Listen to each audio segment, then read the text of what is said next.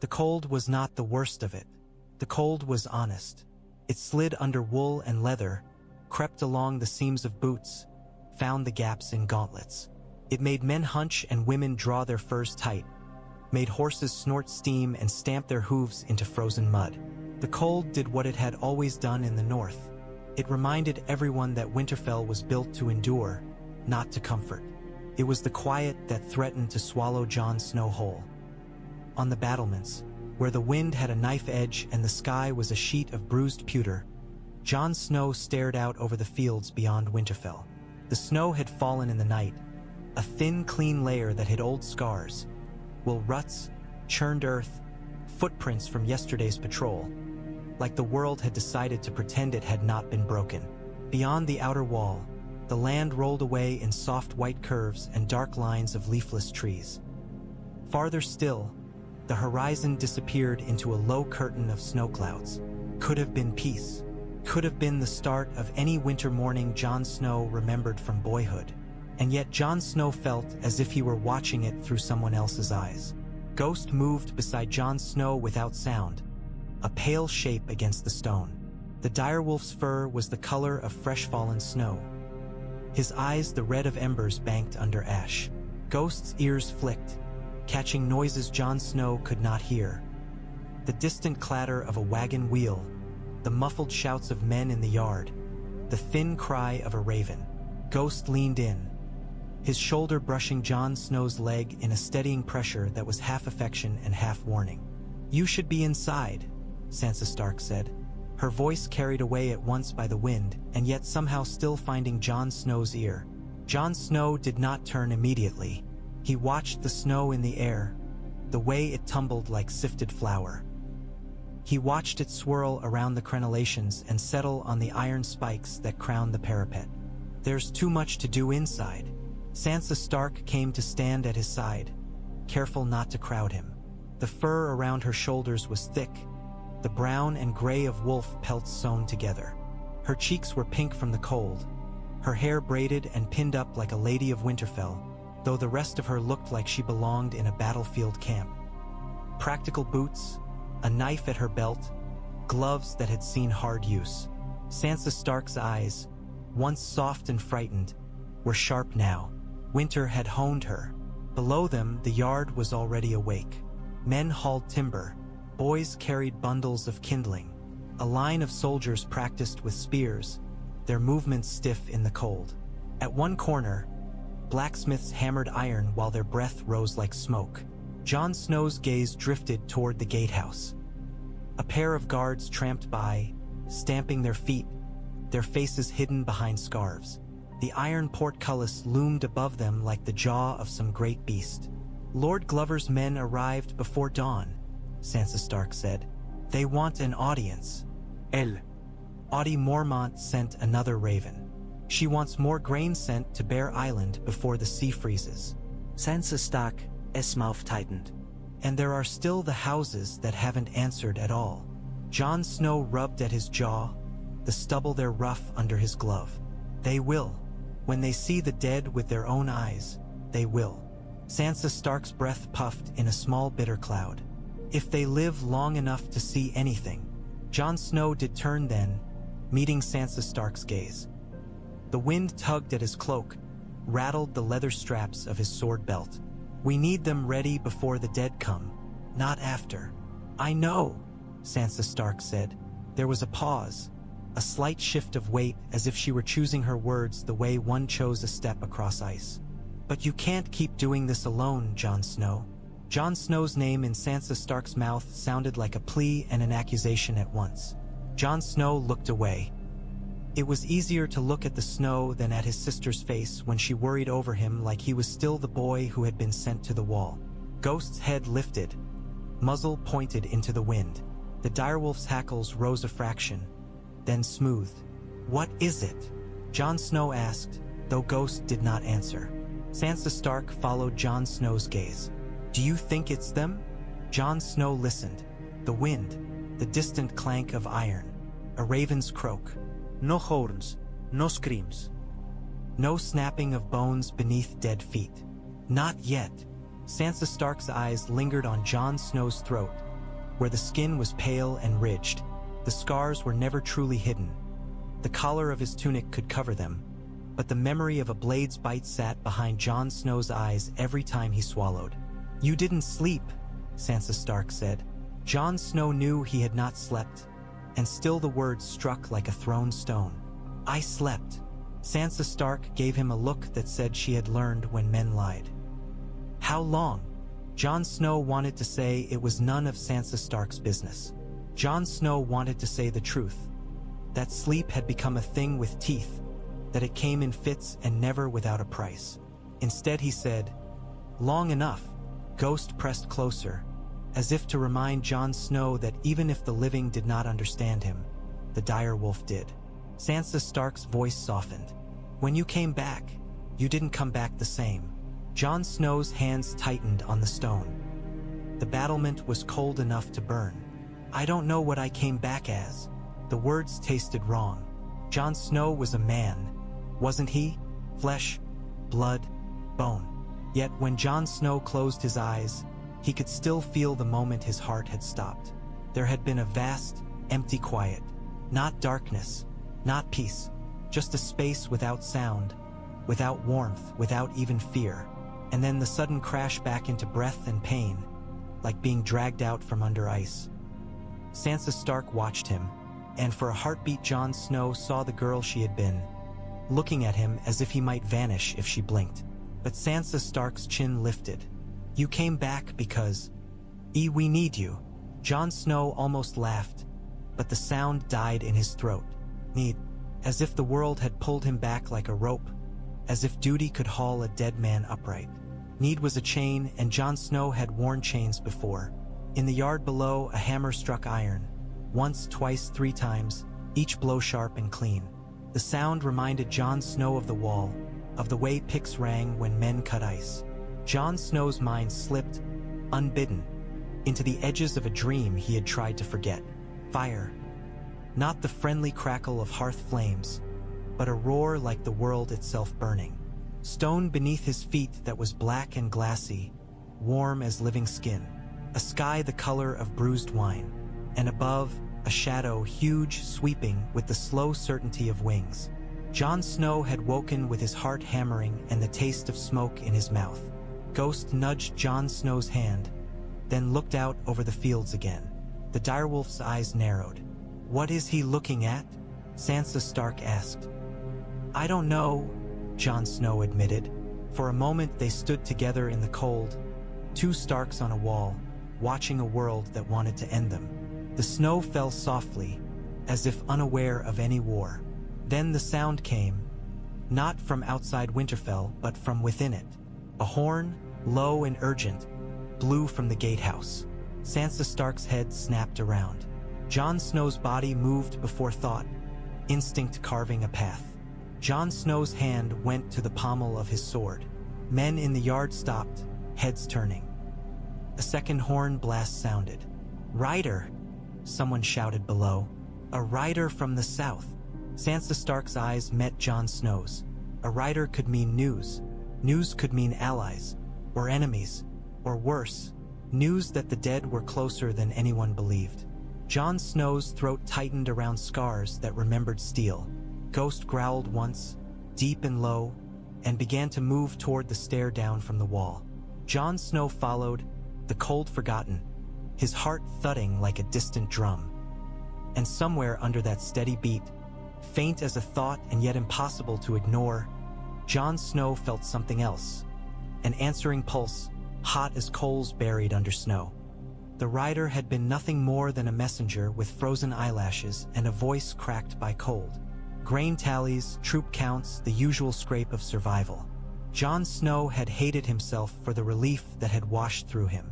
When the messenger had been dismissed and the yard returned to its work, Jon Snow had found himself angry for being glad the news was mundane. He carried that anger into the training yard. Longclaw was heavy and familiar in Jon Snow's hands, the Valyrian steel blade dark as smoke and yet catching what little light the winter offered. Jon Snow faced a man-at-arms with a blunted sword. They circled. The man's breath puffed white from behind his scarf. His grip was tight with the nervousness of sparring the king in the north, even if the title sat wrong on Jon Snow's shoulders. "Again," Jon Snow said. The man attacked. Jon Snow parried, stepped inside, and with a twist of his wrists sent the other blade skittering across churned snow. The man-at-arms stumbled, caught himself, and bowed his head. Jon Snow lowered Longclaw. "You're thinking too much." The man-at-arms swallowed. "I don't want to die," Jon Snow finished, and his voice was flatter than he intended. "You will if you keep worrying about what you're supposed to do." The man-at-arms flushed beneath his scarf. He retrieved his sword, embarrassment and determination warring in his eyes. Again. They went again. Jon Snow's body moved as it always had, faster than thought, trained by the wall, by wildlings, by battles he could not forget even if he wanted to. Steel met steel with a dull ring. Boots slid in the snow. Around them, men trained in clusters. Spear drills, shield walls, archers loosing arrows into straw targets that had been painted with crude faces. The sound of the yard was a rough music. Metal shouted commands, laughter, curses. Tormund Giantsbane's laughter rose above the rest like a war horn. The wildling stood near a rack of practiced spears, his massive arms bare despite the cold, his red beard speckled with ice. He watched Jon Snow fight with open approval, as if the whole thing were a tavern brawl he had paid to see. "Jon Snow," Tormund Giantsbane bellowed. "You hit him like you're still angry with the world." Jon Snow's mouth tightened. "Maybe I am." Tormund Giantsbane grinned wider. "Good. Anger keeps you warm. Anger keeps you alive." Davos Seaworth stood a few paces away, hands tucked into his sleeves, the fingers of his gloves worn thin. Davos Seaworth's face was weathered like old rope, his eyes always searching. He looked at Jon Snow not like a soldier watching a commander, but like a man watching a storm forming over the sea. "You shouldn't push them too hard," Davos Seaworth said when Jon Snow stepped back to let another man take the practice sword. "They need to learn," Jon Snow said. "They do," Davos Seaworth agreed. "But you're not just teaching them to fight. You're teaching them to think they can win." Jon Snow wiped sweat from his brow with the back of his glove. Sweat cooled fast in winter. "They can win." Davos Seaworth gave a small, careful shrug. "They can survive if they listen. Winning, that's another matter." Jon Snow's eyes drifted toward the edge of the yard where Bran Stark sat, quiet as a statue. Bran Stark's wheelchair was carved from dark wood, the arms shaped like wolves. His blanket was pulled up to his waist. His face was calm, almost blank, as if he were watching a play he had already seen. Arya Stark stood behind Bran Stark, half in shadow, her posture loose in the way of a cat that could spring without warning. Arya Stark's hair was shorter now, her expression sharper. Arya Stark watched the yard with a faint, amused disdain, as if most of these men would not last long in a real fight. Jon Snow found it difficult to look at Bran Stark for long. Bran Stark's eyes had changed. They were still Bran Stark's eyes, gray, stark gray, but something sat behind them, something vast and distant. When Bran Stark looked at Jon Snow felt as if he were being measured by something that did not care if he passed. Jon Snow walked toward Bran Stark, Longclaw at his side. Snow crunched under Jon Snow's boots. Ghost paced behind him, silent, his nose twitching at the smells of sweat and leather and blood. Arya Stark's eyes flicked to Jon Snow's sword, then to Jon Snow's face. "You're going to wear the ground down with that pacing," Arya Stark said. Jon Snow huffed a breath that might have been a laugh. "I wasn't pacing." Arya Stark arched one eyebrow, unconvinced. Bran Stark's gaze lifted. He looked at Jon Snow for a long moment, as if he were watching something happening far away. Then Bran Stark said, "You don't sleep." Jon Snow's shoulders stiffened. "Sansa Stark told you." Bran Stark blinked once. "I saw you." Jon Snow felt a flash of irritation. "You see too much." Bran Stark did not react. "You're always here," Bran Stark said. "Even when you're not." The words made the hair at the back of Jon Snow's neck rise. "What does that mean?" Bran Stark's fingers rested lightly on the carved wolf arm of the chair. His hand looked thin, pale. "It means you're afraid of what you'll see if you close your eyes." Jon Snow wanted to deny it. Jon Snow wanted to say Bran Stark did not understand, that Bran Stark was not the one who had felt a knife open his throat, who had drowned in his own blood on snow. But Jon Snow swallowed those words. Bran Stark had fallen from a tower and lost the use of his legs. Bran Stark had traveled beyond the wall and come back with something no one could name. Pain wore different faces. "I dream," Jon Snow said instead, "because that was true. That's all." Arya Stark leaned forward a fraction. "Nightmares?" Jon Snow hesitated. The dreams were not always terror. Sometimes they were strange. Sometimes they left Jon Snow waking with his skin hot, as if he had slept too close to a fire. Sometimes he woke with a taste of salt on his lips and the smell of ash in his nose, though Winterfell's air was clean and sharp. Sometimes there was a sound, a deep rumbling that Jon Snow felt in his ribs more than heard in his ears. Jon Snow looked down at Ghost. The dire wolf watched Bran Stark with a wary stillness, his tail low. Ghost did not like the way Bran Stark smelled now. Not fear, something else, like old wood and cold earth and lightning. "I've had worse," Jon Snow said finally. Arya Stark snorted. "That doesn't answer the question." Bran Stark's gaze drifted past Jon Snow's shoulder, toward the gray sky. "You've been afraid of the dark since you came back," Bran Stark said softly. "But not because of ghosts." Jon Snow's hand tightened on the hilt of Longclaw. Bran Stark. "You're not who you think you are," Bran Stark said. The words hit like a punch to the chest. Jon Snow felt the yard around him fade a fraction, as if the sound of training had been muffled. "What are you talking about?" Bran Stark looked back at him.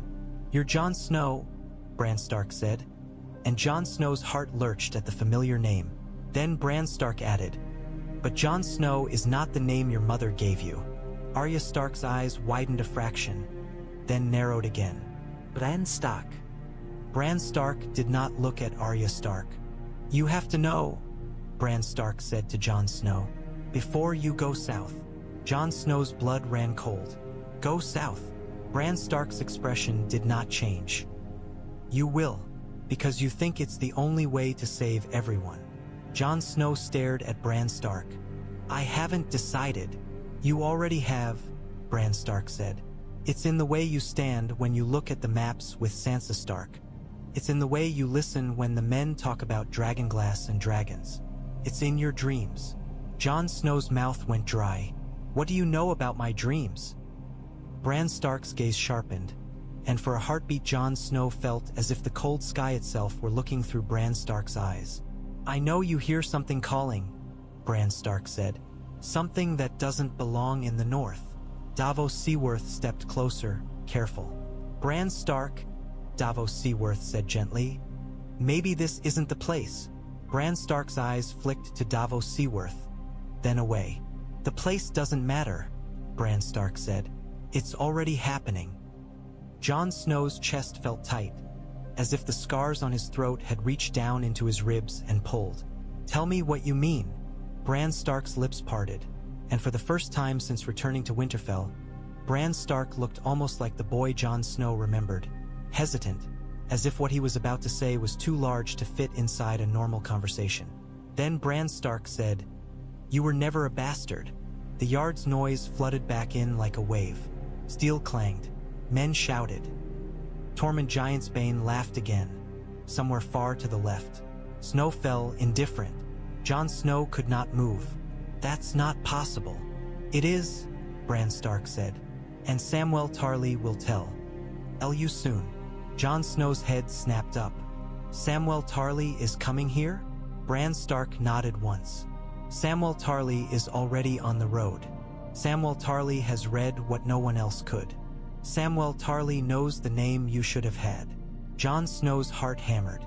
The heat he had felt beneath his skin in those strange mornings flared, sudden and unwelcome, like a coal breathed into life. Arya Stark took a step toward Jon Snow, her face hard. "Bran Stark, you're frightening him." Bran Stark's gaze returned to Jon Snow. "I'm telling him the truth," Bran Stark said. "The truth isn't kind." Jon Snow's fingers flexed around Longclaw's hilt. The wolf's head pommel was cold under his palm.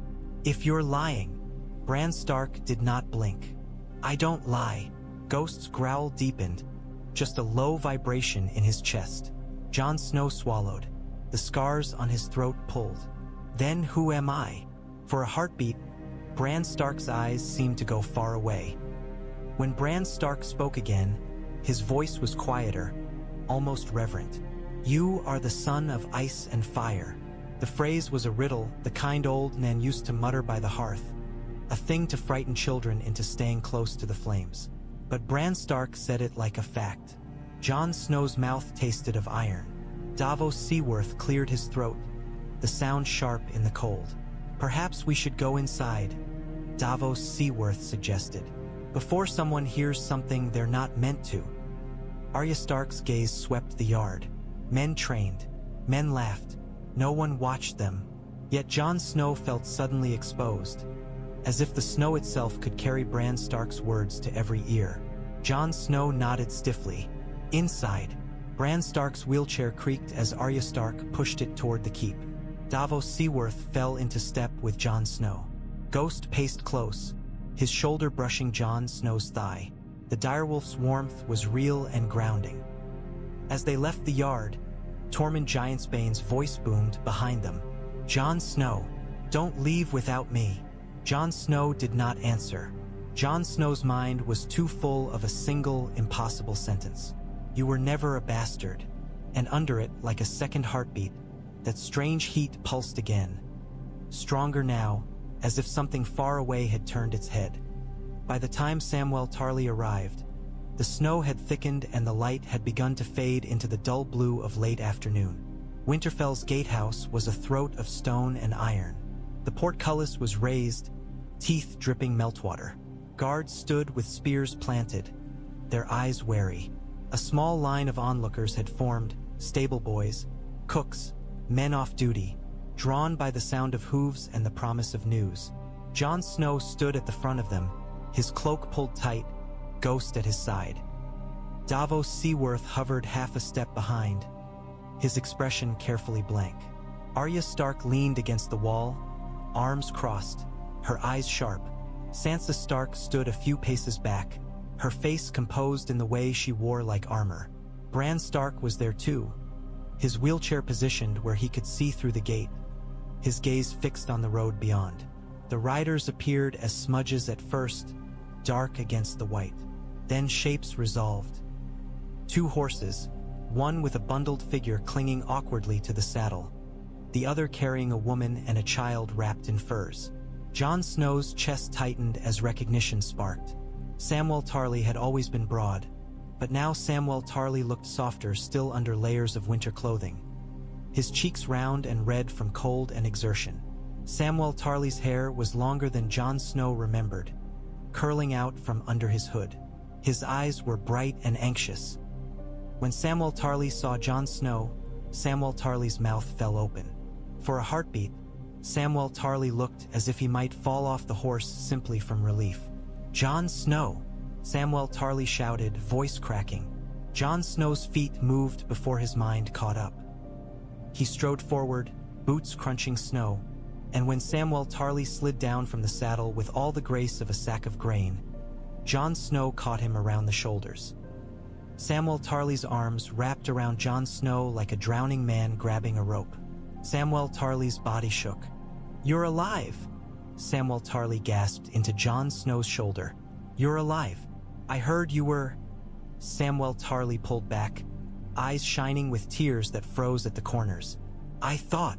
Jon Snow swallowed hard.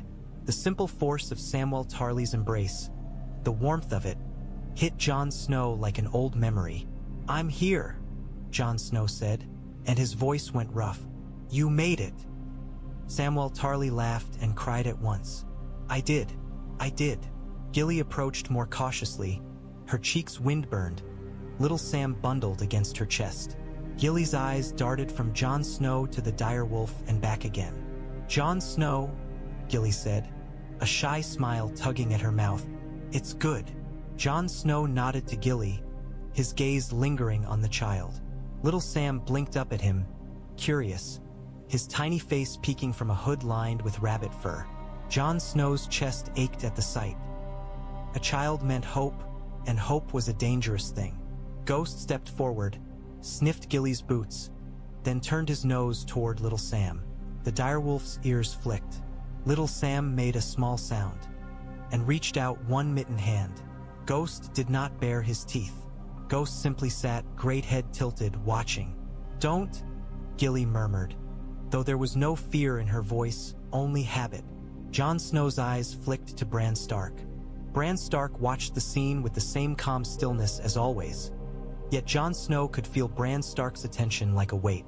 Sansa Stark stepped forward, her posture formal. "Samwell Tarly," Sansa Stark said. "Welcome to Winterfell." Samwell Tarly blinked, wiping at his eyes with the back of his glove. "Lady Sansa Stark," Samwell Tarly said, bowing awkwardly. Thank you for." "There will be food and a fire," Sansa Stark said briskly, already shifting into command. "You look half frozen." Samwell Tarly gave a weak laugh. "I am. We are. The roads." "Inside," Sansa Stark interrupted. "Before you turn into a statue." The group moved through the gatehouse into the inner yard. The noise of Winterfell wrapped around them.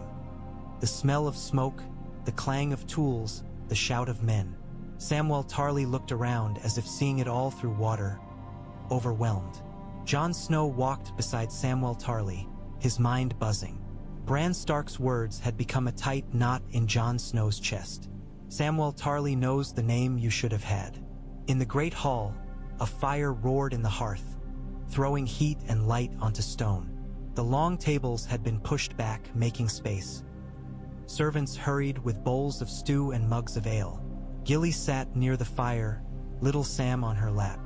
Davos Seaworth claimed a seat close enough to listen but far enough to give space.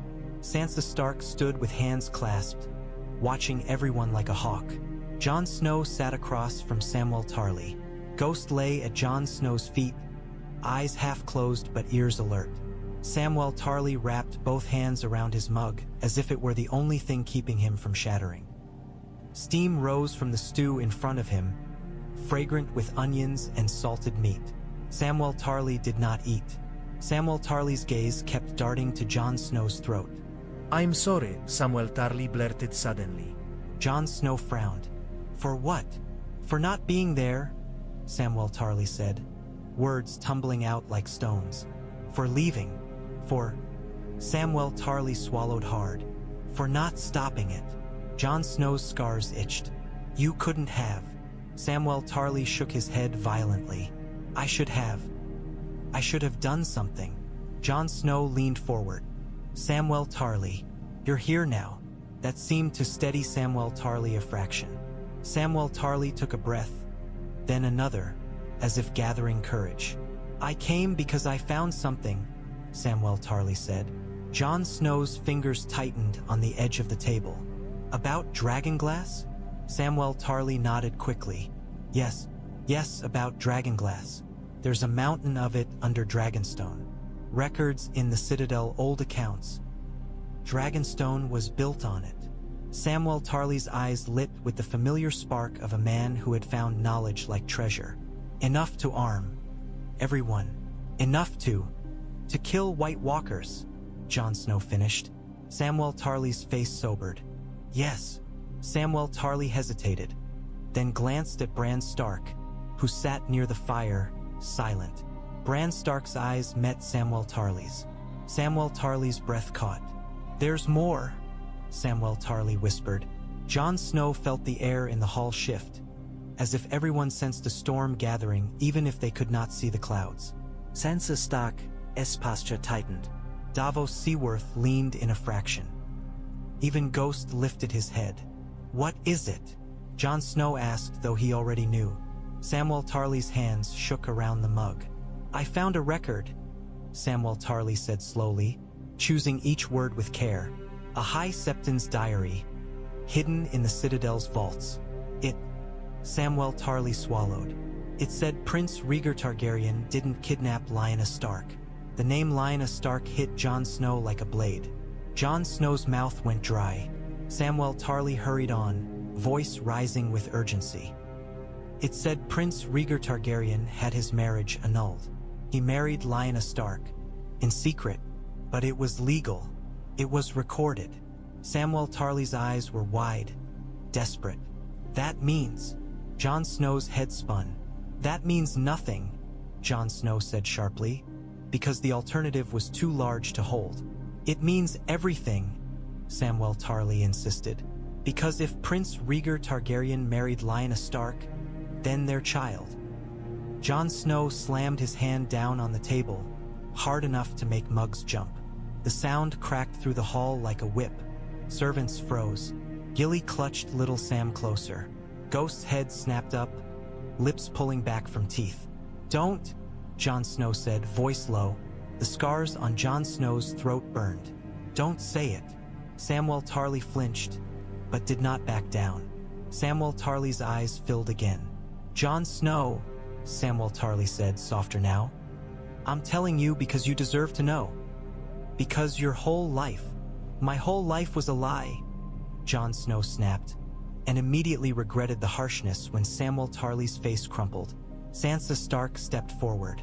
"Jon Snow," Sansa Stark said warningly. Jon Snow dragged in a breath. The fire's heat felt too hot, like it wanted to crawl under Jon Snow's skin.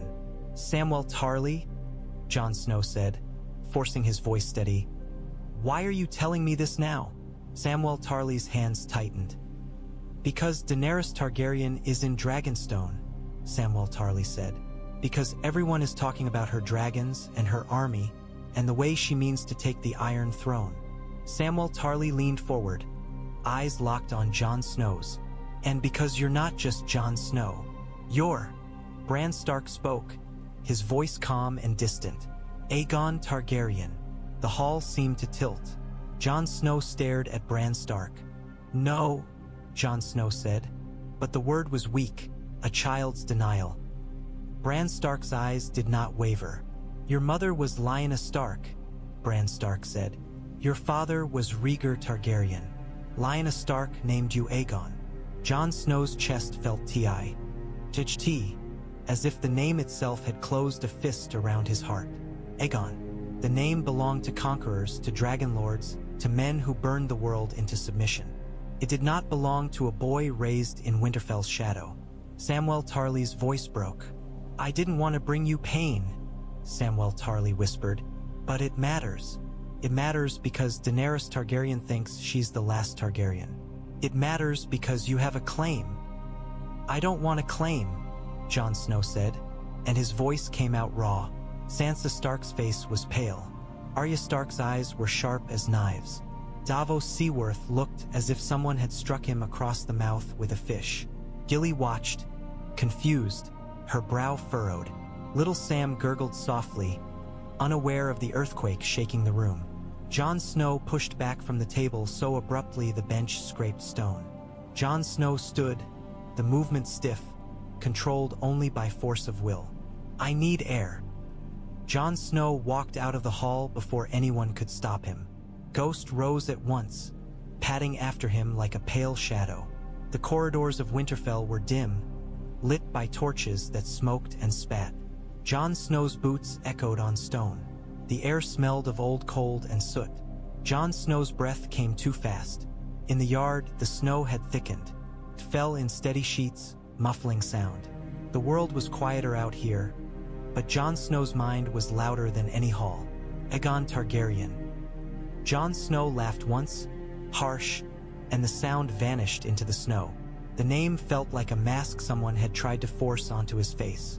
Jon Snow thought of Eddard Stark, the man who had raised him, who had looked at him with stern disappointment and quiet affection, who had never spoken Jon Snow's mother's name. Jon Snow thought of the way Eddard Stark's eyes had gone distant whenever someone spoke of Robert Baratheon and the war. Was this why? Jon Snow walked without knowing where he was going until the ground sloped and the trees of the Godswood rose up, dark and bare. Ghost trotted ahead, then stopped, looking back at Jon Snow. The direwolf's red eyes glowed faintly in the torchlight. Jon Snow's hands shook. Jon Snow looked down at them, disgusted. He had faced death. He had faced armies. He had faced monsters in the snow. And yet a name threatened to break him. Because it wasn't just a name. It was the weight of blood. It was the question of who he belonged to. Jon Snow stepped beneath the Godswood's branches. Snow dusted the dark trunks. The air here was different, older. The heart tree's red leaves were gone for winter, but its face remained, carved into pale bark, eyes and mouth twisted in eternal watchfulness. Jon Snow stood before it, the snow falling around him like ash. "I'm Jon Snow," Jon Snow whispered, as if the tree needed convincing. The wind sighed through branches. Somewhere in the castle, a door banged. Far away, a raven croaked. And beneath those sounds, deep and faint, Jon Snow thought he heard something else. A low rumble like thunder. Under the earth, Jon Snow froze. It wasn't in the air. It was in him, a vibration in bone, a pulse of heat in the blood. Ghost's ears flattened. The direwolf let out a low whine. Jon Snow's breath caught. For a heartbeat, Jon Snow saw, not with his eyes, but with something behind them. A flash of black stone warmed by sun, waves crashing against jagged cliffs, and above that, a shadow that swept across sky like a sail made of night. Jon Snow blinked hard. The vision vanished, leaving only snow and trees. Jon Snow pressed a hand to his chest. His heart hammered as if it wanted out. "Aegon Targaryen," Jon Snow whispered again, and the name felt like fire. Bran Stark found Jon Snow in the Godswood, as if Bran Stark had known Jon Snow would come there the moment he left the hall. Bran Stark's wheelchair appeared between the trees, pushed by Arya Stark, the wheels leaving faint tracks in fresh snow. Samwell Tarly trudged behind, boots slipping, his breath coming in visible bursts. Samwell Tarly's face was pale with worry. Davos Seaworth followed too, slower, his gaze wary. Sansa Stark was not there.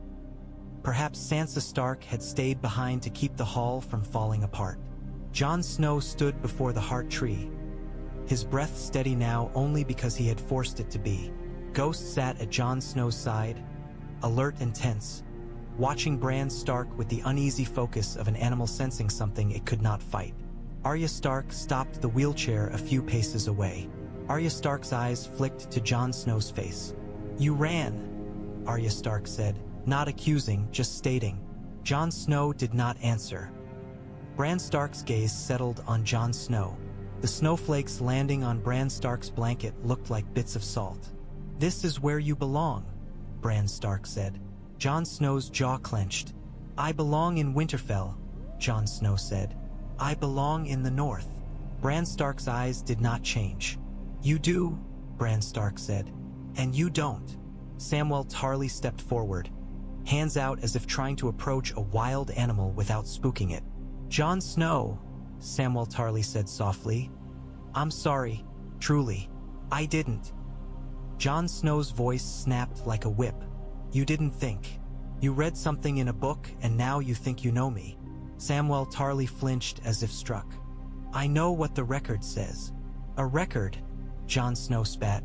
"Words on a page. What does that change?" Samwell Tarly's eyes shone, but Samwell Tarly held Samwell Tarly's ground. "It changes that you were never meant to be hidden away," Samwell Tarly said. "It changes why Eddard Stark never told you who your mother was.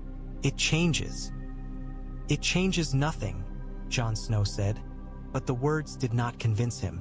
They did not even convince the snow. Davos Seaworth cleared his throat, that familiar nervous habit. "If I may," Davos Seaworth said, "names and claims aside, there's a war coming. And Samwell Tarly says there's Dragonglass where this Daenerys Targaryen is sitting. That seems to be the part of this story that might keep us all alive." Bran Stark's gaze flicked toward Davos Seaworth, then back. "Daenerys Targaryen is not the only reason Jon Snow must go," Bran Stark said. Jon Snow's eyes narrowed. "Why are you so certain I must?" Bran Stark's voice was calm, but it carried a weight that made the air feel thick. "Because you're already connected to what waits," Bran Stark said. Not just to the dead. Jon Snow's skin prickled. What does that mean? Bran Stark looked past Jon Snow, toward the heart tree's carved face. When I was beyond the wall, Bran Stark said, I saw the Night King. I saw what he wants. Bran Stark's fingers rested on the wolf carving. And I saw fire. Not just in the south. Not just in dragons. In you. Jon Snow felt a flare of anger, sharp and hot. I'm not fire, Jon Snow said. I'm not a dragon. Arya Stark's eyes flicked, wary. Samwell Tarly swallowed. You might be, Samwell Tarly whispered. Jon Snow snapped his gaze to Samwell Tarly. Don't. Samwell Tarly's voice trembled but did not stop. Targaryens, your father, Prince Rhaegar Targaryen. Samwell Tarly's breath hitched. The blood matters. That's what everyone says. The dragon blood. The thing that let them ride dragons. Jon Snow's laugh was bitter. And you think that's in me? Samwell Tarly's eyes searched Jon Snow's face as if Samwell Tarly could see the answer there. I don't know, Samwell Tarly admitted. But Bran Stark's voice cut through. I can show you, Bran Stark said. Jon Snow's mouth tightened. I'm not interested in. You are, Bran Stark said simply. Jon Snow stared. The snow fell. Ghost's breath steamed. Finally Jon Snow said, Show me. Bran Stark's eyes went distant. The air in the Godswood seemed to shift, as if the trees leaned in. Jon Snow felt a pressure behind his eyes, a pull like being dragged toward the edge of a cliff. The world blurred. For a heartbeat Jon Snow saw the Tower of Joy, sun-baked stone against a blue sky. Eddard Stark stood there younger, sword in hand, his face grim. Men lay dead in the sand, cloaks white with blood. Lyanna Stark lay in a bed, sweat slicked, face pale, eyes fever bright. Lyanna Stark's hands clutched at a bundle, an infant. Lyanna Stark's lips moved, whispering words Jon Snow could not hear. And then Eddard Stark bent close, grief carving him hollow. Jon Snow's breath caught. The vision shifted like a raven turning its head. Now Jon Snow saw black stone cliffs rising from a dark sea. Waves slammed against them, white foam exploding. A castle clung to the rock, its towers jagged and old. Dragonstone. The name was not spoken, but Jon Snow knew it. Above the castle, the sky churned with clouds lit from beneath by a red glow. And then shadows moved, 3 of them, immense, sweeping. Wings beat once, twice, the sound like thunder rolling across the water. Jon Snow's heart slammed against his ribs. Heat surged through Jon Snow's veins like someone had poured molten metal into him. A roar tore through the vision, so deep it seemed to shake the world. Jon Snow jerked back into the Godswood with a gasp, knees almost buckling. Ghost surged to Jon Snow's side, pressing hard against Jon Snow's leg. Jon Snow's hand clamped onto Ghost's fur, fingers digging in. Ghost's warmth was real. The snow was real. The heart tree's carved face was real, watching. But the roar still echoed in Jon Snow's bones. Samwell Tarly stared at Jon Snow, eyes wide. You saw it, Samwell Tarly whispered. Jon Snow swallowed, throat scars pulling tight. Yes, Jon Snow said hoarsely. I saw it. Bran Stark's voice was soft. It sees you, Bran Stark said. Jon Snow's head snapped. Up. What? Bran Stark's gaze held steady. There are dragons on Dragonstone, Bran Stark said. Daenerys Targaryen's dragons. They are not like horses. They don't belong to anyone the way men think they do. Bran Stark's eyes flickered, as if seeing something far away. But blood calls to blood. Fire calls to fire. Jon Snow's hands shook again, not from cold. I don't want this, Jon Snow said. I don't want. Want has nothing to do with it, Bran Stark said. Davos Seaworth muttered under his breath. 7 save us. Arya Stark's voice was sharp. If this is true, if Jon Snow is who you say, then telling anyone could tear the North apart. Sansa Stark's absence suddenly felt heavy. Jon Snow imagined Sansa Stark in the Great Hall, trying to keep the lords calm while this truth sat like a bomb in Jon Snow's chest. Samwell Tarly stepped forward again, braver now. Jon Snow, listen. Daenerys Targaryen has to know about the dead. She has dragons. She has an army. If we can convince Daenerys Targaryen, if we can get Dragonglass. Jon Snow's mind latched onto the practical like a drowning man to driftwood. If I go to Dragonstone, Jon Snow said slowly, I can get what we need.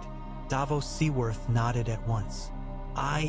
Davos Seaworth said, and maybe make friends with a queen who could help us, if she's as good as her reputation. Arya Stark's eyes narrowed. Or get yourself killed. Jon Snow looked down at Ghost, then at the heart tree. I've been killed, Jon Snow said quietly. It didn't stop anything. Bran Stark's gaze did not flinch. You will go, Bran Stark said, not command, just certainty. You will stand in a place made of black stone and dragon glass. You will hear the roar with your waking ears. Jon Snow felt that heat again, deep and steady, like a coal that refused to die. Samwell Tarly's voice trembled with urgency. There's something else, Samwell Tarly said. The annulment, it means you're legitimate. It means Daenerys Targaryen is not the rightful heir. It means... Jon Snow's eyes snapped up. Stop, Jon Snow said sharply. I don't want to talk about thrones. Samwell Tarly's mouth closed, but the truth remained between them like a drawn blade. Davos Seaworth shifted, uneasy. Whether you want to or not, others will, Davos Seaworth said. If this gets out. It won't, Arya Stark cut in. Jon Snow looked at Arya Stark. Arya Stark's expression was fierce, protective. Jon Snow felt a surge of gratitude so sharp it hurt. Jon Snow turned back to Bran Stark. If I go, Jon Snow said, I go as Jon Snow, king in the north. Not. Jon Snow could not bring himself to say the name again. Not as a claim. Bran Stark's eyes were calm. You can call yourself what you like, Bran Stark said.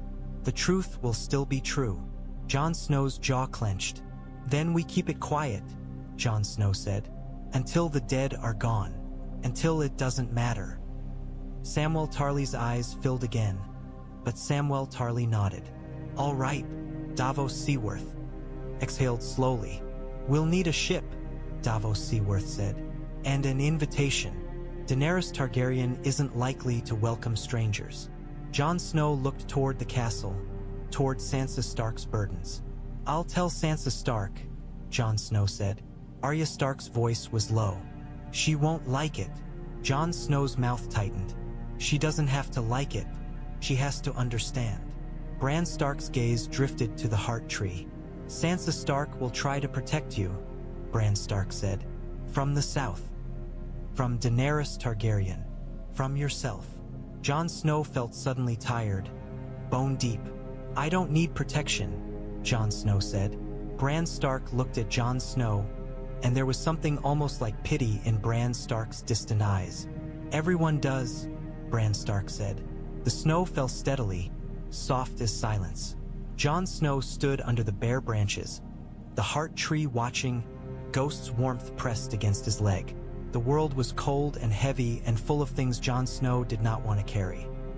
But the dead were coming, and somewhere far to the south, on a black stone island, something with wings had turned its head. The great hall of Winterfell could hold 1,000 men, and on that night it seemed determined to try. They came in with snow in their beards and on their shoulders, stamping their boots, shaking off cloaks, the smell of cold and horses and wet wool filling the air. Lords and ladies sat at the high tables or stood in clusters near the hearth. Soldiers lined the walls, spears in hand. Ravens croaked from the rookery above as if arguing among themselves. Jon Snow stood at the front, near the dais with Sansa Stark at his right. Arya Stark lingered in the shadows near a pillar. Davos Seaworth stood close enough to whisper if needed. Tormund Giantsbane was there too, looming at the back like a mountain, arms crossed, watching with the amused suspicion of a man who expected betrayal from anyone with a title. Bran Stark sat near the fire, silent, his gaze fixed on nothing anyone else could see. The hall quieted as Jon Snow stepped forward. Lord Glover's face was ruddy with drink and cold, his jaw set. Lady Mormont sat on a raised bench with her small back straight, her eyes bright. Other northern banners hung heavy from the rafters, wolves and bears and mermen. Jon Snow felt their eyes on him, some wary, some loyal, some openly resentful. The North had followed Jon Snow because Jon Snow had been a symbol, the bastard who had become their king, the man who had bled with them and for them. Jon Snow could feel the fragile threads of that loyalty stretching. Sansa Stark's hand rested lightly on the table beside Jon Snow, fingers still. Jon Snow could sense the tension in Sansa Stark's posture. Sansa Stark had argued with Jon Snow in private, voice low and fierce, insisting that leaving was dangerous, not only because of the dead, but because of the living. "You can't trust a Southern Queen," Sansa Stark had said. "You can't trust anyone who has dragons." Jon Snow had not told Sansa Stark everything. Jon Snow had not said the name Aegon Targaryen aloud. Jon Snow had watched Sansa Stark's face as Jon Snow spoke of Dragonglass and Daenerys Targaryen and necessity. Jon Snow had seen fear there and something else. Anger at the way the world kept pulling Jon Snow away from the North, away from the family Sansa Stark had fought to get back. Now, in front of the hall, Jon Snow lifted his chin. "We need Dragonglass," Jon Snow said, voice carrying. "We need it to fight the White Walkers." A murmur went through the crowd. Some nodded, some frowned. A few looked uncertain, as if still clinging to the hope that the dead were a story used to frighten children. Jon Snow continued, "There's a deposit on Dragonstone, a mountain of it. Samwell Tarly found records in the Citadel." Samwell Tarly stood awkwardly near the side, cheeks red, eyes wide with the pressure of being looked at by so many. Gilly sat near the hearth with little Sam, trying to be invisible. Lord Glover snorted. "A mountain of it," Lord Glover said loudly, "and we're to believe some bookish Wight's watchman who ran from his post." The words hit Samwell Tarly like a slap. Samwell Tarly's shoulders curled inward. Jon Snow's voice sharpened. "Samwell Tarly did more for the Watch than most men who stayed," Jon Snow said. "Samwell Tarly killed a White Walker. Samwell Tarly saw the dead with his own eyes. Samwell Tarly's word is good."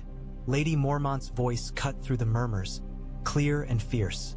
"I believe Samwell Tarly," Lyanna Mormont said, "because I believe Jon Snow."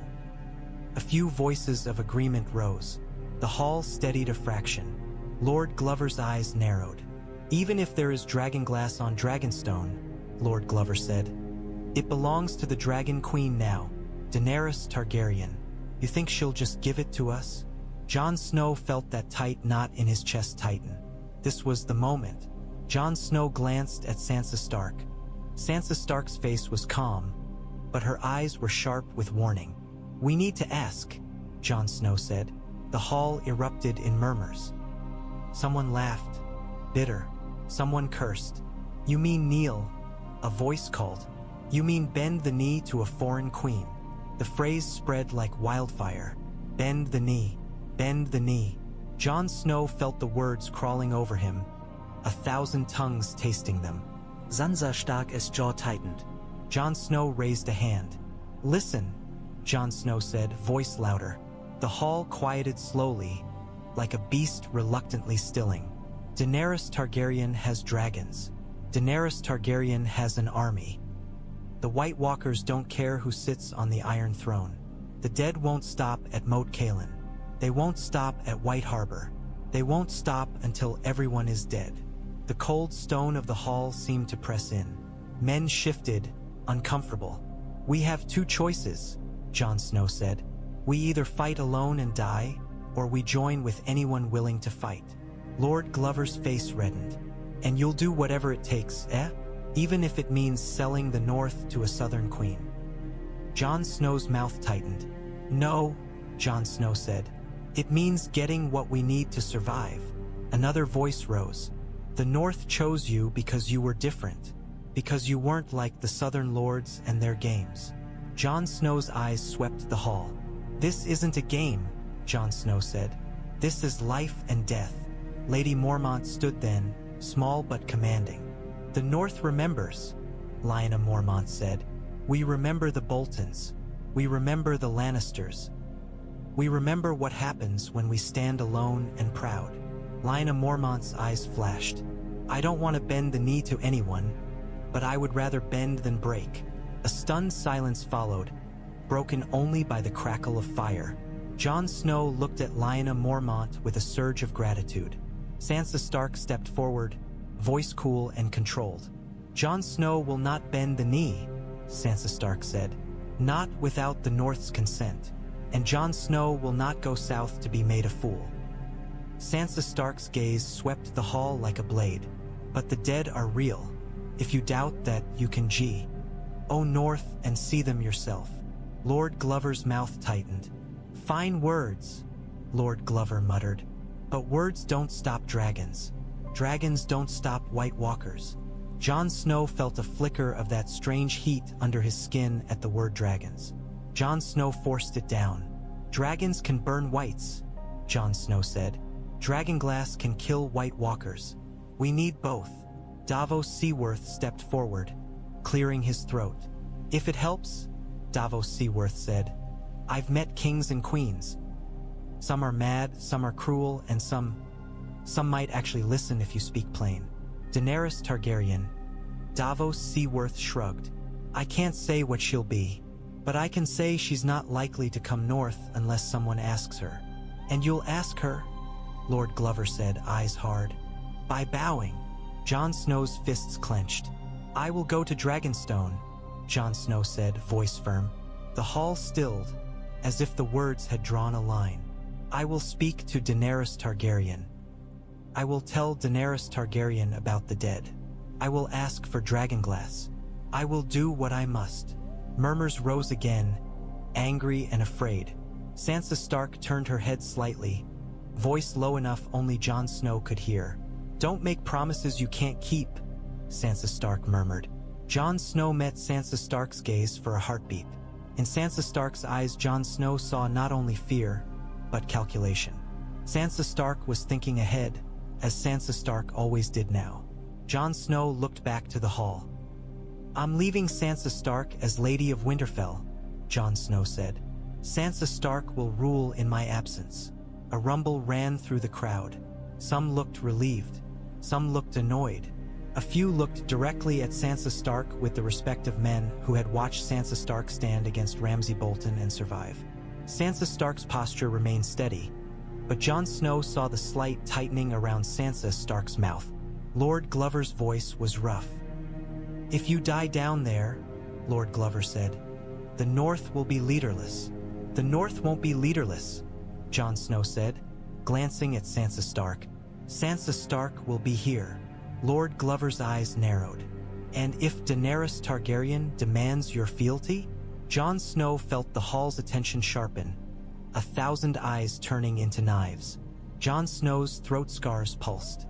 Jon Snow felt the heat beneath his skin stir, as if the question itself had woken something. I will not sell the North, Jon Snow said clearly, but I will not let pride kill us either. Silence fell, heavy and tense. Then Tormund Giantsbane's voice boomed from the back, loud enough to rattle rafters. If Jon Snow says we need Dragonglass, we need Dragonglass. Tormund Giantsbane grinned, teeth bright in a wild beard. And if Jon Snow says we need a Dragon Queen, then we get a Dragon Queen. I've seen the dead. I've smelled them. I'd rather smell dragon breath than rot. A few men laughed nervously. The tension eased a fraction. Lady Mormont sat again, eyes still fierce. Jon Snow drew in a breath. I will leave in tea. With days, Jon Snow said. Any man who wants to come can speak to me after. If you want to stay and guard your lands, do it. But don't pretend the dead will respect your borders. Jon Snow stepped back.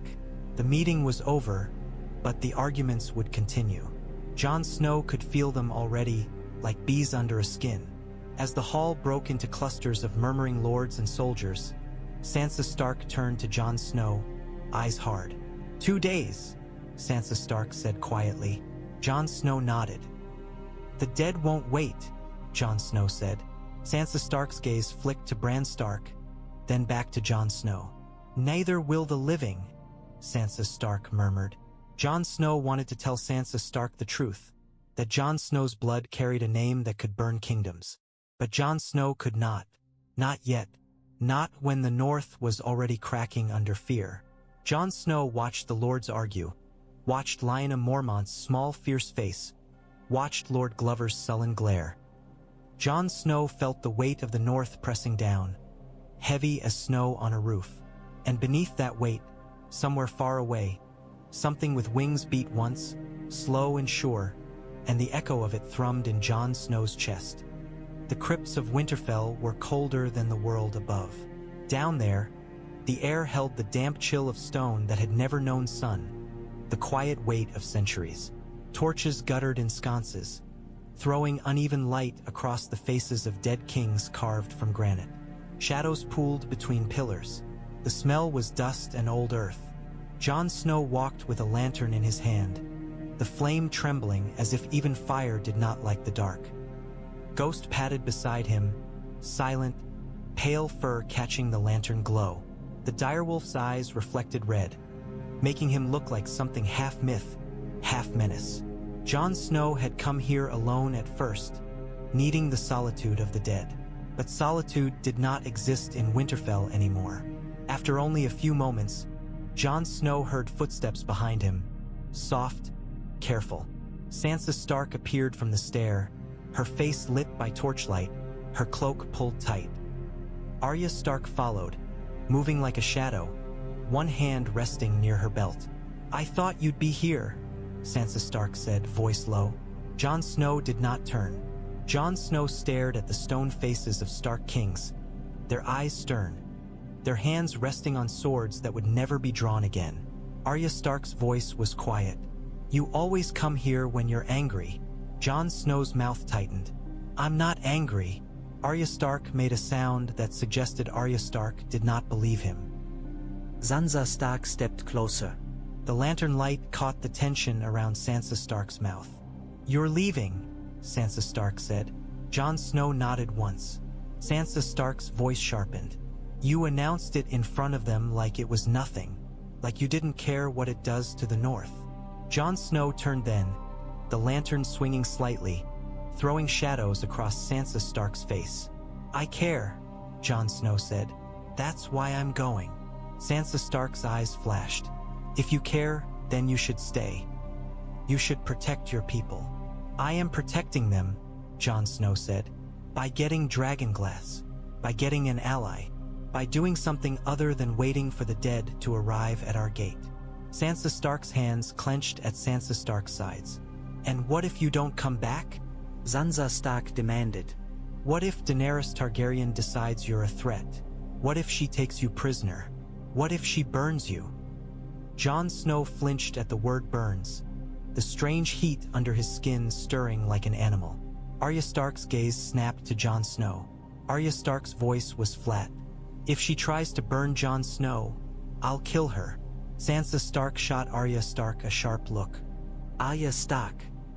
Arya Stark shrugged. "It's simple." Jon Snow felt a surge of affection so fierce it hurt. "No," Jon Snow said quietly. "No killing queens. Not yet." Arya Stark's mouth twisted. "I've killed worse than queens." Sansa Stark's eyes narrowed. "That's not something to be proud of." Arya Stark's gaze hardened. "It kept me alive." Jon Snow held up a hand, stopping the argument before it could spiral. "I'm not leaving because I want to," Jon Snow said. "I'm leaving because I have to." Sansa Stark's breath came out in a tight cloud. "You always say that," Sansa Stark said. "You always put yourself in danger because you think you're the only one who can." Jon Snow's throat scars tightened. "I don't think that." Sansa Stark's eyes held Jon Snow's, and in them Jon Snow saw grief and anger and the deep fear of abandonment. "You do," Sansa Stark said softly. "You came back from death and you still don't know how to live. So you throw yourself into the next fight." The words struck deeper than Jon Snow wanted to admit. Jon Snow looked away, toward the tombs. Lyanna Stark's tomb was farther down, the stone carved with winter roses. Jon Snow's chest tightened at the sight. Lyanna Stark. A name Jon Snow had barely thought of before, a dead aunt remembered only in whispers in songs. Now Lyanna Stark's name was a thread tied around Jon Snow's throat, pulling. Jon Snow walked toward the tomb, lantern light shaking. Ghost followed. Sansa Stark and Arya Stark trailed behind, quieter now. Jon Snow stopped in front of Lyanna Stark's stone slab. The carved roses looked too delicate for stone. Jon Snow lifted the lantern, letting the light wash over the name. Lyanna Stark, it read. Beloved sister, daughter of Winterfell. Jon Snow's mouth went dry. I never knew her, Jon Snow whispered. Sansa Stark's voice was soft behind him. None of us did. Arya Stark stepped closer, eyes on the carving. People said she was wild, Arya Stark said. Like me. Jon Snow almost smiled, but it faltered. People say a lot. Jon Snow's hand lifted, hovering over the carved roses. Jon Snow did not touch. Felt wrong, like touching a wound. Was this the woman who had died for him? Was this the woman who had begged Eddard Stark to protect him, to hide him, to lie for him? Jon Snow felt suddenly sick, the weight of that sacrifice pressing down. I'm sorry, Jon Snow murmured, though Jon Snow did not know who the apology was for. Lyanna Stark, Eddard Stark himself. Ghost's head lowered, nose touching the stone lightly. The direwolf's breath fogged the carving. Sansa Stark's voice trembled, just slightly. Bran Stark told me, Sansa Stark said. Jon Snow stiffened. Told you what? Sansa Stark's eyes were fixed on Jon Snow, and Jon Snow realized with a sharp jolt that Sansa Stark knew. Maybe not all of it, but enough. Sansa Stark was not a child anymore.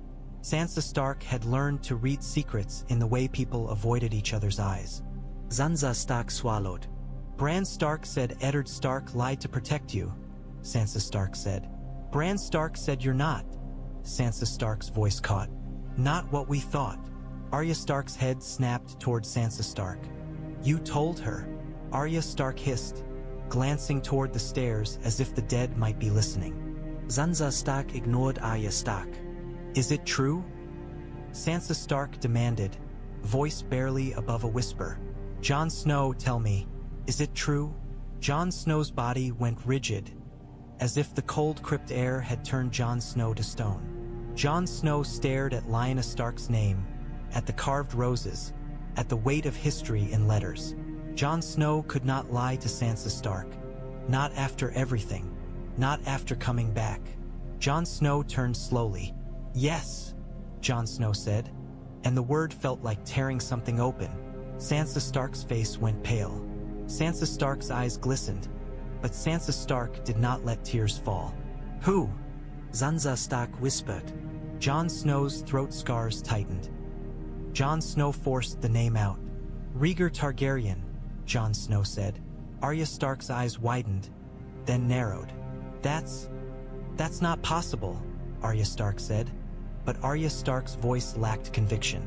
Arya Stark had always believed in monsters more easily than in people. Sansa Stark's hand went to Sansa Stark's mouth, fingers pressing hard. All this time, Sansa Stark whispered. All this time. Jon Snow's voice was rough. Eddard Stark protected me, Jon Snow said. Eddard Stark gave me a life. Sansa Stark's eyes snapped up, sharp now. And this changes everything, Sansa Stark said. It changes Daenerys Targaryen. It changes the South. It changes what they will do to you. Sansa Stark's gaze flicked to the shadows of the crypt. It changes what the North will do. Jon Snow's stomach twisted. No one else will know, Jon Snow said. Not yet. Arya Stark's voice was fierce. No one will know, Arya Stark agreed, as if daring the world to try. Sansa Stark shook Sansa Stark's head, a small, incredulous motion. You're going to Dragonstone, Sansa Stark said, and the words sounded like doom. You're going to walk into a queen's hall with dragons above her roof. And you think this doesn't matter? Jon Snow's hands clenched. It matters, Jon Snow admitted. But the dead matter more. Sansa Stark's voice was tight. It always comes back to the dead with you, You always choose the world over your family. Jon Snow flinched. That's not fair. Sansa Stark's eyes flashed with pain. It's true. Arya Stark stepped between them, shoulders squared. Stop! Arya Stark snapped. Both of you. Arya Stark looked at Sansa Stark. Jon Snow is going because Jon Snow has to. You know that. And Jon Snow is not leaving us. Not again. We will make sure of it. Sansa Stark's jaw clenched. How? Arya Stark's expression was simple, fierce. By staying alive, Arya Stark said. By holding Winterfell. By not letting the North tear itself apart while Jon Snow is gone. Sansa Stark stared at Arya Stark, then at Jon Snow. Something in Sansa Stark's face shifted, resignation, perhaps, or acceptance of a truth Sansa Stark had been fighting. Sansa Stark drew in a breath. I will hold Winterfell, Sansa Stark said quietly. I will keep the lords in line. Jon Snow's chest loosened a fraction. Thank you, Jon Snow said. Sansa Stark's eyes were still fierce. Don't thank me, Sansa Stark said. Come back. Jon Snow nodded, though Jon Snow did not know if he could promise. A sound echoed down the crypt stair. Footsteps. Hurried. A guard appeared, breathless, torchlight flickering over the man's face. Jon Snow, the guard said, voice strained. A raven came from Eastwatch. The dead are moving faster than before. The guard swallowed. They've taken the last villages north of the wall. Silence fell, heavy as the stone around them. Jon Snow's fists tightened. How long? Jon Snow asked. The guard shook his head. They don't know, but soon. Sansa Stark's face hardened. Arya Stark's eyes went cold. Jon Snow felt that heat under his skin flare. Not comforting, but urgent, like a fire meant to forge steel. The dead were closer. There was no time to wait for the North to be ready. There was no time to argue with lords. There was no time to pretend Jon Snow was only one thing. Jon Snow looked at Sansa Stark. I leave at first light, Jon Snow said. Sansa Stark's lips parted as if to protest, then closed. Sansa Stark nodded once, sharp. Then I'll have everything ready, Sansa Stark said. Arya Stark stepped closer and pressed something into Jon Snow's hand. Jon Snow looked down. It was a small shard of Dragonglass, black and sharp, wrapped in cloth. I took it from the stores, Arya Stark said. For luck. Jon Snow stared at it, the black glass catching lantern light like a frozen flame. Where did you? Arya Stark shrugged. I find things. Jon Snow closed Jon Snow's fingers around the shard. It was cold. Felt heavier than it should. Sansa Stark looked at the shard, then at Jon Snow's face. Don't let them change you, Sansa Stark whispered. Jon Snow's throat tightened. They already have, Jon Snow said, too quietly. Ghost rose, stepping closer as if sensing the moment's weight. The direwolf's breath steamed. Jon Snow looked once more at Lyanna Stark's tomb, at the carved winter roses, and felt the strange pull of blood and destiny like a hook in his chest. Jon Snow turned toward the stairs. We go, Jon Snow said, and as Jon Snow climbed out of the crypts into the cold above, the heat beneath Jon Snow's skin did not fade. It burned steady, a promise and a warning. Winterfell receded behind them like a dream that was already trying to turn itself into memory. The day Jon Snow left, the sky was the color of old steel and the wind had teeth. Snow had stopped, but the world was still pale, the ground crusted with white that cracked under hooves. Men stood on the walls and in the yard watching, silent, as if speaking might make the leaving real. Jon Snow rode at the front, cloak snapping behind, Longclaw at his hip. Davos Seaworth rode beside him on a smaller horse that looked as weathered as Davos Seaworth himself. A handful of northern men followed, not many, just enough to keep wolves and bandits away. Tormund Giantsbane had insisted on coming, then changed his mind at the last moment with a grunt that sounded suspiciously like reluctance. I'd follow you into a dragon's mouth, Tormund Giantsbane had said, slapping Jon Snow's shoulder hard enough to jolt bones. But you need someone here who knows how to kill the dead when they come. Sansa Stark will need me. Sansa Stark had not argued with that. On the wall walkway above the gate, Sansa Stark stood with Arya Stark and Bran Stark.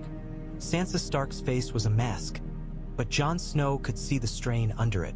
Arya Stark's posture was coiled, as if Arya Stark wanted to leap down and force Jon Snow to stay. Bran Stark watched with that calm distance that made Jon Snow's skin prickle. Jon Snow looked up as Jon Snow rode out. Sansa Stark lifted a gloved hand in farewell. Arya Stark did not wave. Arya Stark simply stared at Jon Snow, fierce and unwavering, a silent vow. Bran Stark's eyes met Jon Snow's, and Bran Stark's voice drifted down, carried by wind. "You'll know when you hear it," Bran Stark said. Jon Snow's throat tightened. Jon Snow nodded once, then turned forward. The gatehouse swallowed them and spat them out into the open world. Ghost ran beside Jon Snow's horse, silent, the direwolf's paws barely leaving prints.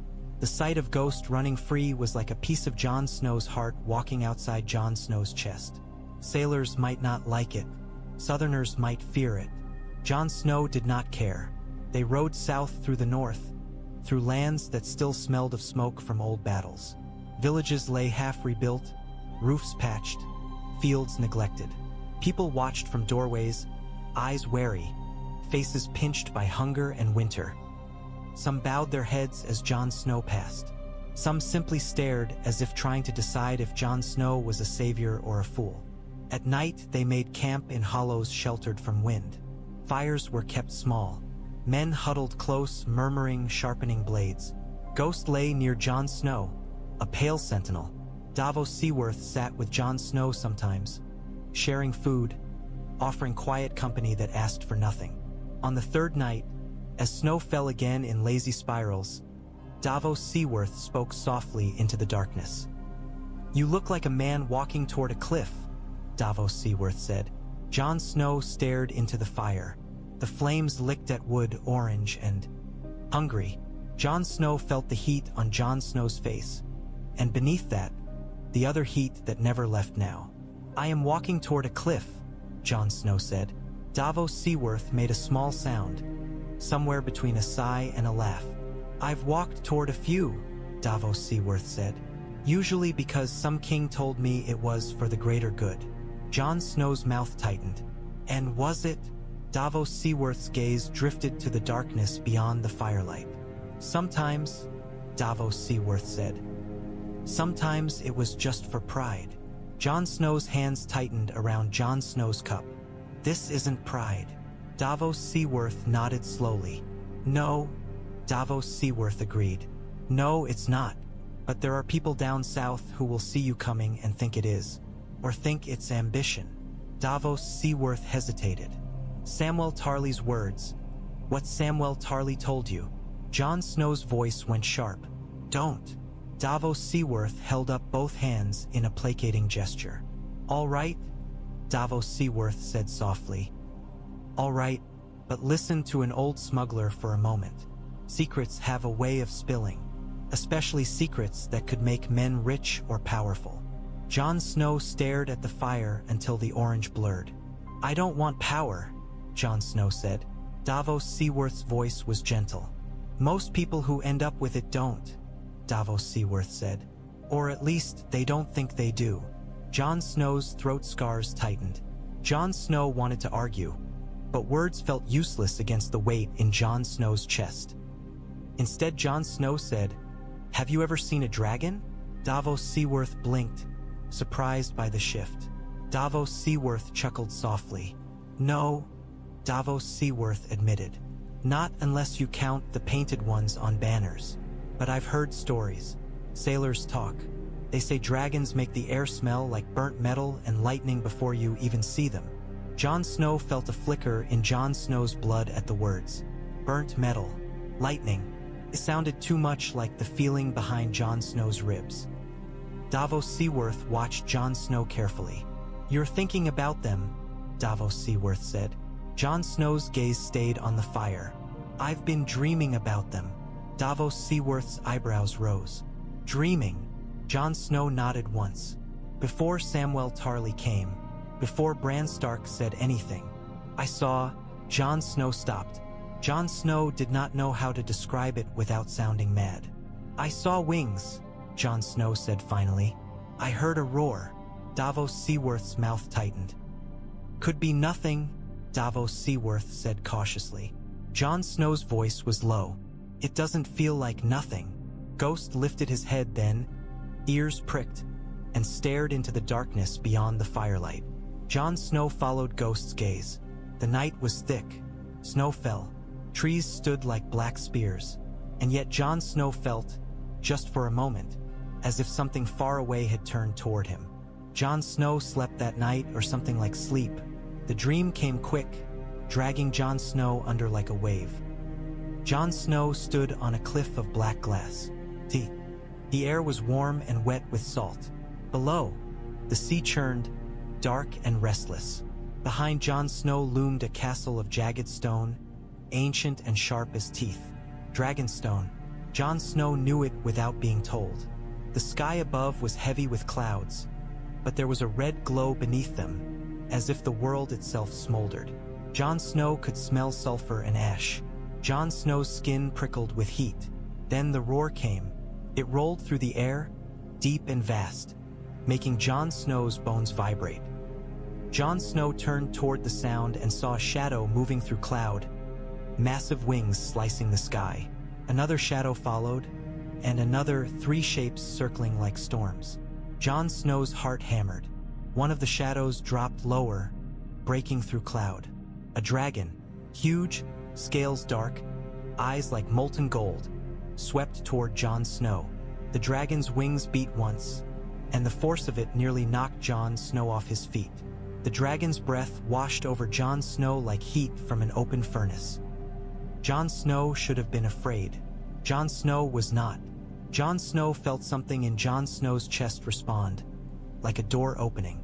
The dragon's head lowered, eyes narrowing. The dragon looked at Jon Snow not like prey, not like a stranger, but like recognition. Jon Snow reached out a hand. The dragon's nose was close enough to touch. Jon Snow could see the texture of scale, the small scars, the way smoke curled from the dragon's nostrils. Jon Snow's fingers brushed the dragon's hide. Heat surged through Jon Snow, blinding. Jon Snow woke with a gasp, sitting upright in the snow, breath steaming. The campfire was low, embers red. Men slept around him, bundled. Davos Seaworth snored softly. Ghost stood over Jon Snow, eyes glowing red in the dark. Jon Snow's hand was still outstretched, fingers trembling as if they had truly touched something. Jon Snow pressed the hand to Jon Snow's chest. The heat was there, steady and real. Jon Snow stared into the darkness beyond the camp, toward the south, toward a black stone island Jon Snow had never seen and yet felt as if Jon Snow could find with eyes closed. In the far distance, thunder rumbled. Not in the sky above the camp, but somewhere beyond it, somewhere over the horizon. Jon Snow did not know if it was storm or imagination, but Ghost's ears flattened, and the direwolf let out a low, uneasy growl. Wight Harbor smelled like salt and fish and wet rope. After days of road and snow and mud, the sight of the sea was a shock. Vast, gray, restless, stretching away under a sky that matched it in color. Waves slapped against the piers, cold and insistent. Seagulls wheeled above, screaming like they were angry at the world. The city itself crouched behind walls, its buildings dark with damp, chimneys smoking. Men moved with purpose along the docks, hauling crates, shouting orders, tying lines. The Manderley banners, silver mermen on blue, hung limp in the wet air. Jon Snow stood near the end of a pier, cloak pulled tight, Ghost at his side. The direwolf's paws were wet from the boards. Ghost's nose twitched, catching the unfamiliar smells. Ghost's body was tense, muscles coiled, as if the sea itself were a threat. Davos Seaworth watched the activity with a familiar ease, like a man stepping into an old life. Davos Seaworth's eyes flicked to ships, to rigging, to the way men moved. Davos Seaworth looked almost younger here, as if salt air had woken something in him. Wyman Manderley approached with a small entourage, his bulk wrapped in rich furs, his face ruddy and wet with mist. Wyman Manderley's eyes were sharp despite the softness of his body. Wyman Manderley looked at Jon Snow with the calculating gaze of a man who had survived by knowing when to smile and when to bite. "Jon Snow," Wyman Manderley said, voice booming with practiced warmth. "Or should I say, Your Grace?" Jon Snow's mouth tightened at the title. "Lord Wyman Manderley," Jon Snow said. "Thank you for meeting me." Wyman Manderley spread his hands. "Anytime the king in the north comes to Wight Harbor, I make time," Wyman Manderley said. Wyman Manderley's gaze flicked to Ghost, and for a heartbeat there was a flicker of fear, quickly masked. "And any time a dire wolf comes, I pray my fish are fast enough." A few men chuckled nervously. Ghost's ears flattened, but Ghost did not move. Davos Seaworth stepped in, smiling. "Lord Wyman Manderley," Davos Seaworth said, "we're grateful for your ships." Wyman Manderley's eyes narrowed. "Ships are expensive," Wyman Manderley said, "and winter makes them more so. Storms, ice." Wyman Manderley shrugged one massive shoulder. "But the North needs Dragonglass, you say? The North needs allies. So, ships." Jon Snow nodded. "I'll pay what I can," Jon Snow said, though Jon Snow had little to offer beyond promises. Wyman Manderley waved a hand. "Keep your coin," Wyman Manderley said. "I'll take something else." Jon Snow's eyes sharpened. "What?" Wyman Manderley's gaze held Jon Snow's. "Bring back an agreement," Wyman Manderley said. "Bring back Dragonglass. Bring back proof that dragons can be made to fight for us, not against us." Wyman Manderley leaned in slightly, voice lowering. "Bring back hope." Hope. The word tasted dangerous. Jon Snow nodded slowly. "I'll try," Jon Snow said. Wyman Manderley's mouth twisted. "Try," Wyman Manderley repeated, as if the W word amused him. "In the North, we don't have much use for try. We have do or die." Jon Snow's scars itched. "I know," Jon Snow said. Wyman Manderley's gaze flicked to Davos Seaworth. "And you," Wyman Manderley said. "An onion night in my harbor. Strange days." Davos Seaworth gave a small bow. "Stranger than you know," Davos Seaworth said. Wyman Manderley chuckled, then gestured toward a ship moored nearby. It was not large, but it was sturdy, its hull dark and solid, its sails furled against the wet wind. "That one," Wyman Manderley said. "Fast enough, strong enough. The captain owes me a favor and fears me more than the sea." Jon Snow looked at the ship. The sea beyond rolled, gray and cold. Jon Snow felt an uneasy pull in Jon Snow's chest at the sight of open water. Davos Seaworth clapped Jon Snow's arm. "It'll be fine," Davos Seaworth murmured. "I've been in worse." Jon Snow glanced at Davos Seaworth. "You've been shipwrecked." Davos Seaworth smiled thinly. "I," Davos Seaworth said, "and I lived. That's the important part." As preparations were made, Jon Snow walked along the pier, watching men load barrels of salted meat, sacks of grain, bundles of furs. Northern soldiers checked weapons. A few sailors eyed Ghost warily and crossed themselves. Jon Snow stopped near the edge, looking out at the water. The sea was not like the North snowfields. The sea moved constantly, shifting, alive. It had no patience for walls or borders. Jon Snow had sailed once before, to hard home, and the memory still sat like a stone in Jon Snow's stomach. The cold spray, the desperate screaming, the dead hands reaching from the surf. Ghost stood beside Jon Snow, staring at the waves as if the direwolf expected something to rise from them. "Not your kind of water," Davos Seaworth said quietly, coming to stand beside Jon Snow. Jon Snow did not look away. "No," Jon Snow said. Davos Seaworth's voice was thoughtful. "There's something about the sea," Davos Seaworth said. "It makes you feel small, makes you remember you can't control everything." Jon Snow's mouth tightened. "I don't want to control everything." Davos Seaworth glanced at Jon Snow, eyebrow raised. "No," Davos Seaworth said softly. You just want to keep everyone alive. Jon Snow's breath came out slow. Someone has to try. Davos Seaworth chuckled. There it is again, Davos Seaworth said. Try. Jon Snow's gaze stayed on the horizon. The sky and sea met in a blurred line. Somewhere beyond that line was Dragonstone. Somewhere beyond that line was Daenerys Targaryen. Somewhere beyond that line were dragons. Jon Snow felt that heat under Jon Snow's skin stir at the thought, like a living thing waking. That night, they slept aboard the ship. The cabin Davos Seaworth arranged for Jon Snow was small, cramped, smelling of tar and damp wood. Jon Snow lay on a narrow bunk, cloak folded under Jon Snow's head. Ghost lay on the floor, too large for the space, his body pressed against the door like a guard. The ship creaked around them, ropes groaning, water slapping the hull. The motion made Jon Snow's stomach roll. Jon Snow closed Jon Snow's eyes, and the darkness behind them filled at once with fire. The dream was different this time. Jon Snow was not on a cliff, but in a long stone corridor lit by red light that pulsed like a heartbeat. The walls were black and slick, like obsidian. The air smelled of smoke and salt. A voice whispered in a language Jon Snow did not know and yet somehow understood. The words curled around Jon Snow's mind like heat around skin. Blood of my blood. Jon Snow turned, searching, but saw only shadow and red light. Then a sound, wings, slow and heavy. Jon Snow looked up, and the ceiling vanished. The corridor opened into sky, storm dark and vast. A dragon's shadow passed overhead. Jon Snow felt the pull in Jon Snow's chest become a tug, a demand. Jon Snow woke abruptly, sitting up, breath ragged. The cabin was dark.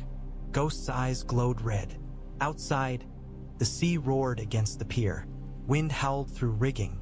Jon Snow pressed a hand to Jon Snow's chest. The heat was there, steady, insistent. Jon Snow did not sleep again. Jon Snow lay listening to the ship's creaks, to the sea's restless voice, and thought about a black stone island that seemed to call Jon Snow's blood like a song. In the early hours before dawn, as the ship's crew moved quietly to prepare for departure, Jon Snow stepped onto the deck. The air was wet and cold. Mist clung to the water. The city lights of Wight Harbor glimmered behind, soft and distant. Jon Snow looked south, and for a moment on the far horizon, Jon Snow thought Jon Snow saw a faint red glow under the clouds, like fire hidden behind stone. The sea did not welcome them. On the first day, the water was restless but manageable, rolling under the ship like a creature shifting in sleep. The wind filled the sails in uneven gusts. The crew moved with the practiced rhythm of men who had lived their lives at the mercy of weather. Davos Seaworth spoke with the captain in low tones, pointing at cloud formations, at the line of the coast. Jon Snow listened without understanding, trying to learn a language of wind and wave that was not Jon Snow's. Ghost hated it. The direwolf's paws slid on the wet deck at first, claws scraping wood. Ghost moved in tense, careful steps, ears pinned back, eyes narrowing at the sea as if it were an enemy that could not be bitten. When the ship rolled, Ghost's body swayed like a wolf adjusting to ice, but there was no ease in it. Ghost stayed close to Jon Snow, pressed against Jon Snow's leg whenever the deck tilted, as if anchoring Jon Snow with weight. By the second day, the wind sharpened, clouds thickened, the horizon vanished behind gray curtains of rain. The ship's wood groaned louder. Sailors moved faster, voices raised.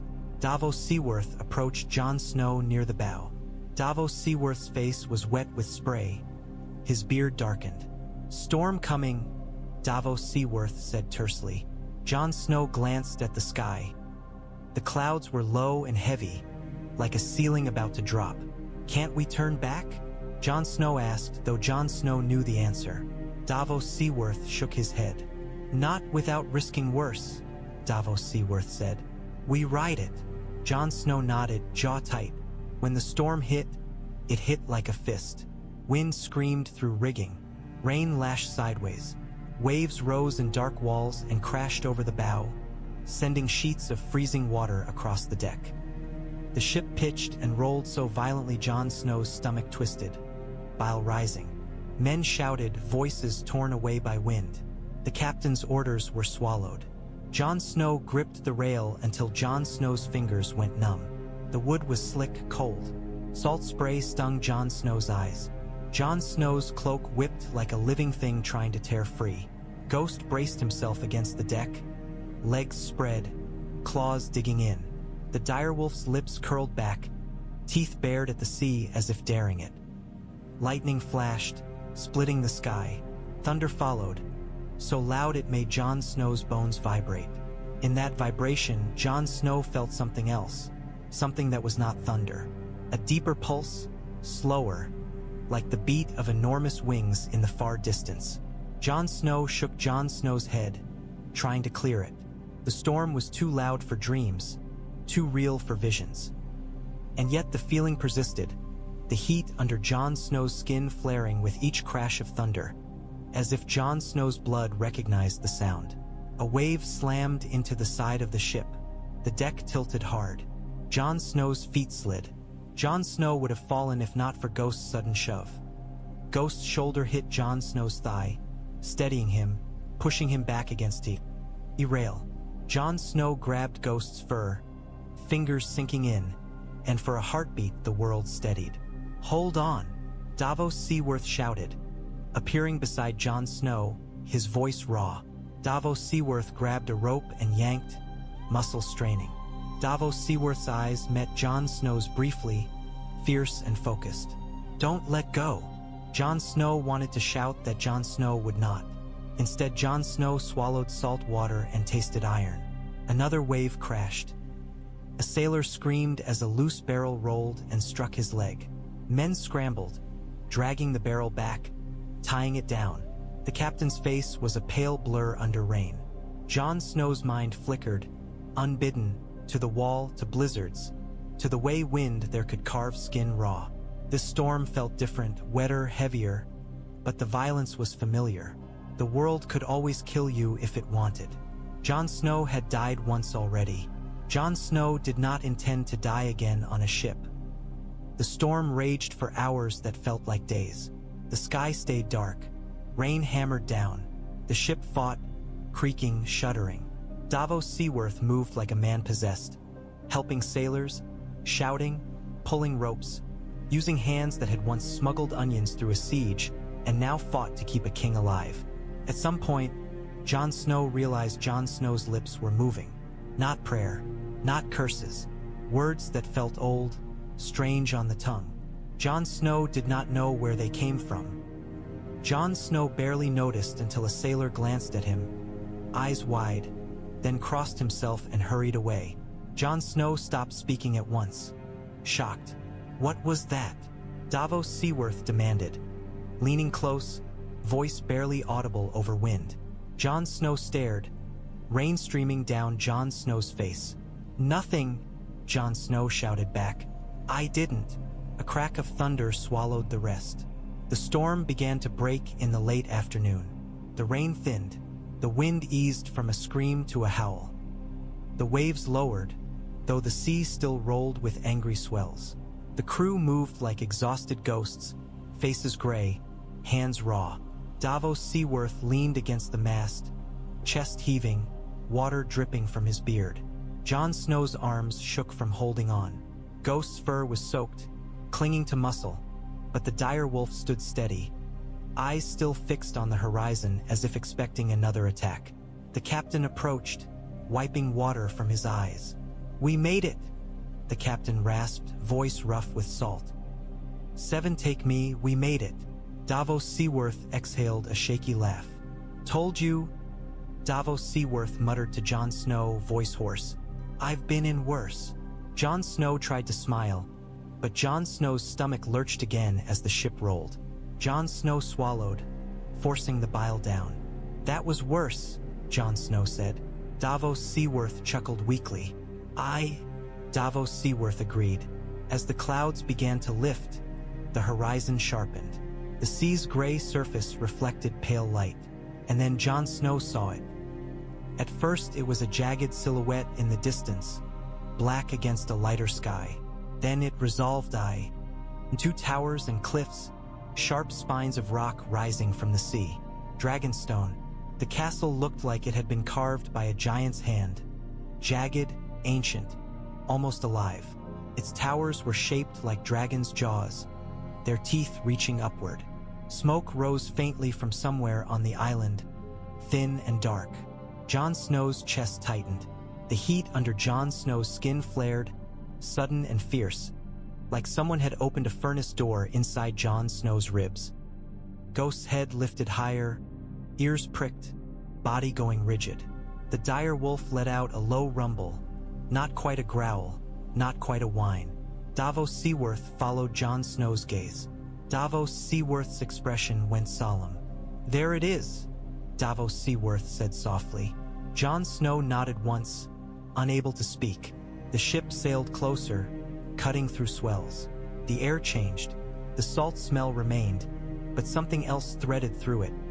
Sulfur, faint but distinct, like old fire. Jon Snow breathed it in, and the heat inside Jon Snow answered like recognition. As Dragonstone grew larger, Jon Snow thought Jon Snow heard something over the sea. A distant rumble that could have been thunder, but the sky above was clearing now. The sound was low, deep, rolling. Jon Snow's heart beat harder, matching it. Davos Seaworth frowned, listening. "Do you hear that?" Davos Seaworth asked. Jon Snow's mouth was dry. "Yes," Jon Snow said. The rumble came again, clearer now, and this time there was no mistaking the shape of it. It was not thunder. It was a roar. The sound rolled over the water like a wave, making the sailors freeze. Men looked up. One crossed himself. Another whispered a prayer. The captain's face went pale. Ghost's hackles rose. The direwolf's teeth bared in a silent snarl. Jon Snow stood frozen, rainwater dripping from Jon Snow's hair, staring at the black stone island. The roar echoed in Jon Snow's bones as if it had traveled through Jon Snow's blood instead of the air. Jon Snow felt, with sudden certainty, that the sound was not only heard. It was felt. It was calling.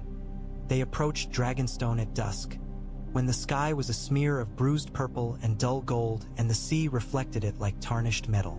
The island rose from the water with no softness. Black cliffs cut straight up, slick with spray. Dark stone steps climbed from the docks toward the castle above, winding like a spine. Torches burned along the dock, their flames bright against wet rock, smoke curling upward into the heavy air. As the ship drew close, Jon Snow saw the figures waiting. They stood in formation on the dock, unmoving as statues. Dark-skinned men in gray armor, spears upright, faces impassive. Unsullied, Jon Snow had heard the name in whispered reports, had imagined an army of slaves turned soldiers. Seeing them was different. They did not fidget. They did not glance around. They looked as if they could stand through winter without blinking. At their front stood a tall man with close-cropped hair and a rigid posture. His eyes were hard, assessing. Grey Worm. Beside Grey Worm stood a woman with brown skin and gentle posture, her face composed but curious. Missandei of Noth. Her eyes flicked from Jon Snow to Ghost, and Jon Snow saw a flash of surprise, then caution. Davos Seaworth exhaled slowly. "Well," Davos Seaworth murmured, "that's an army." Jon Snow's boots hit the dock with a dull thud as Jon Snow stepped off the ship. The wood was slick. The air smelled of salt and sulfur, stronger now. Jon Snow's stomach rolled. Not from the sea's motion, but from the weight of standing on this black stone, the feeling of stepping onto a place that was older than most kingdoms. Ghost leapt down beside Jon Snow, landing soundlessly. The direwolf's paws made no sound on wet stone. Ghost's body was tense, head lifted, nose working. Ghost's eyes were fixed upward, toward the castle towers that clawed at the sky. Grey Worm stepped forward. Grey Worm's voice was accented, controlled. "Jon Snow," Grey Worm said. "King in the North." Jon Snow's mouth tightened at the title. "Yes," Jon Snow said. "And you are?" "Grey Worm," Grey Worm said. Grey Worm's eyes flicked to Ghost. and for the first time Jon Snow saw something like unease in Grey Worm's expression. "You brought an animal." Ghost's lips lifted slightly, showing a hint of teeth. Jon Snow's hand moved to Ghost's fur automatically, steadying. "Ghost is not a danger," Jon Snow said, "unless someone makes Ghost one." Grey Worm's eyes narrowed, but Grey Worm did not flinch. "Daenerys Targaryen has agreed to meet you," Grey Worm said, "but there are rules. You will not bring weapons into the castle." Davos Seaworth stepped forward, palms out, smiling that careful smile of a man used to talking past guards. "Of course," Davos Seaworth said. "We mean no harm. We came to speak." Missandei of Noth stepped closer, her voice soft but clear. "I am Missandei of Noth," Missandei of Noth said. "I will take you to Daenerys Targaryen." Jon Snow nodded once. "Thank you," Jon Snow said. "Missa." Day of Noth's gaze lingered on Jon Snow's face, then on Jon Snow's throat scars. There was no pity in Missandei of Noth's eyes, only attention, as if Missandei of Noth were reading a story written in flesh. Davos Seaworth unbuckled his sword and held it out. Grey Worm took it without comment. Jon Snow's hand went to Longclaw's hilt. For a heartbeat, Jon Snow hesitated. Longclaw was more than steel. Longclaw was a piece of the life Jon Snow had built. Giving it up felt like stepping naked into a den of wolves. But Jon Snow forced Jon Snow's fingers to loosen. Jon Snow unbuckled Longclaw and held it out. Grey Worm accepted it, expression unreadable. Ghost remained at Jon Snow's side, unarmed in the way only beasts could be. Missandei of Noth turned and began to lead them up the stone steps. Unsullied fell into position, spear steady. Grey Worm walked at the front, posture rigid. As they climbed, the air grew warmer, strangely. Jon Snow's breath still steamed, but less. The smell of sulfur strengthened. The stone under Jon Snow's boots was slick and dark, and when Jon Snow placed a gloved hand against the wall for balance, Jon Snow felt a faint warmth beneath the surface, like a hearthstone that had held heat all day. Dragonstone was alive with old fire. They passed carved gargoyles shaped like dragons, their mouths open in silent roars. The castle walls were black and jagged, as if the builders had melted stone and poured it into shapes. It was unlike Winterfell's blunt practicality. This place was a monument to something wilder. Jon Snow's skin prickled. That heat under Jon Snow's ribs pulsed in time with Jon Snow's heartbeat, stronger with each step, as if the castle itself were drawing it out. Ghost growled low, not at the Unsullied, not at Missandei of Noth, but at the air. Davos Seaworth leaned closer to Jon Snow, voice barely a whisper. "Keep your head," Davos Seaworth murmured. "Don't say anything about..." Davos Seaworth stopped, not daring to name it. Not daring to name the thing Samwell Tarly had found in a book and Bran Stark had confirmed with an empty-eyed certainty. Jon Snow nodded. They reached a courtyard sheltered from wind. Torches burned along the walls. A few Dothraki stood watching, their braided hair adorned with bells, their eyes dark and curious. Jon Snow felt their gaze like knives. A northern king was a strange thing here. Then the shadow passed. It moved across the courtyard stones, vast and swift, blotting out torchlight for a heartbeat. Men froze. Unsullied did not break formation, but their heads tilted slightly upward. A Dothraki muttered something under his breath. Ghost's body went rigid. The direwolf's growl deepened. Jon Snow's head snapped up. Above, low clouds drifted past the castle's jagged towers. Through them, a shape moved, wings cutting the mist, enormous and sure. A roar split the air. It was louder than on the sea, closer, vibrating through stone and flesh. The sound rolled through Jon Snow like thunder through a mountain. Jon Snow felt it in Jon Snow's teeth, in Jon Snow's ribs, in the scars on Jon Snow's throat. Jon Snow's breath caught. The roar did not feel like a warning, felt like a question. Jon Snow stood frozen, staring into cloud, and the heat under Jon Snow's skin surged, answering without Jon Snow's consent. like a flame leaping toward oxygen. For a heartbeat, Jon Snow felt something else. An awareness that was not Jon Snow's, heavy and ancient and fierce, turning toward him with sudden attention. Jon Snow's vision blurred at the edges. Jon Snow's hand went to Jon Snow's chest as if to hold the heat in, as if to keep Jon Snow's heart from leaping out. Missandei of Noth glanced back, startled, seeing Jon Snow's reaction. Grey Worm's eyes narrowed. Davos Seaworth's mouth was slightly open, his face pale. "Seven hells," Davos Seaworth breathed. Ghost's ears flattened, but Ghost did not retreat. The direwolf's eyes were fixed upward, bright with challenge. The roar faded into the thick air, echoing off black stone and disappearing into the sea wind.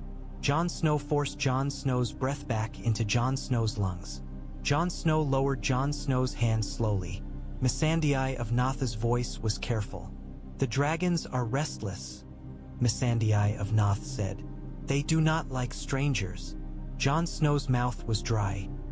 Jon Snow's voice came out low and hoarse. "I know," Jon Snow said, because Jon Snow did know. Not with reason, not with logic, with blood and bone. The dragons were not only restless. The dragons had noticed, and somewhere above, in cloud and fire, something with wings circled once more, and Jon Snow felt the turn of it like the turning of a key in a lock. The steps climbed like a spine into the belly of the island, each one slick with salt and mist. Jon Snow's boots found purchase by habit more than certainty, and every footfall rang wrong against the black stone, too sharp, too exposed, as if Dragonstone took note of every man who dared tread its bones. The torchlight did not warm the passage. It only made the wet walls glisten, turning water to amber streaks that bled down obsidian like melted gold. The air tasted of sulfur, faint, persistent, mixed with the iron tang of sea spray. Jon Snow inhaled and felt that other heat stir beneath his skin, answering the smell as if it were a summons. Grey Worm walked ahead without looking back, shoulders squared, spear held with the disciplined ease of a man for whom violence was prayer. Unsullied soldiers flanked the stair in quiet symmetry, faces impassive, eyes forward. They did not glance at Ghost the direwolf, but Jon Snow saw their fingers tighten on spear shafts whenever Ghost's claws scraped stone. Missandei of Noth led them, cloak drawn tight, her pace steady. Missandei of Noth moved like someone who belonged here, like the black stone and salt wind were familiar companions. Missandei of Noth's gaze was alert but not hostile, as if Missandei of Noth were curious what kind of man would cross half a kingdom to speak to Daenerys Targaryen with nothing but cold truth in his hands. Davos Seaworth climbed beside Jon Snow, breathing harder than he would admit. The sea had left Davos Seaworth pale, and now the stair demanded payment too. Still, Davos Seaworth's eyes were alive with the sharp calculation of a sailor reading current and threat. "This place looks like it wants to bite," Davos Seaworth muttered, voice low enough that it vanished under the sound of boots and distant wind. "It might," Jon Snow replied, and surprised himself with the certainty. Dragonstone felt less like a castle than a creature, ancient and awake, watching from its dark corners. Ghost pressed close to Jon Snow's leg as they climbed, fur damp, body tense. The direwolf's nose twitched constantly, tasting the air. Ghost's ears flattened whenever that low rumble came again, deep rolling, so low it could have been thunder trapped in stone. A dragon roar. Jon Snow's spine prickled each time it sounded, not with fear, with recognition so sharp it made Jon Snow's teeth ache. The stair opened into a narrow corridor lined with carved stone shapes. Dragons, their mouths open, teeth jagged, eyes hollow in the torchlight, their bodies coiled along the wall like a warning. Jon Snow's breath steamed, but less now. The air here was warmer than it had any right to be. They passed Dothraki warriors lounging in shadowed archways, their braided hair adorned with bells that did not ring, their eyes dark and measuring. The Dothraki watched Jon Snow with the same interest men gave a blade they were deciding whether to respect or steal. A few glanced at Ghost and murmured to each other in a language Jon Snow did not know. Ghost bared teeth in a silent, brief warning, then turned his head away with the deliberate contempt of a predator refusing to acknowledge prey. Missandei of Noth paused at a set of tall doors bound with iron. The doors were carved with dragon scales, each ridge catching torchlight. Grey Worm lifted a hand. Unsullied stepped forward, pushing the doors open with practiced precision. Warm air spilled out, carrying the scent of smoke and candles and something else. Something like heat after lightning. Jon Snow felt that coal under his ribs flare, a sudden bright hunger that had no place in a man's chest. Beyond the doors lay a great chamber lit by firelight and brazier glow, the black stone walls rising high into shadow. In the center stood a table, enormous, carved and painted, its surface shaped like the lands of Westeros. The painted table. Jon Snow had heard of it in stories and old chronicles. Seeing it in person was like seeing the world reduced to something men could fight over with their fingers. Torches burned in iron sconces. Shadows moved at the edges of the hall. And at the far end, beyond the table's carved coastlines and mountain ridges, a figure waited. Not on a throne of blades. Dragonstone's hall held no iron throne, but on a raised platform, where a dark stone seat sat beneath the carved jaws of a dragon. Daenerys Targaryen. Jon Snow's chest tightened, not with awe, but with the sudden weight of being seen. Daenerys Targaryen did not stand. Daenerys Targaryen watched from the seat like a queen judging an offering. Silver hair fell in braids over Daenerys Targaryen's shoulders. Daenerys Targaryen's face was pale and sharp, eyes purple-dark in the torchlight, calm and cold as if Daenerys Targaryen had learned to freeze fear into obedience. Daenerys Targaryen wore a dark coat lined with fur, the cut severe, the leather worked with small dragon scales. Daenerys Targaryen's hands rested on the arms of the chair as if the stone itself belonged to Daenerys Targaryen. Around Daenerys Targaryen stood advisors and guards. Jon Snow recognized Tyrion Lannister at once, small but unmistakable, his mismatched eyes alert and sardonic even in stillness. Varys stood nearby, soft and composed, hands folded, face unreadable in the way of a man who had learned to make secrecy look like peace. Jorah Mormont hovered at the edge like a shadow with a sword, older than Jon Snow remembered from rumors, his eyes fixed on Jon Snow with the wary intensity of someone watching a threat. Missandei of Noth stepped forward and bowed. Daenerys Targaryen, Missandei of Noth said, voice clear. Jon Snow has arrived. Grey Worm bowed too, sharp and precise. Jon Snow did not bow. Jon Snow stepped forward until Jon Snow stood at the edge of the painted table, the carved north beneath Jon Snow's hands if Jon Snow chose to reach for it. Ghost stopped at Jon Snow's side and sat, tail still, eyes locked on Daenerys Targaryen with an animal's blunt honesty. The hall held its breath. Daenerys Targaryen's gaze flicked to Ghost, then to Jon Snow's face, then to the scars on Jon Snow's throat. Something like interest stirred in Daenerys Targaryen's eyes, quickly smoothed into control. So, Daenerys Targaryen said, voice calm and carrying, the king in the north has come. The title struck Jon Snow like a thrown stone.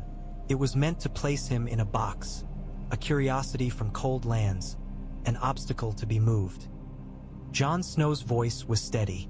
Jon Snow, Jon Snow said, Lord of Winterfell. Tyrion Lannister's mouth twitched, amused by the refusal to play the game properly. Daenerys Targaryen's eyes narrowed a fraction. You took Winterfell, Daenerys Targaryen said. You were named king in the north. Jon Snow met Daenerys Targaryen's gaze without flinching. I was chosen by my people to protect them, Jon Snow said. I came to speak about what threatens us all.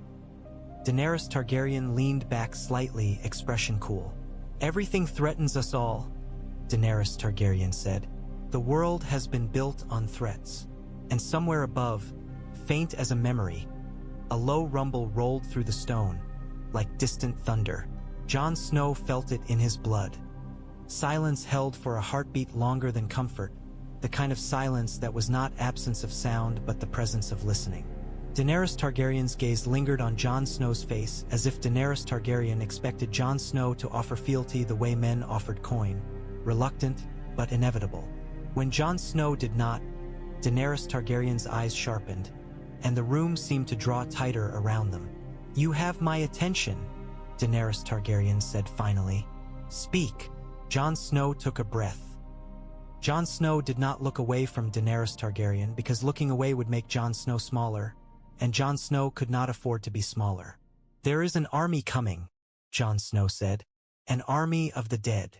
Tyrion Lannister's head tilted slightly, interest lighting one mismatched eye. Varys's face remained smooth, but Jon Snow saw the subtle narrowing of Varys's gaze. The shift of weight, attention sharpened. Jorah Mormont's jaw tightened, as if the words struck something old. Daenerys Targaryen did not blink. "I've heard stories," Daenerys Targaryen said. "The Night King, White Walkers, monsters in the snow." "They're not stories," Jon Snow said. Daenerys Targaryen's voice remained calm, but something colder edged it. "Everything is a story until it becomes a song," Daenerys Targaryen said. "And songs are useful when you want people afraid." Jon Snow felt anger flare, but Jon Snow held it down like a man holding a door against a storm. "If fear makes them prepare, then fear is useful," Jon Snow said. "But this isn't about songs. I fought them. I've watched men die and rise again with blue eyes and broken mouths. I've watched children ripped apart and dragged into the dark." A flicker crossed Daenerys Targaryen's face. Something like discomfort, quickly masked. Davos Seaworth stepped forward half a pace, hands open, voice rough with honesty. "Your Grace," Davos Seaworth said. "I've seen them too. I saw thousands of dead at Hardhome, and I'm not a man prone to believing in." Davos Seaworth gestured vaguely, searching for the word without insulting anyone's gods. "Miracles." Daenerys Targaryen's gaze slid to Davos Seaworth. "And yet you stand in my hall," Daenerys Targaryen said. Davos Seaworth swallowed. "Because we need Dragonglass," Davos Seaworth said, and the bluntness of it cut through the tension like a blade. "Dragonglass kills White Walkers. We have some in the north, but not enough. We need what's under Dragonstone." Tyrion Lannister's lips parted in a faint smile at Davos Seaworth's directness. "Dragonstone's Dragonglass," Tyrion Lannister murmured, as if tasting the phrase. Daenerys Targaryen's attention returned to Jon Snow. "You came for my Dragonglass," Daenerys Targaryen said, "and you came without bending the knee." Jon Snow's throat scars tightened. "I came to ask," Jon Snow said. "I came to warn you. If the dead win, there will be no throne left to take." Daenerys Targaryen's eyes flashed, and for the first time Jon Snow saw the fire behind the ice. "My brother was murdered," Daenerys Targaryen said. "My father was murdered. My family was butchered, hunted, scattered. I have crossed the world to reclaim what was stolen." Daenerys Targaryen leaned forward slightly, voice cutting. "And you stand in my hall and speak as if your war is the only war." Jon Snow held Daenerys Targaryen's gaze. "It is the only war that matters," Jon Snow said. A murmur rippled through Daenerys Targaryen's advisors. Grey Worm's grip tightened on his spear. Jorah Mormont shifted, anger flickering. Varys watched with a careful stillness, as if already weighing outcomes. Tyrion Lannister raised one hand slightly, a gesture of quieting. "Daenerys Targaryen," Tyrion Lannister said, voice smooth. "Jon Snow's message, regardless of the..." Tyrion Lannister glanced at Jon Snow's unbowed stance, then back. "Delivery is worth considering." Daenerys Targaryen did not look away from Jon Snow. "I will consider it," Daenerys Targaryen said, "after you do what every other lord in Westeros will do sooner or later." Jon Snow's jaw clenched. "And what is that?" Jon Snow asked, though Jon Snow already knew. Daenerys Targaryen's voice was soft, almost gentle, which made the demand more dangerous. "Bend the knee," Daenerys Targaryen said. "Swear fealty to me as your queen." The words fell into the hall like a stone into water, heavy and inevitable, sending ripples of reaction through everyone present. Davos Seaworth's shoulders tensed. Tyrion Lannister watched Jon Snow intently. Varys's eyes flicked between them like a needle stitching a tapestry. Grey Worm went still. Jon Snow felt the pull of the moment. This was the point where some men chose pride and some chose survival, where history turned on whether a head bowed. Jon Snow's mind flashed to Winterfell's walls, to Sansa Stark's fierce eyes, to Arya Stark's silent promise, to Bran Stark's calm prophecy. Jon Snow remembered Lyanna Mormont's words. Bend then break. Jon Snow remembered the dead's blue eyes in the dark. But Jon Snow also remembered the lords in Winterfell's hall, their voices rising at the phrase bend the knee, the way the North's loyalty was as brittle as ice. If Jon Snow bent here, the North would crack. If Jon Snow refused, Daenerys Targaryen might refuse the North the only weapon that could save it. Jon Snow took a breath. Jon Snow did not bow.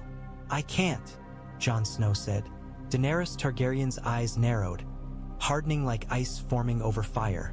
"You won't," Daenerys Targaryen corrected. Jon Snow's voice was steady, even as the heat under Jon Snow's skin flared like a warning. "I swore to protect the North," Jon Snow said. "My people named me king in the North. I will not betray them." Daenerys Targaryen's expression turned cold. "Then you came here to ask me to sacrifice my men, my resources, my time," Daenerys Targaryen said. "For a man who won't even acknowledge me as queen." Jon Snow's fists clenched. "I came here to ask you to live," Jon Snow said. "All of you." For a moment, Daenerys Targaryen did not speak. The firelight flickered over Daenerys Targaryen's face, turning Daenerys Targaryen's eyes dark. Then Daenerys Targaryen stood. The movement was small, but it changed the room. Daenerys Targaryen stepped down from the platform, boots clicking on stone, and walked toward the painted table. Grey Worm shifted subtly, ready, but did not move. Daenerys Targaryen stopped across from Jon Snow, close enough that Jon Snow could see the fine lines of fatigue at the corners of Daenerys Targaryen's eyes, the controlled tension in Daenerys Targaryen's jaw. "I am not here to be a savior for men who will not follow me," Daenerys Targaryen said quietly. Jon Snow met Daenerys Targaryen's gaze.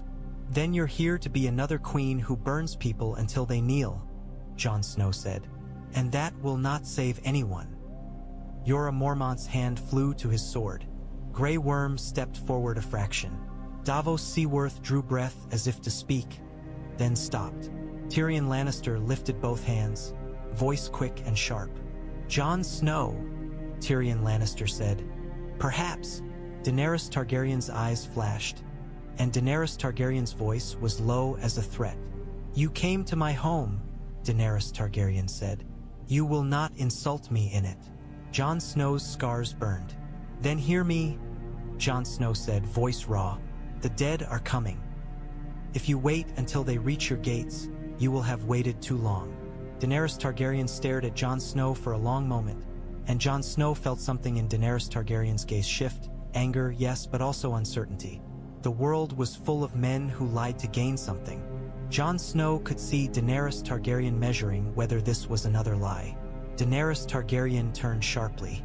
"Tyrion Lannister," Daenerys Targaryen said, "show Jon Snow the mines." Tyrion Lannister blinked, surprised, then inclined his head. "As you command," Tyrion Lannister said. Daenerys Targaryen looked back at Jon Snow, eyes cold. "You may have my Dragonglass," Daenerys Targaryen said. "You may mine it if you can. Consider it payment for the warning you brought." Daenerys Targaryen's voice hardened. "But do not mistake this for alliance." Jon Snow's breath loosened slightly, relief bitter in Jon Snow's mouth. "Thank you," Jon Snow said, and meant it, even if it tasted like iron. Daenerys Targaryen's gaze flicked to Ghost again. "And keep that beast leashed," Daenerys Targaryen said.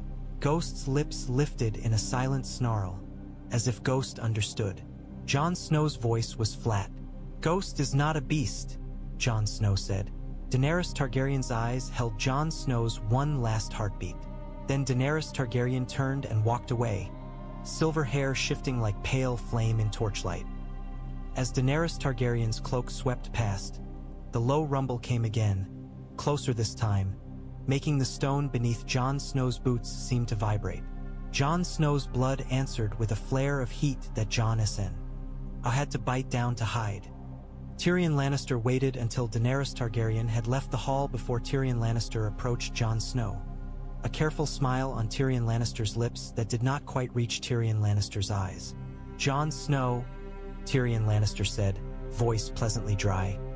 "You have a remarkable talent for making powerful people want to set you on fire." Davos Seaworth bristled.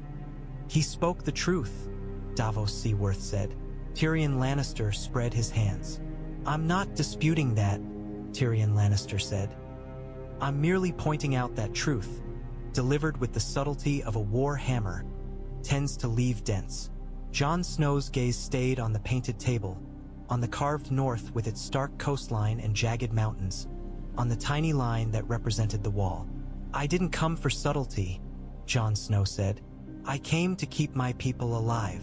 Tyrion Lannister's expression softened a fraction, something like respect flickering beneath the wit. "I believe you," Tyrion Lannister said. Behind Tyrion Lannister, Varys moved with silent grace, as if Varys were part of the hall itself. Varys's face remained calm, but Varys's eyes watched Jon Snow with a calculating patience that made Jon Snow's skin crawl. Tyrion Lannister lifted a hand toward the table.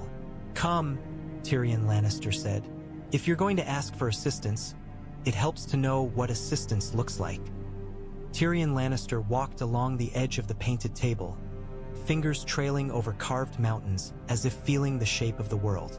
Jon Snow followed, Ghost padding close, Davos Seaworth at Jon Snow's shoulder. "The north," Tyrion Lannister said, tapping the carved region with a small pointer. "Big, cold, stubborn. Your people." Jon Snow's jaw tightened at the ease with which Tyrion Lannister reduced an entire land to a word. "Yes," Jon Snow said. Tyrion Lannister's pointer slid up to the thin line of the wall. "And this," Tyrion Lannister said, voice shifting, less joking now, "is what you say will fall." Jon Snow's mouth went dry. "It will," Jon Snow said. "Eventually." Tyrion Lannister exhaled slowly. "I've read reports," Tyrion Lannister said. "Wildlings massing, strange sightings, men disappearing. It's easy to dismiss from a safe distance." Tyrion Lannister glanced at Jon Snow. "Harder when a man comes into your hall with death in his eyes and speaks as if he's already buried half his friends." Jon Snow looked away, not wanting to be read like a book. Davos Seaworth's voice was rough. "We're not asking Daenerys Targaryen to fight your wars," Davos Seaworth said. "We're asking Daenerys Targaryen to fight the war, the one that ends everything." Tyrion Lannister nodded slowly. "Yes," Tyrion Lannister said, "and Daenerys Targaryen is not accustomed to being told what matters." Jon Snow's voice was flat. "I noticed." Tyrion Lannister's pointer moved down along the coast to Dragonstone. "Here," Tyrion Lannister said, "obsidian, dragonglass, enough to outfit your armies if you can and eat it quickly." Tyrion Lannister tapped the table again. "You will have it. Daenerys Targaryen has ordered it." Jon Snow's breath eased, relief bitter. "Then we have what we came for," Jon Snow said. Tyrion Lannister's eyes narrowed slightly. "Do you?" Tyrion Lannister asked. Jon Snow met Tyrion Lannister's gaze. "We need more than weapons?" Jon Snow said. Tyrion Lannister's mouth twisted. "Weapons help," Tyrion Lannister said, "but wars are not won by weapons alone. Especially wars that require convincing people who have spent their whole lives convincing themselves that the world is safe." Tyrion Lannister's gaze flicked toward the door Daenerys Targaryen had exited through. "Daenerys Targaryen must be convinced." Jon Snow's throat scars tightened. "Daenerys Targaryen thinks I'm lying," Jon Snow said. Tyrion Lannister shrugged. "Daenerys Targaryen thinks everyone is lying until proven otherwise," Tyrion Lannister said. "It's what keeps Daenerys Targaryen alive." Varys spoke then, voice soft as silk. "Daenerys Targaryen also believes in destiny," Varys said. "And destiny has a way of making people inflexible." Jon Snow looked at Varys. "And what do you believe in?" Jon Snow asked. Varys' smile was small. I believe in the realm, Varys said. In the lives of people who do not sit in halls like this. Jon Snow held Varys's gaze, feeling the weight beneath the words. Varys was not offering help. Varys was measuring whether Jon Snow was a threat. Tyrion Lannister cleared his throat lightly, breaking the tension like a snapped thread. You'll be given quarters, Tyrion Lannister said, and access to the mines. Grey Worm will provide guards. Not because we don't trust you, Tyrion Lannister added, and the lie was polite enough to be almost kind, but because Dragonstone is dangerous. Jon Snow glanced at the black walls, the carved dragons. Because of the dragons, Jon Snow said. Tyrion Lannister's eyes flicked upward as a faint vibration rolled through the stone. Another distant rumble. Yes, Tyrion Lannister admitted. Because of the dragons. Ghost's head lifted, ears pricked. Jon Snow felt that answering heat in Jon Snow's chest stir. Tyrion Lannister watched Jon Snow carefully. You're not afraid, Tyrion Lannister observed. Jon Snow's voice was quiet. I don't know what I am, Jon Snow said. Tyrion Lannister's expression shifted, thoughtful. Most honest thing anyone has said in this hall today, Tyrion Lannister murmured. Varys's gaze lingered on Jon Snow's throat scars again, then slid away as if Varys had learned something worth storing. Tyrion Lannister gestured toward the doorway. Come, Tyrion Lannister said. Before Daenerys Targaryen changes Daenerys Targaryen's mind. Jon Snow followed Tyrion Lannister out, ghost silent at Jon Snow's heel, Davos Seaworth close. The hall's torches crackled behind them, and the painted table's carved lands faded into shadow. As they walked through Dragonstone's corridors, the T-low rumble sounded again, nearer, rolling through stone like thunder trapped beneath earth. Jon Snow felt it in Jon Snow's bones, and the heat under Jon Snow's ribs flared in response, bright and hungry. Jon Snow clenched Jon Snow's jaw until it ached, forcing the reaction down, hiding it behind a face carved from northern ice. Jon Snow could not afford to let anyone see how the dragon's voices reached inside Jon Snow like hands. The caves beneath Dragonstone were not a mine so much as a wound in the earth that refused to close. The entrance yawned between jagged black rocks, the stones slick with moisture. Unsullied guards stood at the mouth, spears planted, watching with the same stillness they carried everywhere, as if the cave's darkness could not move them. Inside, the air was warmer, thick with the smell of sulfur and damp stone. Torchlight flickered, catching on obsidian walls and turning them into 1,000 dull mirrors. Jon Snow stepped into the dark and felt the hair at Jon Snow's arms rise. The heat under Jon Snow's ribs stirred, not just responding now, but pulling, a steady insistence that made Jon Snow's feet want to move deeper. Davos Seaworth walked close, torch held high, eyes narrowing at the glittering walls. This is something, Davos Seaworth murmured. Tyrion Lannister followed a few paces behind, lantern in hand, face lit from below like a storyteller in a tavern. Tyrion Lannister looked both fascinated and wary, as if Tyrion Lannister knew old places like this had a habit of swallowing arrogance whole. Obsidian, Tyrion Lannister said, voice echoing softly. Dragonglass, if you prefer the dramatic name. Tyrion Lannister's gaze swept the walls. Plenty of it. Jon Snow's gloved hand brushed a protruding vein of black glass. It was colder than the air, sharp-edged, and yet when Jon Snow touched it, Jon Snow felt warmth bloom under the skin of Jon Snow's palm, as if the glass recognized Jon Snow's blood. Ghost padded in behind Jon Snow, nose working. The direwolf's body was tense. Ghost did not like the cave. Ghost's claws clicked on stone. Ghost's ears flattened, and Ghost's eyes narrowed at the darkness ahead as if expecting something to lunge from it. They moved deeper, the passage narrowing, then widening into a chamber where the ceiling arched high above, lost in shadow. The walls here were less raw. They were carved. Ancient images covered the stone. Figures with spears and shields, tall men with long hair, their faces rough and grim. Other figures danced among them, smaller, slender, with leaf-like shapes and long limbs. The children of the forest, if the old stories were true. Jon Snow lifted the torch, light trembling over the carvings. The images seemed to move under flicker, men raising spears, children lifting hands as if calling something from earth. Davos Seaworth leaned in, squinting. "Who did this?" Davos Seaworth asked, voice low. Tyrion Lannister's eyes were wide with scholarly delight. "Long before Aegon Targaryen's conquest," Tyrion Lannister said. "Long before the Undulls. Perhaps even before the first men finished killing each other." Tyrion Lannister traced a carved line with one finger. "These are the old wars. The Long Night, the first fight against the dead." Jon Snow's throat tightened. Jon Snow stared at a carving of men with torches facing a shadow of jagged ice. Blue eyes were etched into the stone, staring out with lifeless malice. Jon Snow felt a chill creep along Jon Snow's spine that had nothing to do with the cave. "We're not the first," Jon Snow said quietly. "No," Tyrion Lannister agreed. "But we have the unique privilege of being the ones who may lose." Jon Snow's gaze moved across the wall until Jon Snow found another carving. Something different. A shape like wings, like scales, like fire. A dragon, etched into stone with crude certainty, its mouth open as if roaring.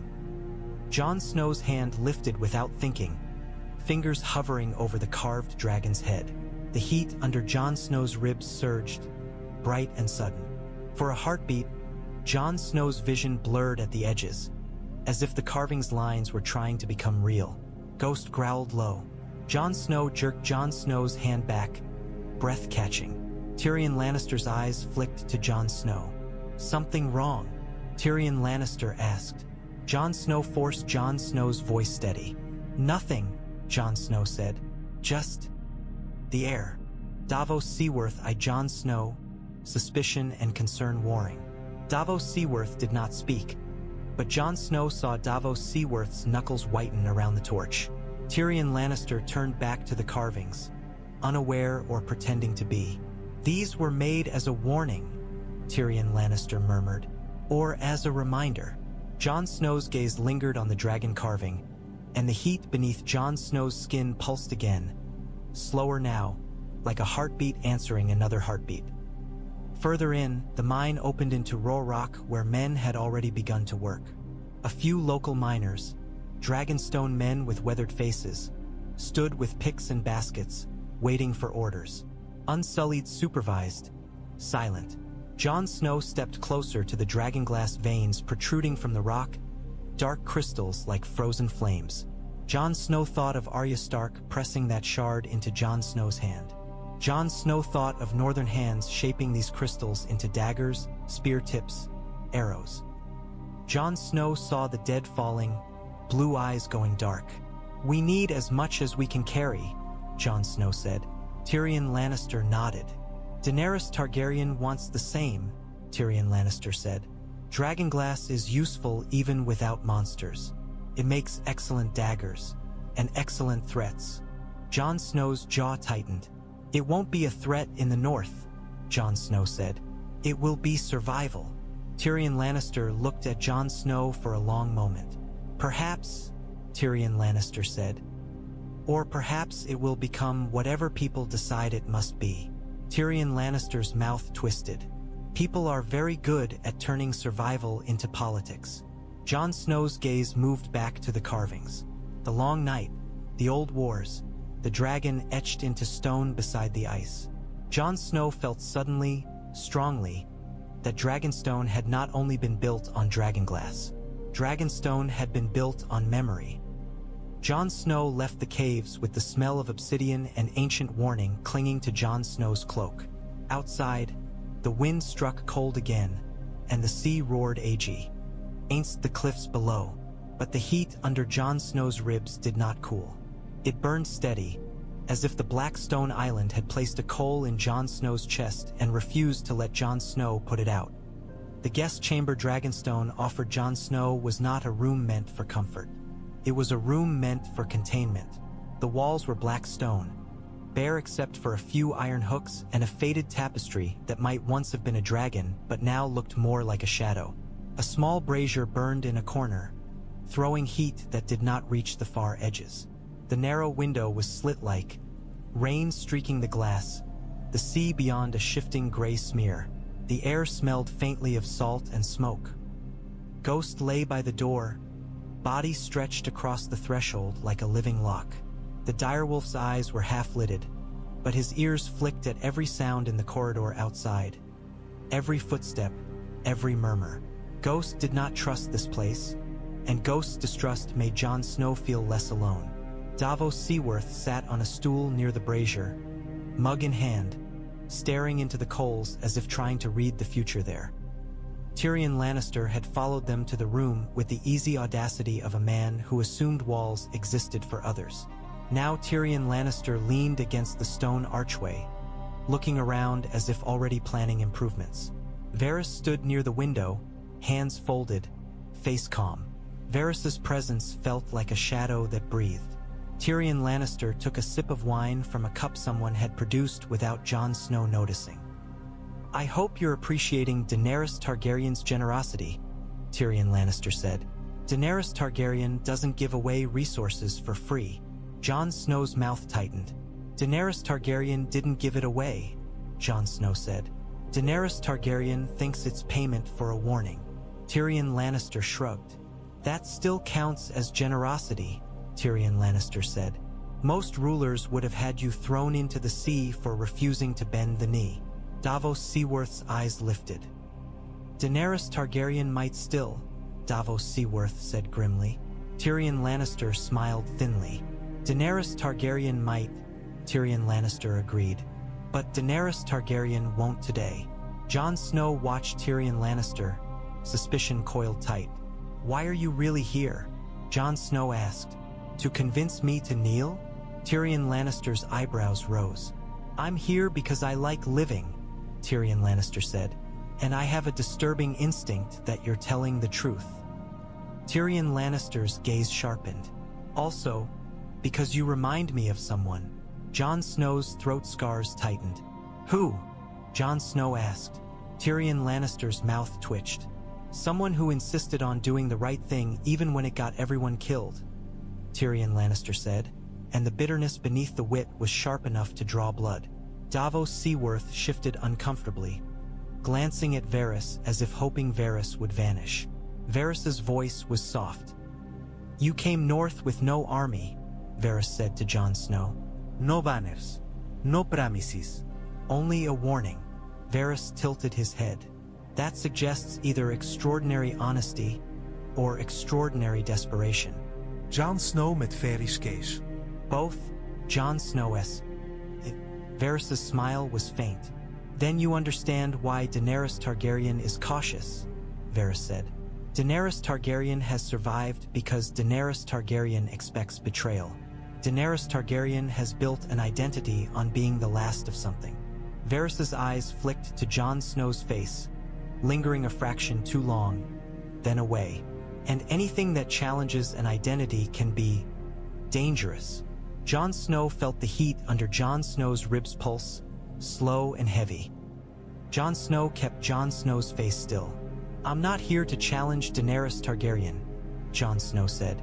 "I'm here because if the dead win, Daenerys Targaryen's identity won't matter. Daenerys Targaryen will be dead." Tyrion Lannister's laugh was quiet. "You have a gift," Tyrion Lannister said. "You make unpleasant truths sound like invitations." Jon Snow's gaze drifted to the window. Rain ran down the glass in thin, trembling lines. The sea beyond churned. Somewhere out there, dragons circled on air currents, their bodies cutting through cloud like knives. A low rumble rolled through the stone, deep and resonant. Another roar followed, closer, vibrating the brazier's coals, making the flame flicker. Davos Seaworth's mug paused halfway to his mouth. "That," Davos Seaworth muttered, "is not a comforting sound." Ghost's head lifted, eyes narrowing, ears pinning back. The direwolf's lip curled. Jon Snow's chest tightened. The roar struck Jon Snow like a hand on the heart, not crushing but claiming attention. The heat under Jon Snow's skin flared, bright and involuntary.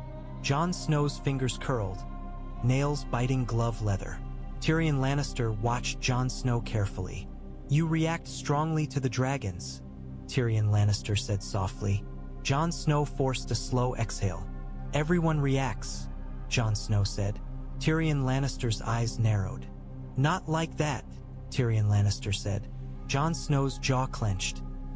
"I've seen enough monsters to know a dangerous sound," Jon Snow said. "That's all." Varys's gaze was steady.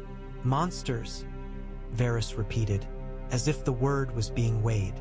"And yet you did not flinch when Daenerys Targaryen demanded your fealty. You did not flinch when Grey Worm's men took your sword. You did not flinch when the dragons roared above the courtyard." Varys's voice remained mild. "You are either very brave or very reckless." Jon Snow's mouth tightened. "Or very tired," Jon Snow said. There was a pause and the air felt too thick. Davos Seaworth set his mug down with a soft thud. "What do you want, Varys?" Davos Seaworth asked, voice edged. Varys's smile was gentle and dangerous. "I want the realm to survive," Varys said simply.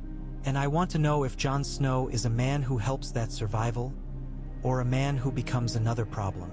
Jon Snow stared at Varys, the words sinking in. Everyone in this castle was watching everyone else. Every gesture a message, every silence a test. Jon Snow had come here to ask for a weapon. Instead, Jon Snow had stepped into a nest of eyes and knives.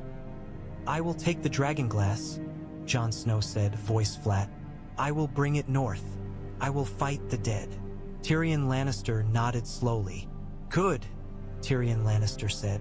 "And if Daenerys Targaryen eventually decides to fly north with dragons and armies, we will need someone up there who can convince the North not to treat Daenerys Targaryen like an invader." Jon Snow's throat scars tightened. "I can't promise the North will welcome Daenerys Targaryen," Jon Snow said. "I can only promise the dead will not." Another roar rolled through the stone, longer this time, and for a heartbeat Jon Snow felt, impossibly, an impression of attention turning toward the chamber, as if something huge had tilted its head and listened. Ghost stood abruptly, hackles rising. Jon Snow's heart hammered. Jon Snow forced Jon Snow's voice to remain even. "If you're done questioning me," Jon Snow said, "I need rest." Tyrion Lannister's mouth twisted. "Rest?" Tyrion Lannister murmured, as if the word were a joke. Then Tyrion Lannister straightened. "Very well," Tyrion Lannister said. "Tomorrow we begin mining. Try not to antagonize Daenerys Targaryen further in the meantime. Daenerys Targaryen's patience is not infinite." Jon Snow's voice was quiet. "Neither is mine," Jon Snow said. Varys inclined his head, acknowledging the warning. Tyrion Lannister moved toward the door. Varys followed, silent. Davos Seaworth lingered a moment longer. Davos Seaworth's eyes searched Jon Snow's face in the flickering brazier light. "You all right?" Davos Seaworth asked quietly. Jon Snow's mouth tightened. Jon Snow wanted to say yes. Jon Snow wanted to say Jon Snow was made of northern stone and would not break. But the truth sat heavy. Jon Snow looked at Ghost, then at the black walls. "No," Jon Snow admitted. "But I will be." Davos Seaworth's expression softened. "That's usually what you say when you're about to do something foolish," Davos Seaworth murmured. Jon Snow's gaze drifted to the window again, to the storm-dark sea. "Maybe foolish is all I have left," Jon Snow said. Davos Seaworth hesitated, then nodded once, grim. "Then I'll be foolish with you," Davos Seaworth said. Davos Seaworth left. The door shut. Ghost lay back down across the threshold. Jon Snow sat on the edge of the narrow bed, listening to the rain and the distant sea, listening for the next roar. When it came, Jon Snow felt it like a hand closing around Jon Snow's heart. Not squeezing, but holding, possessive and ancient. Jon Snow pressed a palm to Jon Snow's chest and realized Jon Snow was trembling. Not from cold, from something inside Jon Snow that was waking. Jon Snow did not sleep. When Jon Snow closed Jon Snow's eyes, the darkness filled with red light and the sensation of massive wings cutting air. Jon Snow could not tell if it was dream or memory or something else entirely. Something carried in blood rather than mind. After the third distant roar, Jon Snow rose from the bed with the quiet inevitability of a man surrendering to a pull he could not resist. Jon Snow wrapped Jon Snow's cloak around Jon Snow's shoulders, pushed open the chamber door, and stepped into Dragonstone's corridor. Ghost rose at once and followed, silent, a pale shadow moving through black stone. The castle was quieter at night, but not asleep. Torches burned in iron brackets. Unsullied stood like statues at intersections, their eyes following Jon Snow without expression. Somewhere deeper in the castle, someone laughed softly. Dothraki perhaps, or servants drinking away fear. The air held that faint sulfur warmth, like the earth itself exhaling. Jon Snow walked without knowing where Jon Snow was going until the corridor opened onto a terrace. The sea stretched below, black and restless, waves crashing against the cliffs with a constant fury. Wind swept across the terrace, cold and wet, tugging at Jon Snow's cloak. The moon was half hidden behind clouds, turning the water into moving silver scars. Daenerys Targaryen stood near the edge. Daenerys Targaryen's silhouette was sharp against the night, silver hair shifting in the wind like pale flame. Daenerys Targaryen did not flinch at the roar that rolled over the water. Daenerys Targaryen seemed to listen to it like a mother listening to a child cry somewhere out in the dark. Jon Snow stopped a few paces away, uncertain. Jon Snow had not been invited. Jon Snow's presence could be read as intrusion or challenge. Ghost stood beside Jon Snow, tail low, eyes fixed on Daenerys Targaryen. Daenerys Targaryen spoke without turning. "You walk quietly for a man who wants something," Daenerys Targaryen said. Jon Snow's mouth tightened. "I wasn't trying to wake anyone," Jon Snow said. Daenerys Targaryen turned slowly. Moonlight caught Daenerys Targaryen's face, softening the sharpness for a heartbeat. Daenerys Targaryen's eyes were dark. "I'm not sleeping," Daenerys Targaryen said. Jon Snow held Daenerys Targaryen's gaze. "Neither am I," Jon Snow said.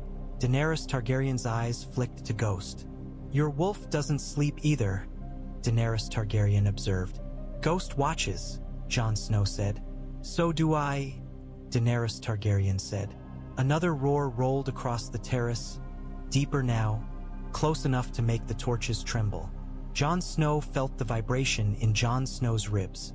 The heat under Jon Snow's skin surged, bright and urgent. Daenerys Targaryen watched Jon Snow's face carefully. "The dragons don't like strangers," Daenerys Targaryen said. "They're restless. They've been restless since you arrived." Jon Snow's throat went dry. "Maybe they smell the north," Jon Snow said, trying or humor that did not come. Daenerys Targaryen's mouth did not curve. "They smell fear," Daenerys Targaryen said. "They smell weakness. They smell blood." Daenerys Targaryen's gaze sharpened. "They smell truth." Jon Snow swallowed, scars pulling. "I'm not lying," Jon Snow said. Daenerys Targaryen looked past Jon Snow, toward the dark line of the sea. "Everyone lies," Daenerys Targaryen said quietly. "They lie to survive. They lie to win. They lie to themselves." Daenerys Targaryen's voice turned hard. "My brother lied to me every day about what we were, what we deserved. Men lied to me about what they would do if I was obedient. Kings lied to me about peace." Daenerys Targaryen's eyes met Jon Snow's again. "So forgive me if I don't bend, because a man in black tells me there are monsters beyond the wall." Jon Snow felt something twist inside Jon Snow. Not anger this time, but understanding edged with bitterness. Jon Snow knew what it was to be lied to about who Jon Snow was. Jon Snow knew what it was to be shaped by other people's choices. "I'm not asking you to bend," Jon Snow said. "I'm asking you to believe." Daenerys Targaryen's breath came out in a thin cloud. "Belief is a luxury," Daenerys Targaryen said. "I have dragons, not faith."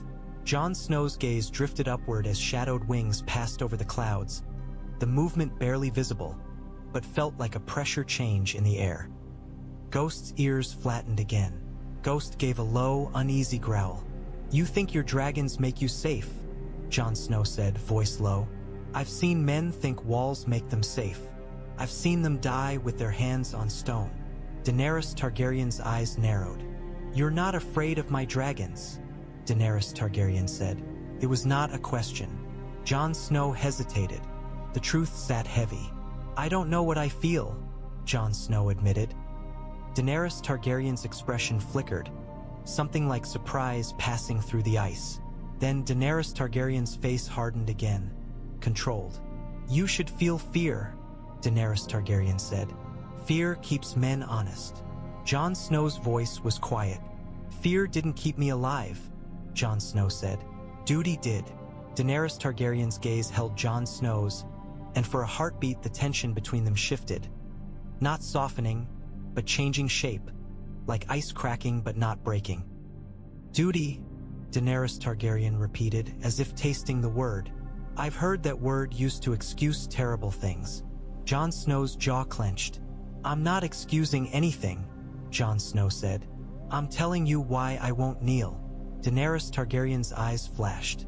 Because you think you're king, Daenerys Targaryen said. Jon Snow shook Jon Snow's head. Because I swore, Jon Snow said.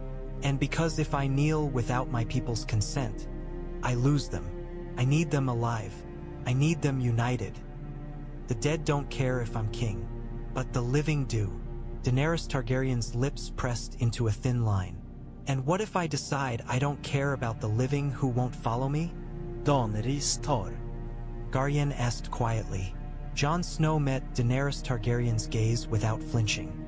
Then you'll be Queen of Ashes, Jon Snow said, and there will be nothing left to rule. A wave crashed far below, the sound like a giant slamming a door. Daenerys Targaryen's face went still. I am not my father, Daenerys Targaryen said, and the words were sharp with old pain. Jon Snow's throat tightened. Jon Snow had never met Aerys Targaryen, but Jon Snow had heard the stories. Wildfire, screams, madness. Jon Snow thought of Daenerys Targaryen's eyes, the control in them, the fear beneath it. Jon Snow thought of how close a person could stand to fire before it burned them. No, Jon Snow said quietly. You're not. Daenerys Targaryen stared at Jon Snow as if trying to decide whether the agreement was insult or acknowledgement. Ghost shifted, claws scraping stone softly, as if reminding Jon Snow that the terrace's edge was close, the drop unforgiving. Daenerys Targaryen's gaze flicked down to Ghost. Your wolf doesn't trust me, Daenerys Targaryen said. Ghost doesn't trust anyone, Jon Snow said. But it wasn't quite true. Ghost trusted Jon Snow. Ghost trusted the pack. Daenerys Targaryen's eyes lifted to the sky again. The dragons trust me, Daenerys Targaryen said softly. They're the only ones who do without question. Another roar rolled through the night, so close Jon Snow felt the stone beneath Jon Snow's boots vibrate. Jon Snow's blood answered with a flare of heat. Jon Snow clenched Jon Snow's fists, forcing stillness. Daenerys Targaryen's gaze snapped back to Jon Snow, sharp. What are you? Daenerys Targaryen asked, voice low. The question was not about titles. Jon Snow's breath caught. Jon Snow could have lied. Jon Snow could have said Jon Snow was nothing but a northern king. But the truth sat like a dragon egg in Jon Snow's chest, heavy and warm, threatening to crack. I'm tired, Jon Snow said, and the answer was true enough to be safe. Daenerys Targaryen watched Jon Snow for a long moment, then turned back to the sea. Go back to your room, Daenerys Targaryen said, voice controlled again. Mine the Dragonglass. Take it north. If your monsters are real, I will know soon enough. Jon Snow's mouth tightened. If you wait until you know, Jon Snow said. It might be too late. Daenerys Targaryen did not turn. Then pray you're wrong, Daenerys Targaryen said. Jon Snow stood for a heartbeat longer, watching Daenerys Targaryen's silver hair whip in the wind, watching Daenerys Targaryen stand alone against a black sea, a queen carved from loss and fire. Then Jon Snow turned away, ghost silent at Jon Snow's side. As Jon Snow walked back into Dragonstone's corridors, another roar rolled through the stone behind Jon Snow. and this time it sounded almost like laughter. Morning came gray and damp, the sky low enough to feel like it pressed on Dragonstone's towers. The rain had eased into mist that clung to everything: hair, cloak, stone, turning the world into a cold smear. In the lower courtyard, men gathered with picks and baskets, faces weathered by sea and work. They were Dragonstone miners, not soldiers. Their hands were thick, their shoulders bowed. Their eyes wary as unsullied soldiers formed a silent line along the courtyard's edge. Grey Worm stood at the front, spear upright, gaze sweeping the crowd with cold vigilance. Jon Snow stepped into the courtyard with Davos Seaworth, cloak damp, boots slick with wet stone. Ghost paced at Jon Snow's side, restless, sniffing the air as if searching for the source of the distant roars that kept threading through the castle like a heartbeat. Tyrion Lannister stood near a crate, scroll in hand, reading something and muttering under Tyrion Lannister's breath with the intensity of a man trying to tame chaos with ink. Grey Worm approached Jon Snow, expression unreadable. "The miners will be escorted," Grey Worm said. "They will work under guard." Jon Snow's gaze swept the unsullied line.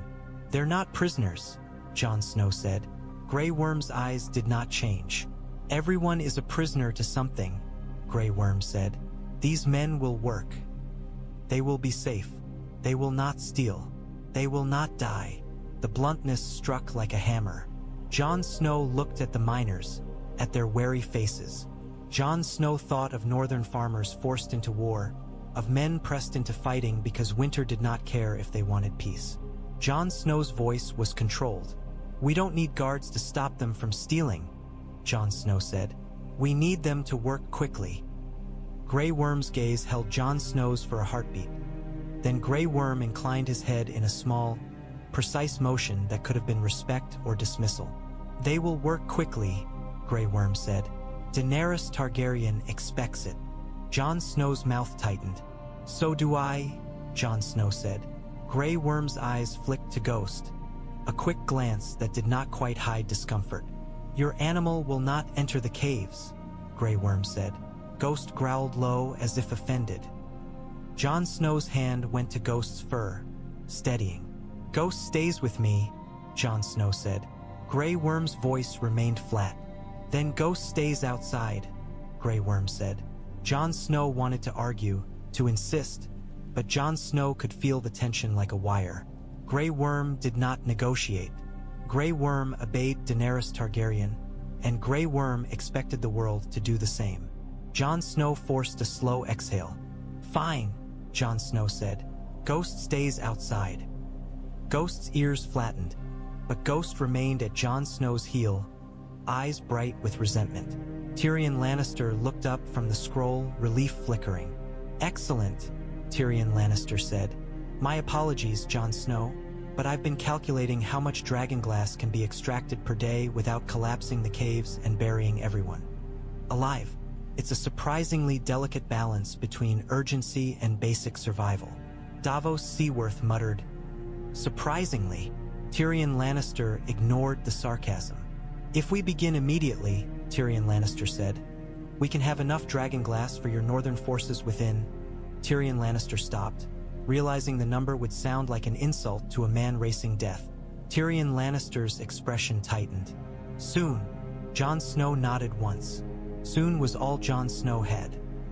The miners began moving toward the cave entrance in small groups, picks on shoulders, baskets ready.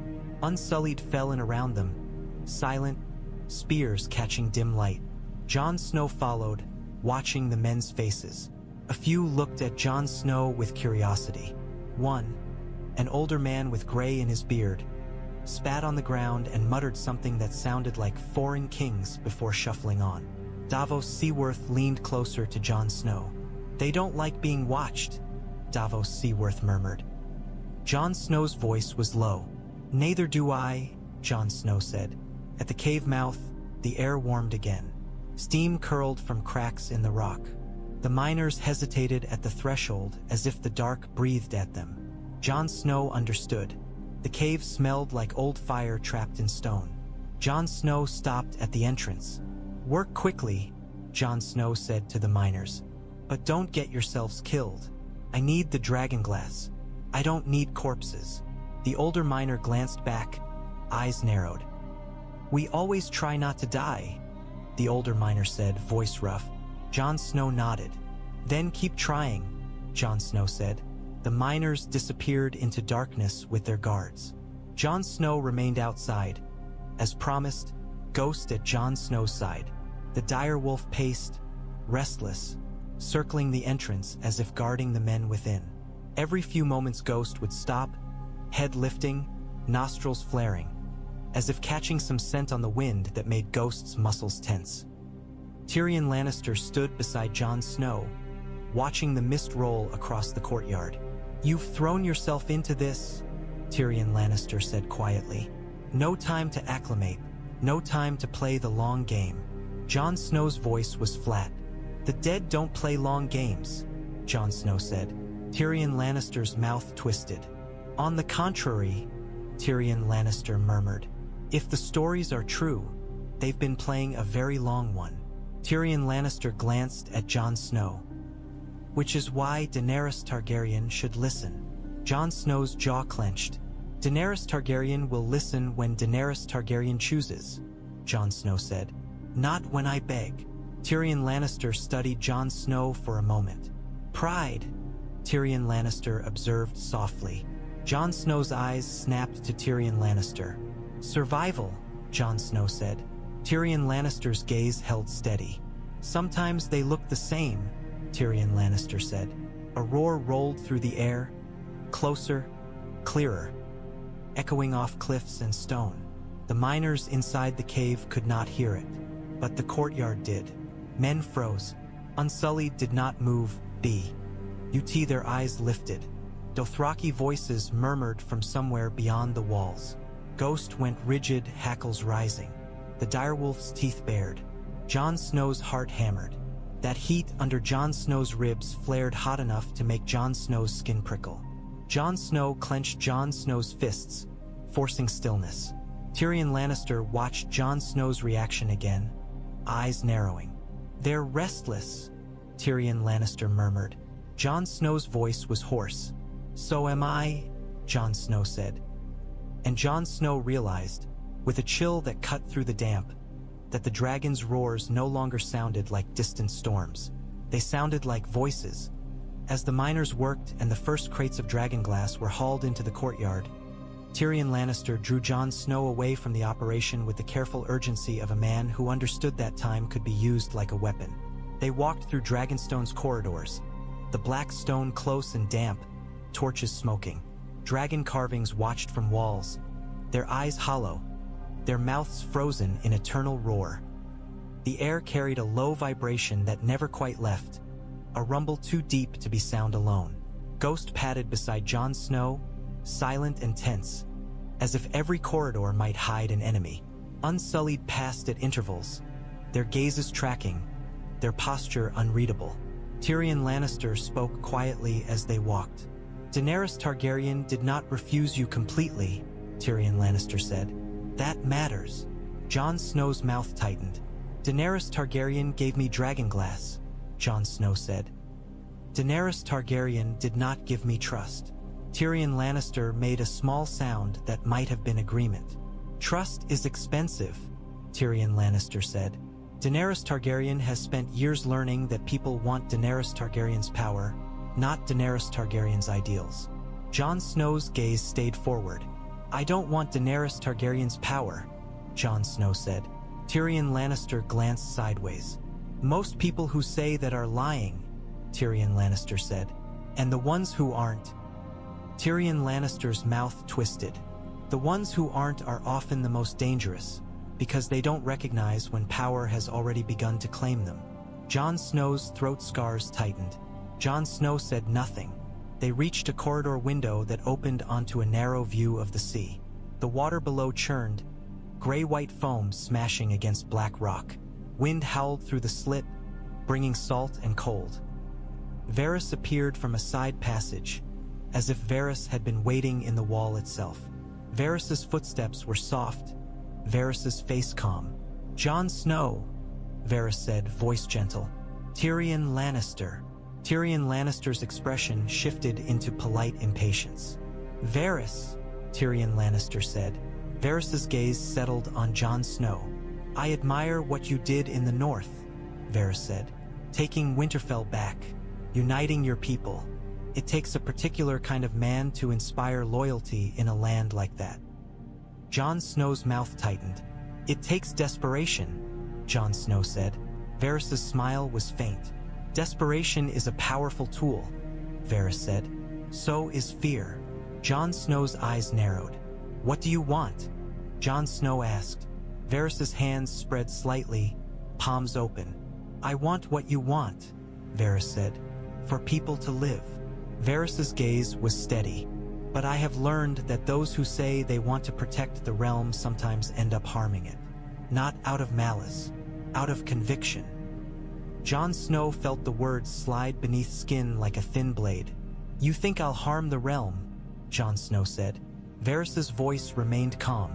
I think anyone can, Varys said. Given enough power, enough enough certainty. Varys's eyes lingered on Jon Snow's face in a way that made Jon Snow feel examined. And I think the realm cannot survive another war born of pride. Jon Snow's jaw clenched. This isn't pride, Jon Snow said. Varys inclined Varys's head. Perhaps, Varys said. Then perhaps you will forgive me for asking questions. Tyrion Lannister's voice cut in sharper. Varys, Tyrion Lannister said. If you're here to interrogate Jon Snow in a corridor, you're doing it in the most melodramatic possible way. Varys smiled slightly. Some habits are difficult to abandon, Varys said. Jon Snow's patience was thin. Ask, Jon Snow said. Varys's eyes held Jon Snow's. If Daenerys Targaryen refuses to go north, Varys asked softly, what will you do? Jon Snow's throat scars tightened. Jon Snow thought of Winterfell, of the Wall of the Dead's blue eyes. Jon Snow's answer came without hesitation. I'll fight without Daenerys Targaryen, Jon Snow said. And I'll die if I have to. Varys studied Jon Snow for a long moment. And if the North falls, Varys said, and the dead march south, and Daenerys Targaryen's armies are needed elsewhere, what will you do then? Jon Snow's fists clenched. I'll keep fighting, Jon Snow said, until there's nothing left. Tyrion Lannister's face tightened, as if the words cut both ways. Admirable and terrifying. Varys's gaze softened, a fraction. Then you truly believe this, Varys said. Jon Snow's voice was flat. I don't believe, Jon Snow said. I know. A low rumble rolled through the stone, deeper than before, and for a heartbeat the corridor felt as if it vibrated. Ghost's ears flattened, and Ghost let out a low growl. Varys's eyes flicked toward the ceiling, as if listening. The dragons have been restless, Varys observed. Jon Snow forced his face still. So I've been told, Jon Snow said. Varys's gaze slid back to Jon Snow, sharp now. Daenerys Targaryen believes the dragons are a symbol, Varys said softly. A sign, proof. If the dragons were to... Varys paused, choosing words carefully. Show interest in anything other than Daenerys Targaryen, it would unsettle more than you imagine. Jon Snow's mouth went dry. Jon Snow could feel heat under Jon Snow's ribs, alive, listening. The dragons are not mine, Jon Snow said. Varys's smile was gentle, but the warning beneath it was clear. Of course, Varys said. I only mean to say that symbols are fragile things. People kill to preserve them. Jon Snow stared at Varys, seeing the truth behind the soft voice. The South was not like the North. In the North, men killed for land, for revenge, for hunger. Here, men killed for stories. Tyrion Lannister exhaled slowly. We should go, Tyrion Lannister said, voice controlled. The Dragonglass won't mine itself, and Daenerys Targaryen is not known for patience. Varys inclined Varys's head. Of course, Varys said. I merely wanted to say, welcome, Jon Snow. I hope you survive Dragonstone. Varys's smile did not reach Varys's eyes. Many do not, Varys slipped away into shadow. Jon Snow watched Varys go, then looked at Tyrion Lannister. "Does Varys threaten everyone like that?" Jon Snow asked. Tyrion Lannister's mouth twisted. "Varys doesn't threaten," Tyrion Lannister said. "Varys warns, and warning is often worse, because warning implies you have choices." Jon Snow's voice was quiet. "I don't," Jon Snow said. Tyrion Lannister studied Jon Snow for a heartbeat longer, then nodded once, grim. "Then let's hope the world offers you a miracle," Tyrion Lannister murmured. They walked on, Ghost silent at Jon Snow's side, the black stone pressing close. Another rumble rolled through the castle, deeper now, and Jon Snow felt it answer inside Jon Snow like a door loosening on its hinges. Night returned like an old enemy, familiar and unavoidable.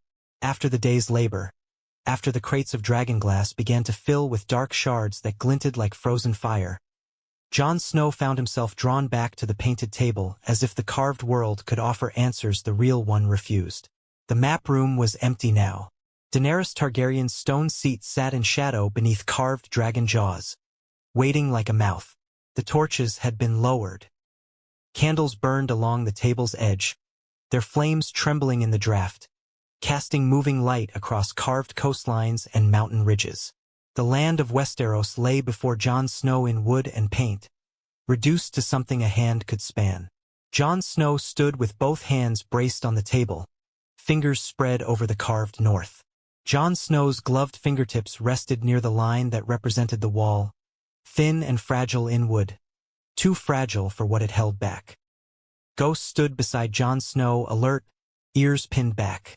The direwolf stared toward the windows, where darkness pressed against glass. Beyond, the sea roared softly, and the wind whispered around stone. Jon Snow stared down at the map and felt the weight of distance. Winterfell seemed impossibly far. The wall farther still. The dead, closer every hour. A low rumble rolled through the room, deep enough to make the candle flames tremble. Another roar followed, longer, vibrating the table beneath Jon Snow's hands. Jon Snow felt the sound in Jon Snow's ribs, in Jon Snow's throat scars, in the place behind Jon Snow's sternum where that strange heat lived. Jon Snow swallowed, and the scars pulled like a reminder. Jon Snow had been cut open once for being what other men decided Jon Snow was. Now Jon Snow's blood hummed with something that made Jon Snow feel less like a man and more like a spark waiting for wind. Jon Snow closed Jon Snow's eyes for a moment, and in that darkness the map's carved lines became cliffs and sea and black stone. Jon Snow saw Dragonstone as the dream always showed it, jagged, ancient, burning under the skin. Jon Snow opened Jon Snow's eyes again and realized Ghost was staring not at the windows, but at Jon Snow. Ghost's red eyes held Jon Snow's with a blunt, animal question, as if Ghost could smell the change in Jon Snow's blood and did not know whether to accept it. "I'm still me," Jon Snow whispered, and the words sounded like a prayer. Ghost did not answer. Ghost only stood closer. Another roar rolled through the stone, nearer now, and this time Jon Snow felt something else with it. An impression like pressure behind the eyes, like the sensation of being watched from above. Jon Snow's head lifted slowly, gaze drifting toward the windows. Outside, the sky was dark, clouds heavy, but something moved across them, shadows that did not belong to birds. Massive wings cut through cloud, and the moonlight caught on scale for a heartbeat, a glint like steel on fire. Jon Snow's heart hammered. Jon Snow stepped away from the painted table without thinking, drawn toward the windows. The cold glass was slick under Jon Snow's palm. Jon Snow pressed close, peering out. Far above the cliffs, a shape circled, huge, patient. Another shape followed, and another. The dragons were not dots at that distance.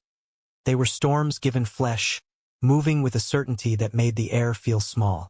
The nearest dragon let out a roar that rolled across the sea and slammed into Dragonstone's walls. Jon Snow felt the sound like a hand on the spine. The heat inside Jon Snow flared so sharply Jon Snow had to grip the window ledge to keep from swaying. Ghost growled, low and uneasy. Jon Snow's breath came fast. Jon Snow forced it slower, trying to calm the fire under Jon Snow's ribs like a man calming a horse. But it did not calm. It rose, answering the roar with a pulse of its own. For a heartbeat, Jon Snow felt a presence. Not in the room, not behind Jon Snow, but in the air beyond the window. An ancient attention turned, heavy and curious. Jon Snow's mouth went dry. Jon Snow whispered, "No."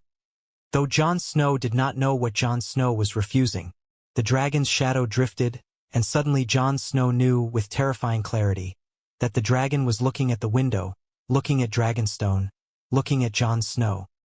Not with eyes Jon Snow could see, but with something else, a sense that traveled through blood and heat. Jon Snow stumbled back from the window, chest tight, hand pressed to Jon Snow's ribs as if to hold the heat in. Ghost stepped in front of Jon Snow at once, body bristling, protective. The direwolf's growl deepened, a warning to whatever Jon Snow could not see. Jon Snow stared at Ghost, at the way Ghost placed himself between Jon Snow and the dark. Jon Snow thought of the wall, of the way men placed stone between themselves and winter. Jon Snow thought of the old wars carved in the caves. Men with torches facing shadows, children raising hands. Jon Snow realized Jon Snow's hands were shaking. Jon Snow forced Jon Snow's fingers to still. Jon Snow turned back to the painted table, to the carved world.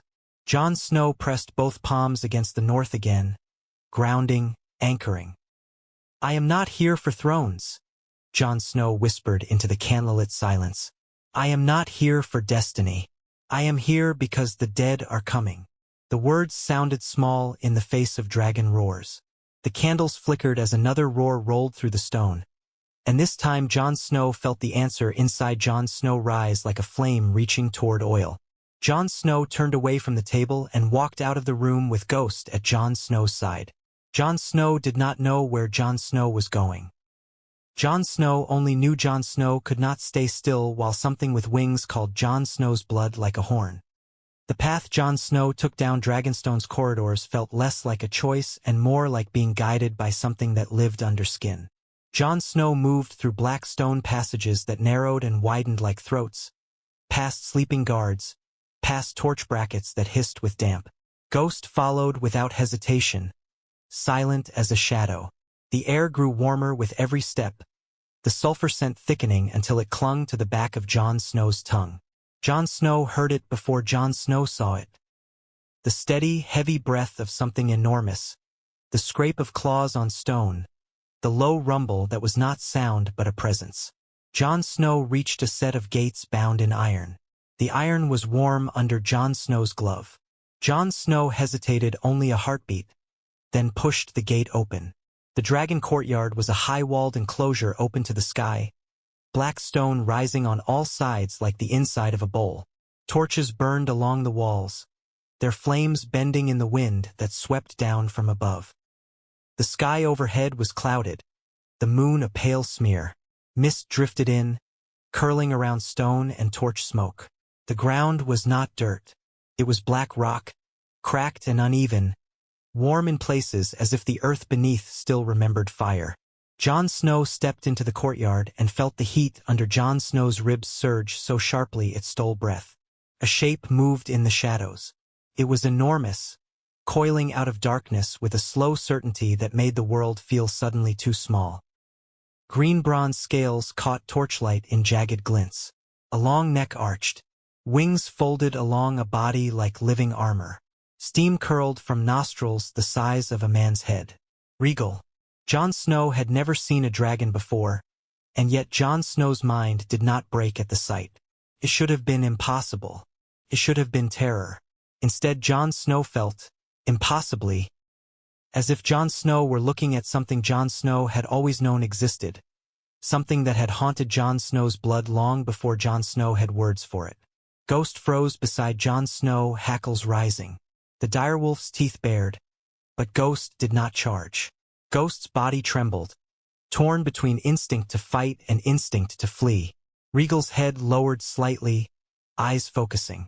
The dragon's eyes were not blue like White Walker eyes. They were deep and dark and bright with fire, old intelligence swirling behind them. They fixed on Jon Snow with a sharpness that made Jon Snow feel stripped to bone. Jon Snow forced Jon Snow's feet to stay planted. Jon Snow's heart hammered so hard Jon Snow could feel it in Jon Snow's scars. Another dragon shifted farther back in the shadow, pale gold scales catching faint torchlight. Viserion, watching, head tilted, as if curious. Rhaegal stepped forward. The dragon's claws clicked on stone. Each footfall was slow, deliberate, measured. Steam rolled from Rhaegal's nostrils in thick breaths that smelled of smoke and salt and something like hot metal. Jon Snow stood still, hands open at J. On Snow's sides, resisting every instinct to reach for a sword that was not there. Rhaegal's head lowered until Rhaegal's massive snout was level with Jon Snow's face. Heat washed over Jon Snow, not from flame but from life raw, living heat that made Jon Snow's skin prickle. Jon Snow could see the texture of Rhaegal's scales up close, the tiny scars, the thin lines where old wounds had healed. Jon Snow could hear the wet click of Rhaegal's breath, the low rumble in Rhaegal's chest like a purr that could shatter bone. Rhaegal inhaled. The dragon's nostrils flared, steam curling around Jon Snow's face. Jon Snow's breath caught. Jon Snow expected a hiss, a snap, a sudden blaze of fire. Rhaegal did none of those things. Rhaegal simply smelled Jon Snow, as calmly as Ghost had smelled Samwell Tarly when Samwell Tarly arrived at Winterfell. Rhaegal's eyes narrowed slightly, focusing, and Jon Snow felt something in Jon Snow's chest answer. A flare of heat meeting heat. For a heartbeat, Jon Snow's mind filled with sensation that was not Jon Snow's. Sky, wind, the taste of salt, the feeling of vast wings unfolding. It hit Jon Snow like a wave, dizzying. Jon Snow swayed, barely. Ghost let out a low, frantic whine. A sharp voice cut across the courtyard. Jon Snow! Jon Snow did not turn. Jon Snow could not. The dragon's eyes held Jon Snow's like a chain. Footsteps echoed on stone. Torches flared as figures entered at the courtyard's edge. Daenerys Targaryen stood there, cloak whipping in the wind, silver hair pale in torchlight. Jorah Mormont was at Daenerys Targaryen's side, hand on sword, face taut with alarm. Grey Worm stood behind them with unsullied soldiers, spears upright, eyes fixed on the dragons. Daenerys Targaryen's face was hard with fury and fear. "What are you doing?" Daenerys Targaryen demanded. Jon Snow's mouth was dry. Jon Snow did not look away from Rhaegal. "I heard them," Jon Snow said hoarsely. Jon Snow swallowed, throat scars pulling. "I don't know." Daenerys Targaryen took a step forward, voice sharp. "Back away," Daenerys Targaryen commanded. Rhaegal did not react to Daenerys Targaryen's command. Rhaegal's eyes remained fixed on Jon Snow. The dragon's head lowered a fraction more, close enough that Jon Snow could feel Rhaegal's breath on Jon Snow's lips, close enough that one snap would end Jon Snow. Rhaegal inhaled again, slow and deep, and still Rhaegal did not hiss. In the torchlight, Daenerys Targaryen's expression shifted, shock cutting through anger, disbelief widening Daenerys Targaryen's eyes. Jon Snow's blood burned. The heat under Jon Snow's ribs surged like a fire finding air. And for a heartbeat Jon Snow felt a certainty that terrified Jon Snow more than any dragon's teeth. Rhaegal knew Jon Snow. Rhaegal had known Jon Snow the moment Jon Snow stepped onto Dragonstone's black stone. Rhaegal's gaze held Jon Snow's, ancient and fierce and questioning. And Jon Snow realized the roar that had been. Calling was not a threat. It was recognition answering blood with blood. And in the silence that followed Rhaegal's breath, the entire courtyard seemed to hold its own breath, waiting to see whether fire would claim ice, or whether ice would bend toward fire without breaking.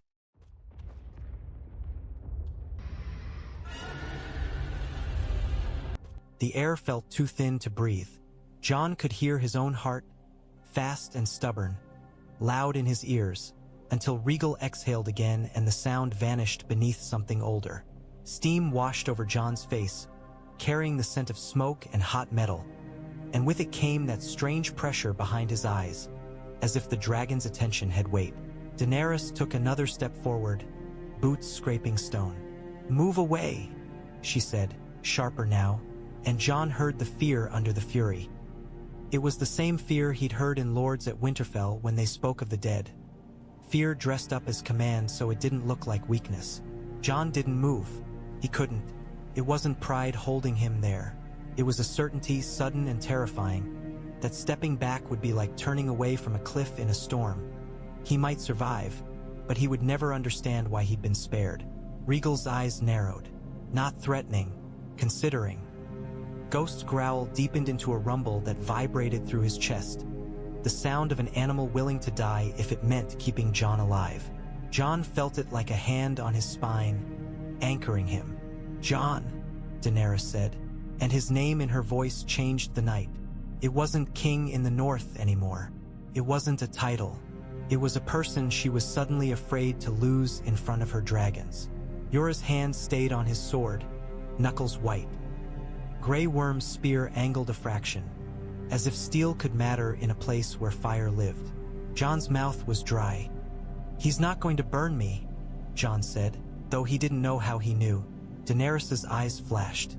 "You don't know that," she snapped.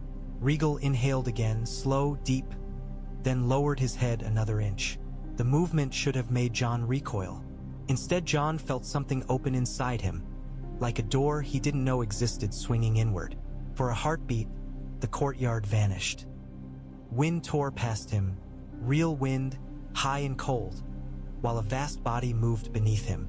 The world tilted and leveled as if obeying muscles bigger than ships. Jon tasted salt on the air and felt the pull of the sea far below. He smelled ash and wet stone. He heard the thunder of his own blood, but it wasn't only his. Then it snapped back. Jon swayed, catching himself on nothing but will. Ghost pressed hard against his leg, as if trying to shove him away from the dragon's reach. Jon steadied, eyes locked on Rhaegal's. Daenerys saw it. Whatever flickered across Jon's face, whatever brief absence, it was enough. "What did you feel?" she demanded. Jon swallowed, throat scars pulling. "I don't know," he said, and it was the closest he could come to truth without breaking open the whole world. Rhaegal's nostrils flared, and Jon felt the dragon's breath like a warm tide. The dragon's gaze shifted, briefly, to Daenerys, and Jon saw something he didn't expect there. Not obedience, expectation, as if Rhaegal was waiting to see what Daenerys would do, not because he feared her, but because she mattered to him in a way that was complicated and ancient, like kin. Daenerys's chin lifted. She stepped closer, slow, careful, as if approaching a wounded animal that might bite. "Rhaegal," she said, voice lower. "Back." Rhaegal did not back away, but he did not threaten her either. He simply remained, head close to Jon, eyes heavy with attention. Viserion shifted in the shadows, claws scraping stone. The pale dragon's wings flexed slightly, and the sound was like sails catching wind. Grey Worm's voice was flat. "This is dangerous." Daenerys didn't look at him. "Everything is dangerous," she said, and her eyes stayed on Jon like she was trying to decide whether he was a mistake she could still correct. Jon's pulse hammered. He could feel heat under his ribs, alive and restless. He realized, with a chill, that the dragons weren't simply reacting to him. They were listening. Daenerys stopped a few paces from Rhaegal, close enough that the torchlight caught the fine sheen of sweat at her temples. She lifted her hand, palm out, the way a rider might calm a horse, except no horse on earth had eyes like molten glass or teeth like knives. "Rhaegal," she said again, softer. "It's me." The dragon's gaze slid to her hand, then back to Jon. The shift was slow, deliberate, and it made the air feel heavier, as if the dragon were weighing both of them on invisible scales. Jon's fingers flexed. He didn't want to move, and yet the urge to reach out was strong, almost painful, like a thirst. He remembered the first time he'd reached for Ghost as a boy, small and half-frozen in the snow outside Winterfell. How the wolf pup had smelled him, decided, and then pressed into his palm as if claiming him. It had never been a choice, not really. It had been recognition. Daenerys saw Jon's hand twitch. "Don't," she warned. Jon's eyes stayed on Rhaegal. "I'm not trying to take him," Jon said, though even as he spoke it he realized how that sentence sounded in a place like this. Take him. As if dragons were property. Daenerys's laugh was short and sharp. "Men always say that," she said. "They always say they're not trying to take what they want." Jon's jaw clenched. "I want Dragonglass," he said. "I want my people alive. That's it. And yet you walked into my dragon's yard in the middle of the night," Daenerys said, voice tight. "You don't do that by accident." Jon swallowed. The truth sat behind his teeth like a hot stone. "They called," he admitted. The words hung between them, absurd and undeniable. Yora's expression flickered skepticism, then something else. He'd seen strange things in the world. He'd followed Daenerys through fire and miracle. A man saying dragons called wasn't the strangest. Daenerys's eyes narrowed. "Dragons don't call," she said. "Dragons are." Rhaegal's head dipped slightly, and Jon felt the motion like a tug in his chest. Daenerys saw it too. Her eyes sharpened, a queen's fear turning into a different kind of calculation. "Step back," she ordered Jon again. But this time her voice was less anger and more necessity, like she was trying to pull a knife away before it could cut. Jon forced himself to breathe. He shifted his weight just a fraction, testing. Rhaegal's gaze hardened, not threatening, displeased. A low rumble rolled from deep in Rhaegal's chest, and the sound made the torches tremble. Ghost barked once, sharp, defiant, and stepped half a pace forward, putting his body more firmly between Jon and Dragon. Viserion's head lifted higher in the shadows, pale eyes reflecting firelight. The second dragon's attention sharpened, as if the pack had noticed tension. Daenerys's voice dropped. "Grey Worm," she said without looking away from Jon. "Get him out."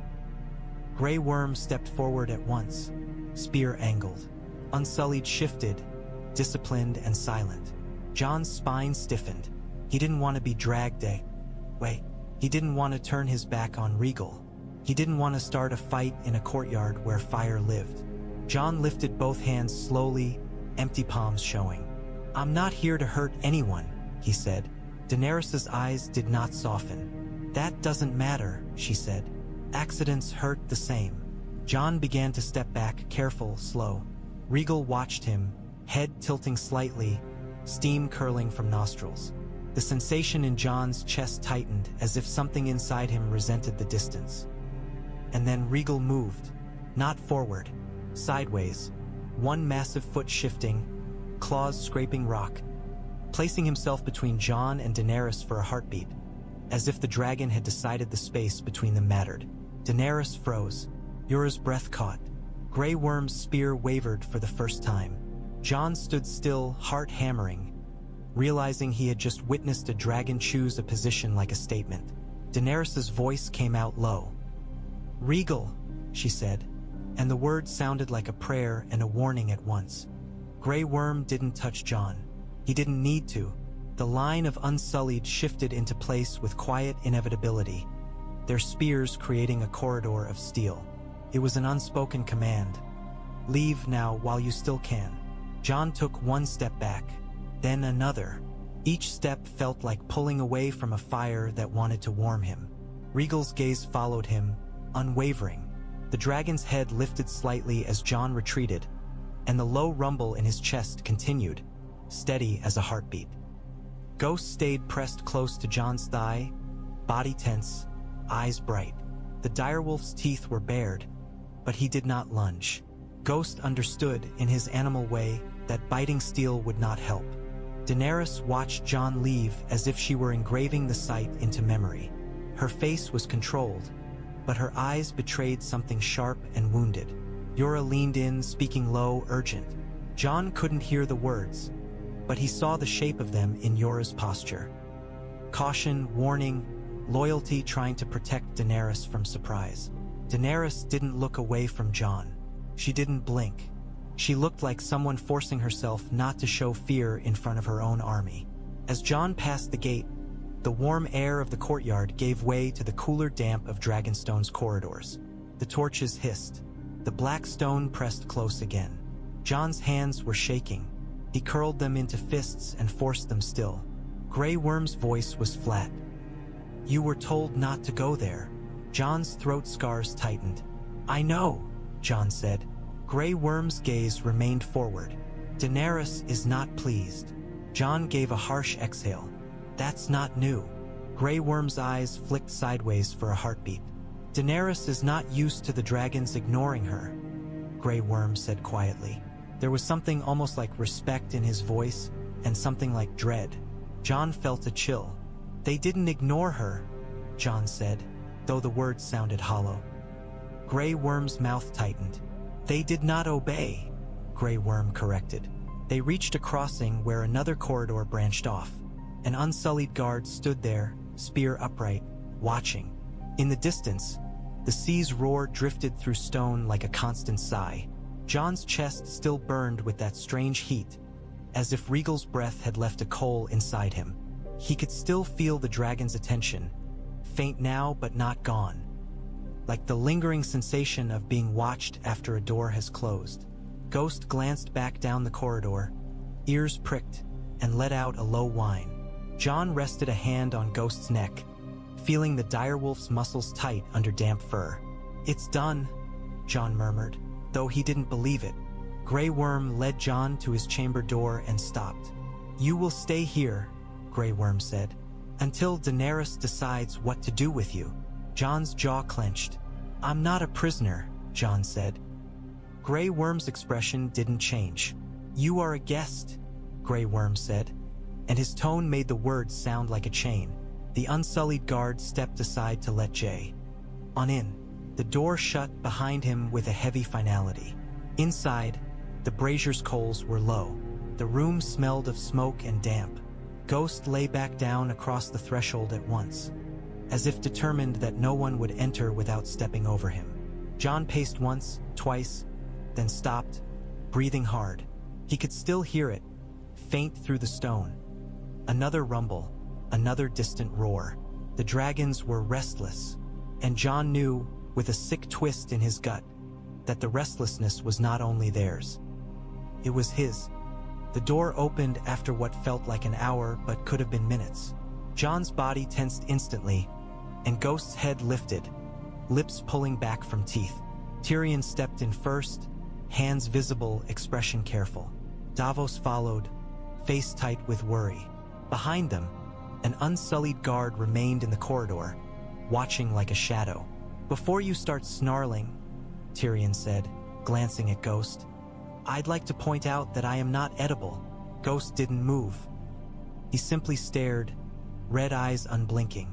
Davos shut the door with more force than necessary, then turned on Jon. "What in seven hells were you thinking?" Davos demanded, voice low and furious. "Walking into a dragon yard at night like you're taking a stroll in Winterfell's Godswood?" Jon's throat tightened. "I wasn't thinking," Jon said, and hated how true it sounded. "I heard them." Tyrion's gaze sharpened. "You said that before," Tyrion said quietly. "I assumed it was a figure of speech." Jon looked at Tyrion, then away. "It wasn't," Jon said. Davos dragged a hand over his face. "This is exactly the kind of foolish." Davos stopped, catching himself, swallowing down the rest. "You could have been burned," he finished softer. Jon's eyes flicked to his hands. They still trembled slightly. "I wasn't," Jon said. Tyrion watched Jon for a long moment. "No," Tyrion said. "You weren't." The silence thickened, filled by rain tapping the narrow window and the faint, distant rumble that traveled through Dragonstone's bones. Davos paced once, then stopped. "Daenerys is furious," Davos said. "Grey Worm said she's deciding what to do." Tyrion's mouth twisted. "Daenerys is not merely furious," Tyrion corrected. "Daenerys is unsettled." Tyrion's eyes stayed on Jon. "Rhaegal approached you, not like he approaches other people." Jon's chest tightened. "He sniffed me," Jon said, trying to make it sound small, trying to make it sound like nothing. Tyrion gave a thin, humorless smile. "If Drogon sniffed me, I would write my final will," Tyrion said. "Rhaegal didn't hiss. Rhaegal didn't threaten. Rhaegal..." Tyrion paused, searching for the word. Considered you. Jon's throat scars pulled tight. I didn't do anything, Jon said. I stood there.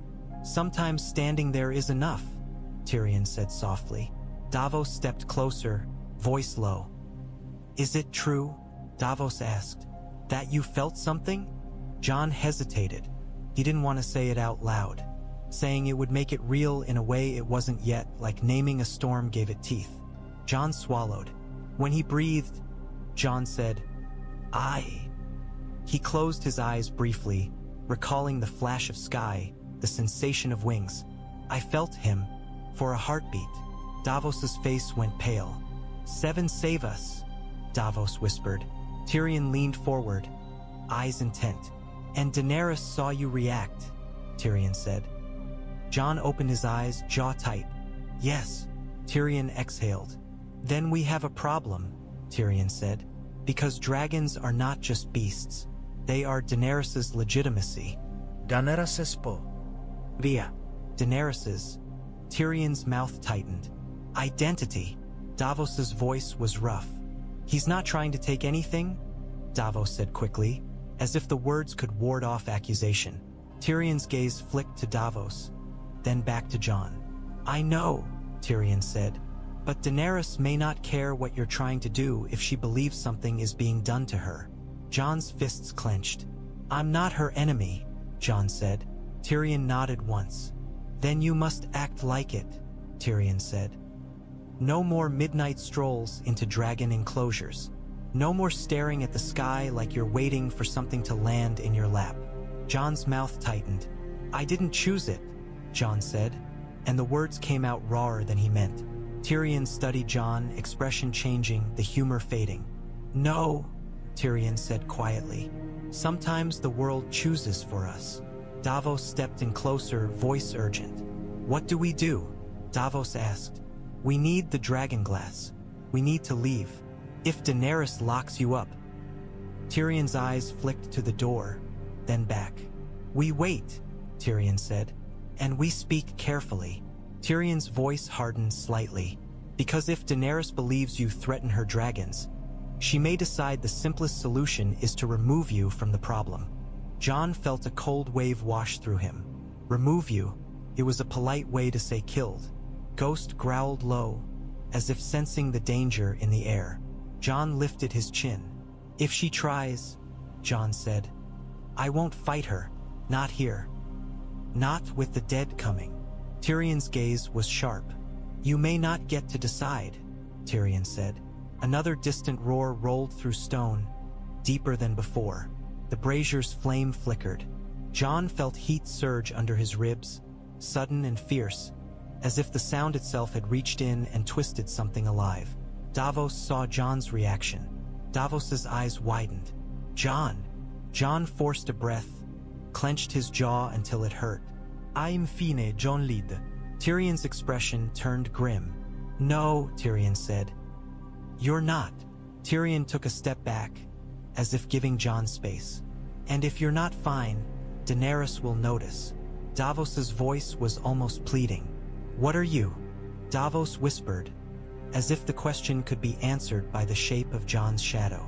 Jon looked at his hands, then at Ghost, then at the black stone walls. I don't know, Jon said again, and this time it sounded less like uncertainty and more like fear. Daenerys's private chamber was warmer than the rest of Dragonstone, but the warmth did nothing to soften her. The black stone walls were carved with dragons in flight and dragons devouring men. Ancient images that made her feel both powerful and watched. A fire burned in a shallow hearth, its flames snapping as if impatient.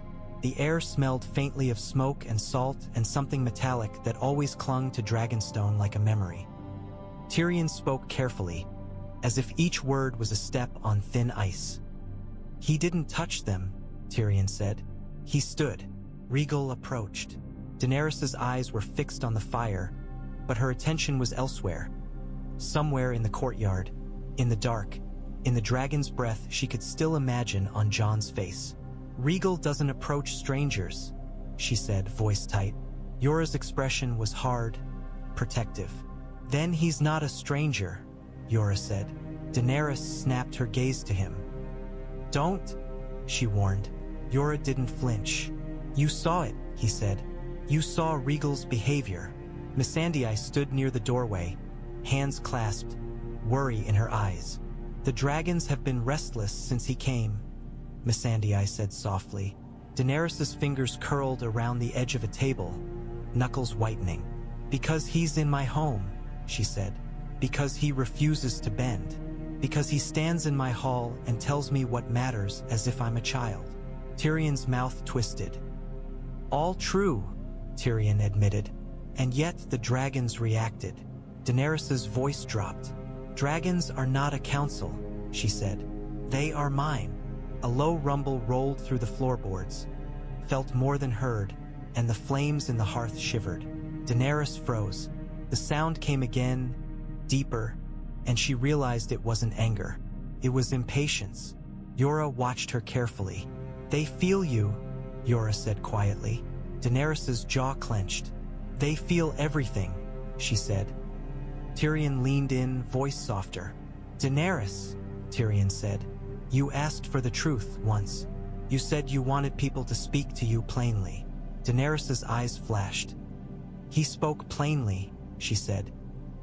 "He spoke like a man who believes he has the right to stand in front of my dragons." Tyrion hesitated, then said the next words like a man stepping into fire. "Maybe he does," Tyrion said. The room went still. Missandei's breath caught. Yora's eyes narrowed, a flicker of alarm. Daenerys's voice was ice. "Explain," she said.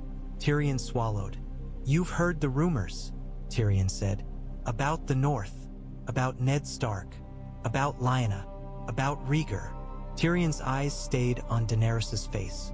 "I dismissed them as gossip, but sometimes gossip is a shadow of truth." Daenerys's chest tightened. The name Rhaegar was a blade in her memory. Stories told by Viserys with fevered reverence, promises of a brother who would have been king. She never met him. She only lived under his ghost. "You're suggesting he's—" Daenerys stopped because saying it aloud felt like giving it shape. Yora's voice was rough. "We don't." "No," Yora said. "But I've seen men burn. I've seen dragons kill. Rhaegal didn't." Daenerys stared at the fire, seeing not flames but black wings. "If he's Targaryen," she said quietly, "then he's a threat."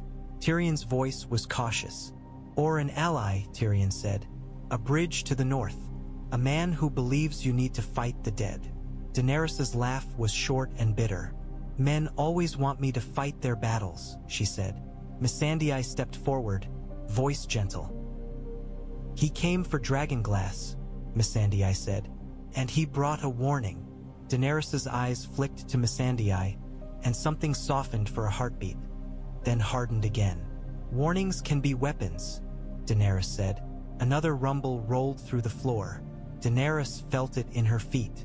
The dragons were awake. The dragons were listening. Daenerys's voice went quiet. "If they choose him," she whispered, and the thought was a knife. Tyrion's face tightened. "Dragons don't choose the way men choose," Tyrion said. "They recognize." Tyrion hesitated. Perhaps they recognized something in him. Daenerys's hands tightened on the table until her nails bit wood. "Then I must know," she said. Yora's eyes sharpened. "How?" Daenerys lifted her chin. "I will test him," she said, and the decision in her voice was final as a closing door. Tyrion's mouth opened. "Daenerys!" Daenerys cut him off. "If he is lying, I will know," she said. "If he is not, I will still know." Her eyes were dark with controlled fury. "And if he threatens what is mine, I will end it before it grows teeth." Missandei's expression tightened with worry, but Missandei said nothing. Outside, somewhere in the night beyond stone, a dragon roared, long, deep, and Daenerys felt the sound roll through her bones like a challenge. Dawn came thin and gray, the sky smeared with pale light that did not warm.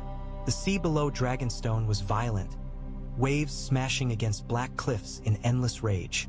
Wind swept along the cliff path, tugging cloaks and stinging eyes with salt. Jon walked behind Daenerys with Davos at his shoulder and Ghost close to his leg. Grey Worm led a small line of Unsullied ahead and behind, their spears upright, forming an escort that felt too much like a cage. Daenerys did not speak as she walked. Her posture was rigid, controlled. She moved like someone walking toward a decision she did not want to make. Jon's jaw clenched. "Where are we going?" Jon asked finally. Daenerys didn't slow. "To see what you are," she said. The words cut through the wind like a blade. Davos's face tightened. "Your Grace," Davos began, voice cautious. "Jon isn't." Daenerys glanced back, eyes hard. "Jon walked into my dragon yard at night," she said. Rhaegal approached him. Her gaze pinned Jon. "I will not ignore that." Jon felt heat stir under his ribs, uneasy. "I didn't ask him to," Jon said. Daenerys's mouth twisted. "No," she said. "That's what scares me." Ghost's ears flattened, and he glanced up at the sky. Above, shadows moved through low cloud, huge wings circling, patient and watchful. A distant rumble rolled, and Jon felt it inside his bones like an echo. They reached a wider outcropping where the cliff dropped steeply to the sea. The path opened into a rough plateau of black rock. The stone here was warm in patches, as if fire slept beneath. Daenerys stopped near the edge, her cloak snapping in the wind. She turned to face Jon fully. For a heartbeat, they simply looked at each other.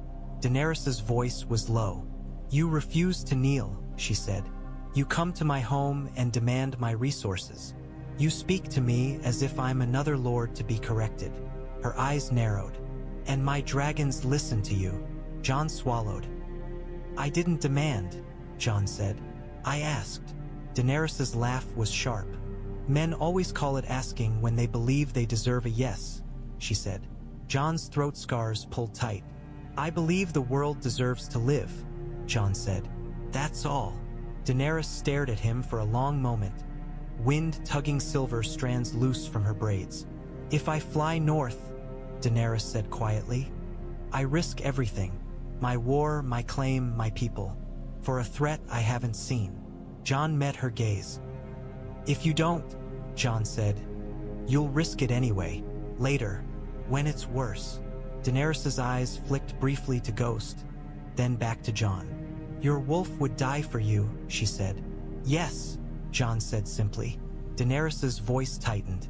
"My dragons would die for me," she said, and there was something almost fragile beneath the certainty. "They are my children. They are my proof that I am not alone." Daenerys's gaze sharpened. "If they choose you, if they even consider you, then what am I?" Jon's chest tightened. He didn't know how to answer without making it worse. Daenerys stepped close, stopping just out of reach. "Tell me the truth," she said, voice low. "Why do they respond to you?" Jon hesitated. The wind howled. The sea roared. Above, the shadows circled. Jon could lie. He could claim ignorance. He could pretend it meant nothing. But he could still feel Rhaegal's breath on his face in the dark. He could still feel that flash of sky in his mind. "I don't know," Jon said, and hated how weak it sounded. Then he forced the next words out, rough with honesty. "But I've had dreams, since before I came. Dreams of this place, of dragons." Daenerys's eyes narrowed. "Dreams," she repeated. Jon nodded once. "Like a pull," Jon said. "Like something calling." Daenerys studied him, and Jon could see the war behind her eyes. Fear against curiosity, pride against the need to understand. Grey Worm shifted, spears scraping stones softly as the Unsullied adjusted. Davos's face was tight, ready to intervene if things turned. Daenerys's voice was quiet. "Then come," she said. Jon blinked. "Where?" Daenerys lifted her chin toward the sky. "To them," she said. "Not in the yard. Not in the dark." Her eyes were cold again, controlled. "In the open, where I can see what happens. Where everyone can." Jon's stomach tightened. "This is a test," Jon said. Daenerys's smile was thin. "Everything is a test," she said. "You of all people should know that. and above them, a roar rolled through cloud, long, deep, and Jon felt the answer inside him flare like a spark thrown into dry kindling. The air changed before the dragon appeared, the way it changed before lightning struck. Pressure building, scent sharpening, the world holding its breath. Jon stood on the black stone plateau with his hands open, palms up, as if offering nothing and everything at once. Davos had Ghost by the scruff of his neck, not hurting him, just holding him back with grim determination. Ghost fought it at first, growling, muscles coiled, then went still with a trembling tension, eyes locked on the sky. Daenerys stood a few paces away, posture rigid, her face carved into calm. But Jon could see the tightness in her jaw. She was afraid of what she might learn. A roar rolled overhead. Then the clouds broke, and Rhaegal descended. The dragon's wings spread wide, green bronze scales catching the thin dawn light. Air slammed down as the wings beat, and Jon felt the force of it in his chest like a blow. Rhaegal landed with a thunderous impact, claws scraping black stone, tail lashing once. Steam rose around him in curling waves. Insulier Titan formation. Spears angled. Grey Worm's voice snapped a command, low and sharp, and the line held. Daenerys did not flinch. She stood, chin lifted, eyes fixed on Rhaegal with a rider's authority. Jon's pulse hammered. Rhaegal's head lifted, turning slowly to Jon. The dragon's gaze pinned him, and Jon felt that familiar pressure behind his eyes, the sensation of being weighed. Daenerys' voice was clear, firm. "Rhaegal," she said, "stay." Rhaegal did not move. Then Jon took one step forward.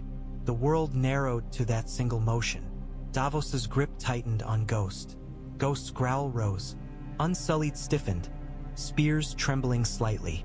Daenerys' eyes flicked to Jon, sharp warning. "Stop," she said. Jon did not stop. He took another step, slow, careful, hands still open. He wasn't reaching for the dragon. He wasn't trying to dominate. He was simply moving the way he had moved toward frightened horses in winter storms, the way he had moved toward wildlings who held knives and didn't know whether to trust. Rhaegal lowered his head slightly. Jon felt heat surge under his ribs, not burning, but alive, answering. His breath came in steady puffs. The scars on his throat pulled with each swallow. Daenerys' voice went low. "Jon," she warned, and there was something in her tone that was not command now but fear. Jon didn't look away from Rhaegal. "If he wants to kill me," Jon said, voice hoarse. "He will." Rhaegal inhaled. Steam rolled out, washing over Jon like warm fog. Jon felt the scent. Smoke, salt, hot stone. And that strange recognition in his blood flared as if the dragon had reached inside him with a claw. Jon stepped closer. Close enough now that Jon could see the fine ridges around Rhaegal's eyes, the scars along his jawline, the damp shine of his scales. Close enough that Jon could die in one snap. Jon lifted his hand, slow. Daenerys' breath caught audibly. Ghost surged against Davos' grip, snarling, desperate. Jon's fingers hovered inches from Rhaegal's snout. Rhaegal did not flinch away. Rhaegal leaned in, meeting Jon's hand. The contact was brief. Scale under glove, warm and rough, and the world shattered. Jon's mind filled with sky. Wind tore at him. Wings unfurled. The sea spun far below. The world smelled of salt and ash and endless air. A hunger moved in his chest that was not hunger for food, but hunger for height, for freedom, for fire. Then it was gone, leaving Jon swaying, hands still pressed against Rhaegal's snout. Daenerys stared, shock naked in her face now. Jon pulled his hand back slowly, breath ragged. Rhaegal's eyes remained fixed on him, and in them Jon saw not a beast, but something ancient and choosing. Daenerys' voice came out low, trembling with fury and disbelief. "How?" she whispered. Jon had no answer that wouldn't tear open the world, so he said the only truth he had. "I don't know," Jon said. But Rhaegal knew, and that knowledge hung in the air like the first spark of a fire that could not be put out. Daenerys moved with careful control, Her hand extended toward Rhaegal as if reclaiming the space between them. Her eyes never left Jon. "Back," she said to Rhaegal, but her voice wasn't command now. It was plea disguised as order. Rhaegal's gaze slid to her hand, then to her face. For a heartbeat, the dragon's attention softened, just a fraction, and Jon felt something tighten in his chest. Not jealousy, not anger, but an odd awareness of connection. Daenerys was not nothing to Rhaegal. She mattered. She had raised him. She had walked into fire with him. That bond was real, and yet Rhaegal did not move away from Jon. The dragon turned his head slightly, as if considering both of them, and the motion was slow enough to feel deliberate. Jon could hear Ghost's frantic whine, the direwolf struggling against Davos's grip, muscles straining. Davos's face was red with effort, teeth clenched. "Easy," Davos hissed as much to himself as to Ghost. "Easy." Unsullied held their line, but Jon could see the tension in their arms, the tiny tremors in spear points. Grey Worm's eyes were fixed on Rhaegal, jaw tight. Daenerys stopped a few paces from the dragon, close enough that the wind tugged at her hair and cloak. "You," she said to Jon, voice low, dangerous. "What did you do?" Jon's hands were still open at his sides. "Nothing," Jon said, and the words sounded weak against what they'd all just seen. Daenerys's eyes flashed. "Nothing doesn't make dragons listen," she said. Jon swallowed. The scars pulled. "I didn't command him," Jon said. "I didn't try to."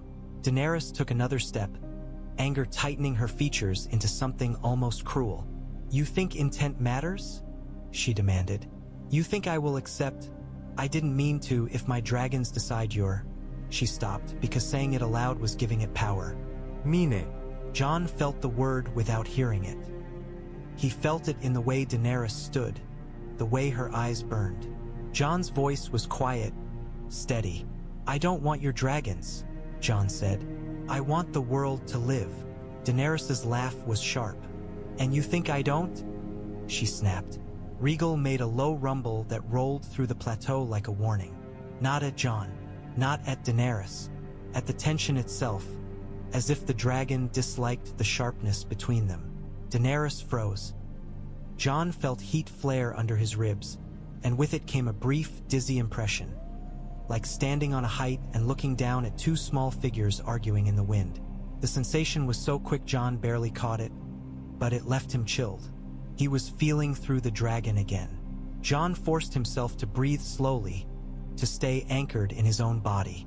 Daenerys stared at him as if she sensed it too. Her voice lowered. "Who are you?" she asked, and this time the question had no anger in it, only fear of the answer. Jon's mouth went dry. He could not give her the truth. Not here. Not with unsullied spears and dragon wings and a queen's pride hanging by a thread. "I'm Jon Snow," he said, voice rough. "And the dead are coming." Daenerys's eyes narrowed, frustration and suspicion tightening again. "That's not what I asked," she said. Rhaegal's head lowered slightly, nostrils flaring, steam curling around Jon's boots like fog. The dragon's breath warmed the black stone. Daenerys looked at Rhaegal, then back to Jon, and Jon saw the war inside her. Fear battling curiosity, pride battling the need to understand. Finally, Daenerys lifted her chin. "You will not go near them again without me," she said, voice hard. "Do you understand?" Jon nodded once. "Yes," Jon said. Daenerys's eyes remained sharp. "And if you do," she continued, "I will consider it an act of war." Jon held her gaze. "Then don't give me a reason," Jon said quietly. "Come north. See the dead. Let your dragons burn them." Daenerys's jaw tightened. "You don't command me," she said. Jon's voice was flat. "No," Jon said, "but winter does." The wind howled. The sea roared below. Rhaegal's wings flexed once, and the sound was like sails snapping. Daenerys turned away sharply, cloak whipping. "Back to the castle," she ordered Grey Worm. Grey Worm barked commands. Unsullied shifted, escort tightening. As Daenerys walked, Jon saw her shoulders stiff, saw how she held herself like someone refusing to be shaken. Yet Jon could feel the tremor beneath, the crack in certainty. Behind them, Rhaegal watched Jon until the last moment, eyes heavy with attention. And Jon knew, deep in his bones, that this was not finished. It had barely begun. They met again in the Great Hall as if nothing had happened, as if dragons did not choose and the world did not tilt. The painted table lay between them like a battlefield made of wood and paint. Torches burned along the walls. The carved dragon jaws above Daenerys' seat watched like predators frozen in stone. Daenerys stood at the table's edge, hands braced on the carved coastline near Dragonstone, her face composed into calm. Tyrion stood close, eyes sharp and wary. Varys lingered a step back, hands folded, gaze quiet. Grey Worm stood behind Daenerys like a shadow with a spear. Jon stood opposite with Davos at his shoulder. Ghost lay at Jon's feet, but not relaxed. Head up, eyes alert, body poised as if expecting an attack from the walls themselves. Daenerys spoke first, voice cold. "You will take your Dragonglass," she said. "You will return north, and you will keep your strange influence away from my dragons." Jon held her gaze. "I don't have influence," Jon said, and the lie tasted bitter. Daenerys' eyes narrowed. "You have something," she said, "and I will not let it become a weapon pointed at me." Tyrion cleared his throat carefully. "Perhaps," Tyrion said, "this is an opportunity rather than a threat." Daenerys' head turned slightly. "Explain," she said, though her tone suggested she didn't want to hear it. Tyrion gestured toward the carved north. "If Jon is telling the truth about the dead," Tyrion said, "then dragons are our greatest advantage. If Jon has some connection that makes the dragons." Tyrion hesitated, choosing words that wouldn't ignite Daenerys. Attentive, perhaps that connection can be used to our benefit. Varys' voice was soft. "Or it can be used against us," Varys said. Jon's jaw clenched. "I'm not your enemy," Jon said. Varys' gaze remained mild. "No one believes they are," Varys said. Davos bristled. "That's enough," Davos snapped. "He came here with nothing but a warning. He could have stayed safe in his north and let you burn the south the way you like." Daenerys' eyes flashed. "Careful," she warned. Davos' voice hardened. "The dead don't care about careful," Davos said. "And neither does winter." Daenerys turned her gaze back to Jon, voice tight. "If you want me to go north," she said, "then prove it. Prove the threat." Jon felt the familiar frustration rise like bile. "How?" Jon demanded. "You want me to drag a corpse into this hall?" Daenerys' expression didn't change. "If that is what it takes," she said. Jon stared at her. The idea was madness, dangerous, desperate, the kind of plan born from politics rather than survival. He could already see men dying for the sake of convincing a queen who had already seen miracles and still demanded proof. Tyrion's eyes flicked between them, and Jon saw Tyrion thinking the same thing, weighing risks and consequences like coins. Jon's voice was low. "Every hour we argue is an hour the dead move," Jon said. "While we discuss proof, the north bleeds." Daenerys' jaw tightened. "Then perhaps your north should bend," she said coldly, "and accept that I am the only one with the power to save it." The words struck like a slap. Jon's throat scars burned. "Power doesn't make you right," Jon said. Daenerys leaned forward slightly, eyes dark with fury. "And righteousness doesn't keep people alive," she said. For a heartbeat, the hall trembled with tension. Then a deep rumble rolled overhead, closer, sudden, and the torches flickered. A shadow passed across the ceiling as wings swept above the hall's high stone. The sound was not just heard, it was felt. Jon's chest flared with heat, involuntary. He clenched his fists beneath the table edge, forcing stillness. Daenerys' eyes flicked to him, catching the reaction. Her mouth tightened. Varys saw it too. Varys' gaze sharpened briefly, then smoothed. Tyrion's expression went grim, as if realizing the room had become more dangerous than any battle map. Daenerys straightened, voice icy. "You will take your Dragonglass," she repeated. And you will leave my island before this becomes something I cannot control. Jon met her gaze, steady. You can't control the dead, Jon said. You can't control winter. Jon's voice dropped. And you can't control dragons forever. Daenerys' eyes flashed, and for a heartbeat Jon saw raw fear. Fear not of Jon, but of losing the one thing that had made her certain. Daenerys' voice came out low. Watch your words, she said. Jon held her gaze anyway. Watch your pride, Jon said. Davos sucked in a breath, alarmed. Ghost's ears flattened. Grey Worm's spear angled a fraction. Tyrion stepped in quickly, voice sharp. Enough, Tyrion said, forcing calm into the air like a wedge. We have Dragonglass to mine and a war to prepare for. Daenerys, Tyrion added softer. We need time to think. Daenerys' eyes stayed on Jon a heartbeat longer. Then Daenerys turned away. You have your time, she said, but not much. As Daenerys walked from the hall, Jon felt the heat under his ribs pulse again, answering the distant rumble of wings like a promise. The world was shifting, and Jon knew the next choice would cost more than words. Night brought storm again, as if Dragonstone refused to let the air sit still. Jon stood on a narrow balcony carved into black stone, the sea raging below like an endless argument. Wind cut across the ledge, tugging his cloak. Salt spray rose in faint mist, cold against his face. Torches burned in iron brackets, their flames bending and flickering as if afraid. Ghost sat beside him, body tense, eyes fixed on the sky. The direwolf's ears stayed pinned back, listening to sounds beyond human hearing. Jon stared up at the clouds.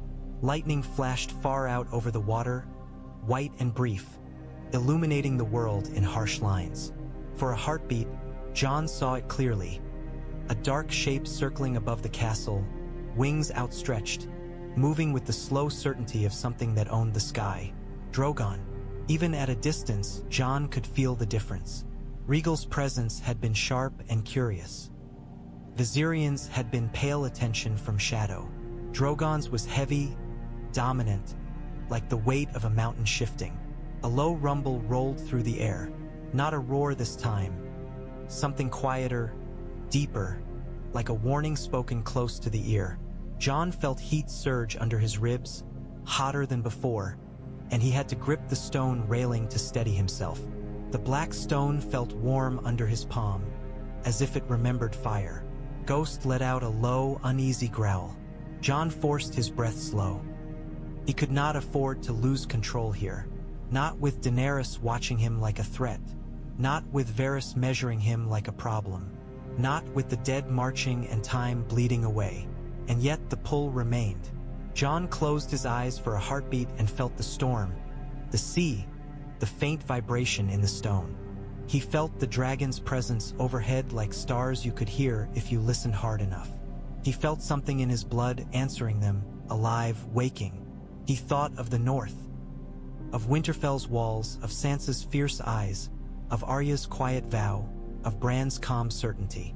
He thought of the dead, cold hands, blue eyes, the sound of bones cracking under frozen pressure. He thought of Daenerys, alone on a terrace, silver hair in the wind, holding herself together with pride because the alternative was fear. Jon opened his eyes and looked at the shadow circling above. I won't kneel, Jon whispered to the storm, but I won't let the world die. Lightning flashed again, and for a heartbeat Drogon's silhouette sharpened. Wings like a living knight, tail cutting the cloud. The dragon banked slightly, and Jon felt the turn in his bones like a key twisting in a lock. Ghost's growl rose, but Ghost did not run. Ghost stayed, loyal and afraid, because that was what love looked like in a world that wanted to break you. Jon's hands tightened on the railing until his knuckles went white. Somewhere in the castle, a door slammed. Somewhere below, waves shattered against rock. Above, the shadow circled once more, and Jon felt the attention of it. Ancient, vast, settle on him like a crown. Made of weight and fire. Jon swallowed, throat scars pulling, and knew the truth with a clarity that made his stomach knot. The dragons were not finished recognizing him, and Daenerys was not finished fearing what that recognition meant. The long night was coming, and when it arrived, fire would have to choose a master or burn everyone trying to hold it. The hall smelled of smoke and old salt, and the painted table lay between them like a blade laid flat, beautiful, sharp, waiting for someone to pick it up. Daenerys didn't sit. She stood with her hands on the carved map as if gripping the world kept it from slipping away. Her posture was perfect, queenly, and Jon could see the strain under it, the tension in her shoulders that no crown could hide. Grey Worm stood behind her, still as iron. Unsullied lined the walls with the quiet certainty of men who had been trained to die without asking why. Tyrion spoke first, voice brisk, trying to stitch the room together before it tore. "We can keep mining," he said, tapping a scroll against the table. "We can load every ship we have with Dragonglass, send it north, arm every man who can hold a spear. That's necessary." Daenerys' eyes stayed on Jon. "Necessary doesn't mean enough," she said. Jon held her gaze. "No," he agreed. "It doesn't." Varys shifted in the torch shadow, hands folded. "Then we return to the same problem," Varys said softly. "Proof." Davos's face tightened. "How many times do we have to say it?" Davos snapped. "It's real." Daenerys' voice cut sharp. "I'm not asking you to convince me with your faith," she said. "I'm asking you to convince me with something I can't dismiss." Jon felt the familiar frustration rise, hot and bitter. He had carried dead eyes in his memory for too long to be forced into a debate like this. "You want to see it," he said. "Fine." Daenerys' chin lifted. "Yes," she said. "Ido." Tyrion hesitated, then leaned in as if whispering a sin. "There is a way," he said. Daenerys' eyes flicked to him. "Speak." Tyrion exhaled. "If we could bring one here," he said carefully. "A Wight, not a story, not a warning.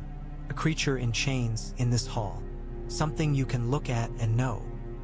The room went colder despite Dragonstone's buried heat.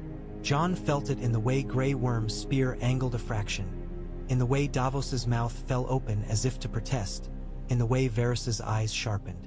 Jon's voice was low. "That's madness," he said. "It's politics," Tyrion replied, and the truth of it was ugly. "Madness is often required." Daenerys stared at the carved map. "Bring me one," she said softly, and the softness made it more dangerous. Davos turned to Jon. "We can't," he said, voice tight. "You know what that means. Going beyond the wall again. Men dying for a demonstration." Jon's throat scars pulled as he swallowed. He did know. He could already see the snow, hear the cracking of ice under dead feet. He could already hear the sound of the living turning into the dead. Jon looked at Daenerys. "If I do this," he said, "you fly north." Daenerys' eyes narrowed. "If you do this," she said, "you prove the threat. Then we discuss terms." Jon's jaw clenched. "No terms," he said. "Not with the world ending." Daenerys' gaze hardened. "Everything has terms," she said. A distant rumble rolled through the stone. "Duh." EP enough that the torch flames trembled. Jon felt heat flare under his ribs in answer, quick and involuntary, like his blood had turned its head toward the sound. Daenerys saw it. Her eyes flicked to his chest as if she could see the fire beneath skin, then back to his face. "And while we discuss terms," she said, voice tight, "my dragons continue to notice you." Jon held still, forcing his breath slow. "I don't want them," he said. Varys' voice slipped in like a knife. "Want is rarely the deciding factor," Varys murmured. Jon's eyes snapped to him. Varys met his gaze without blinking, calm as a man watching a chessboard. "If the dragons choose to respond," Varys continued, "that becomes a story. Stories spread. Stories become wars." Davos's voice hardened. "He's not doing anything," Davos said. Daenerys took a slow breath. "Then he will do nothing," she said, and it sounded like an order. "No more going near them. No more accidents." Jon nodded once, though the lie of control tasted bitter. Fine, he said. Tyrion cleared his throat. We also need men who can survive north of the wall, Tyrion said. Men who know how to fight the dead. Jon's mind flashed to the only man he trusted for that kind of madness. Tormund, Jon said. He'll be at Eastwatch. Daenerys' eyes narrowed. And you'll go, she said. Not a question. Jon felt his ribs tighten, the weight of responsibility pressing down. Yes, he said. I'll go. Davos's face went pale with dread. Jon. Jon cut him off with a look. We need her, he said quietly. We need the dragons. If dragging one dead thing south is what it takes, then we do it. Daenerys watched him for a long moment, and Jon saw something raw flicker behind her control. Fear, yes, but also the faintest spark of respect. You're willing to die for this, she said. Jon's voice was flat. I already have, he said. Silence fell hard. Then Daenerys spoke again, slower. You will take ships, she said. You will take what you need, and you will return with proof. Her eyes sharpened. And if you try to steal my dragons in the process. Jon's mouth tightened.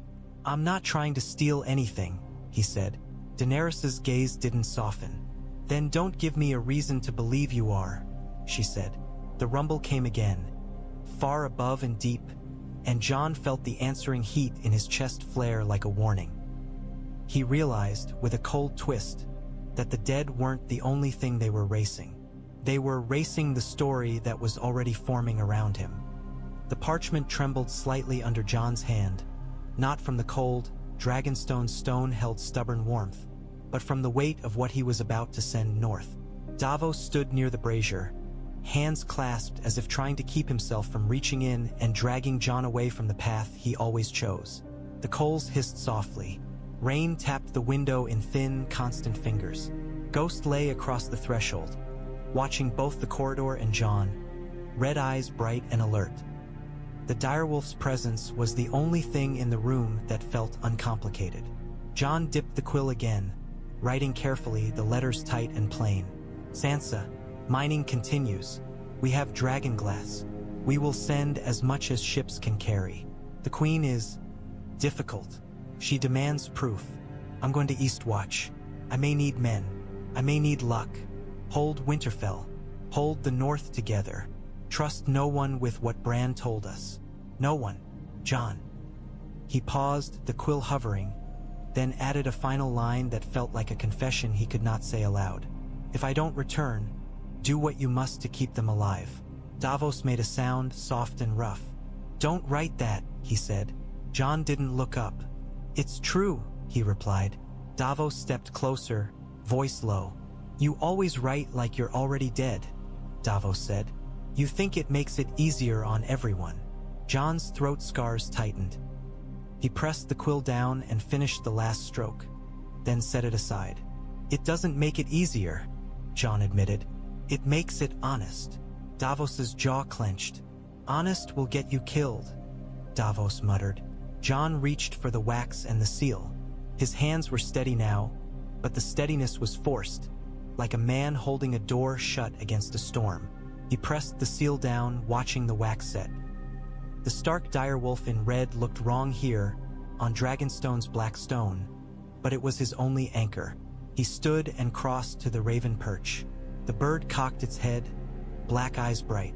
Jon's fingers brushed its feathers, and the raven made a low, displeased sound. Fly, Jon murmured, as if command could carry across kingdoms. Ghost's ears pricked as footsteps passed outside in the corridor. Jon waited until they faded, then opened the cage, tied the message, and released the raven. It burst into the rain and vanished into gray. Jon watched through the narrow window until he could no longer see it. He imagined it battling wind over sea, fighting for height, a small black thing refusing to fall. Davos's voice came quiet behind him. If she doesn't come north even after proof. Jon turned, cutting the thought off. She will, he said, more like a demand than a belief. Davos studied him. You sound certain, Davos said. Jon's mouth tightened. The dead will force her, Jon said. Or the dragons will. The words hung in the air, and Jon hated himself for them. Davos's eyes narrowed. What does that mean? Davos asked. Jon didn't answer. He couldn't. Not with the rumble of wings always somewhere. Above the stone. Not with the heat under his ribs that answered every roar like a heartbeat answering another. Ghost lifted his head and let out a low sound. Not quite a growl, not quite a whine. Jon looked down. What is it? He murmured. Ghost's gaze was fixed on the ceiling, as if he could see through stone. Then Jon felt it too, vibration, deep and slow, rolling through Dragonstone's bones. A dragon's voice, distant but clear enough to make the brazier flame shiver.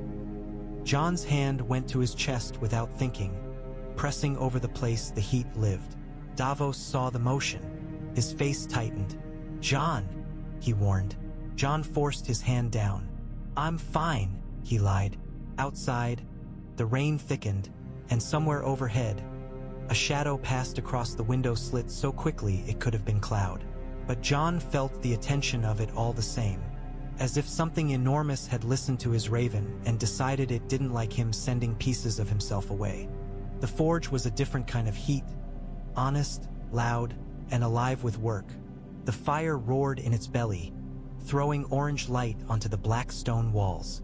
Sparks leapt with every hammer strike, bright and brief like tiny stars dying as soon as they were born. The air smelled of iron, sweat, and smoke, thick enough to taste. Gendry stood at the anvil with his sleeves rolled up, arms streaked with soot, hair damp with sweat. He hammered with the stubborn rhythm of a man who had lived his life making himself useful because usefulness was the only shield he'd ever had. A piece of dragonglass sat set into a metal head, black and sharp, while he worked the steel around it, locking it in place. Davos hovered nearby, looking like he'd found religion in the sound of a hammer. I told you he'd do it, Davos said under his breath to Jon, as if needing to remind himself that at least one thing could be reliable. Jon watched Gendry's hands, the shorty of them. How many can you make? Jon asked. Gendry didn't stop hammering. As many as you've got glass, he said. As many as you've got time. Time. The word felt like a joke the world kept telling him. Unsullied stood near the doorway, silent, watching the work with the same stillness they watched everything. They didn't help. They guarded. Their presence made the forge feel like a cage with fire inside it. Jon picked up one of the finished daggers from a crate. It was heavier than it looked, the dragonglass edge catching the forge light like frozen flame. It was the kind of weapon that made you believe in killing the unkillable. This will save lives, Jon said quietly. Gendry looked up briefly, eyes tired but steady. Good, he said, then brought the hammer down again with a crack that echoed. Davos leaned closer to Jon. He was a street boy when I found him, Davos murmured. Fighting for scraps. Davos's mouth twisted. Now he's forging weapons for kings and queens. Jon's gaze stayed on the dagger.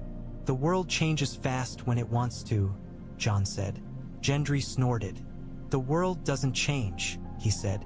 It just finds new ways to be cruel. Jon didn't argue. He'd seen enough to know the truth of it. A clang of metal rang out as Gendry set the spearhead aside. He grabbed another piece of steel, another shard of dragonglass, and began again. His arms moved with relentless purpose. There was no glory here, only labor. Jon looked at the growing piles, daggers, spearheads, arrow tips. Enough to arm a small force. Not enough for an entire kingdom. Not enough for the dead, who never stopped coming.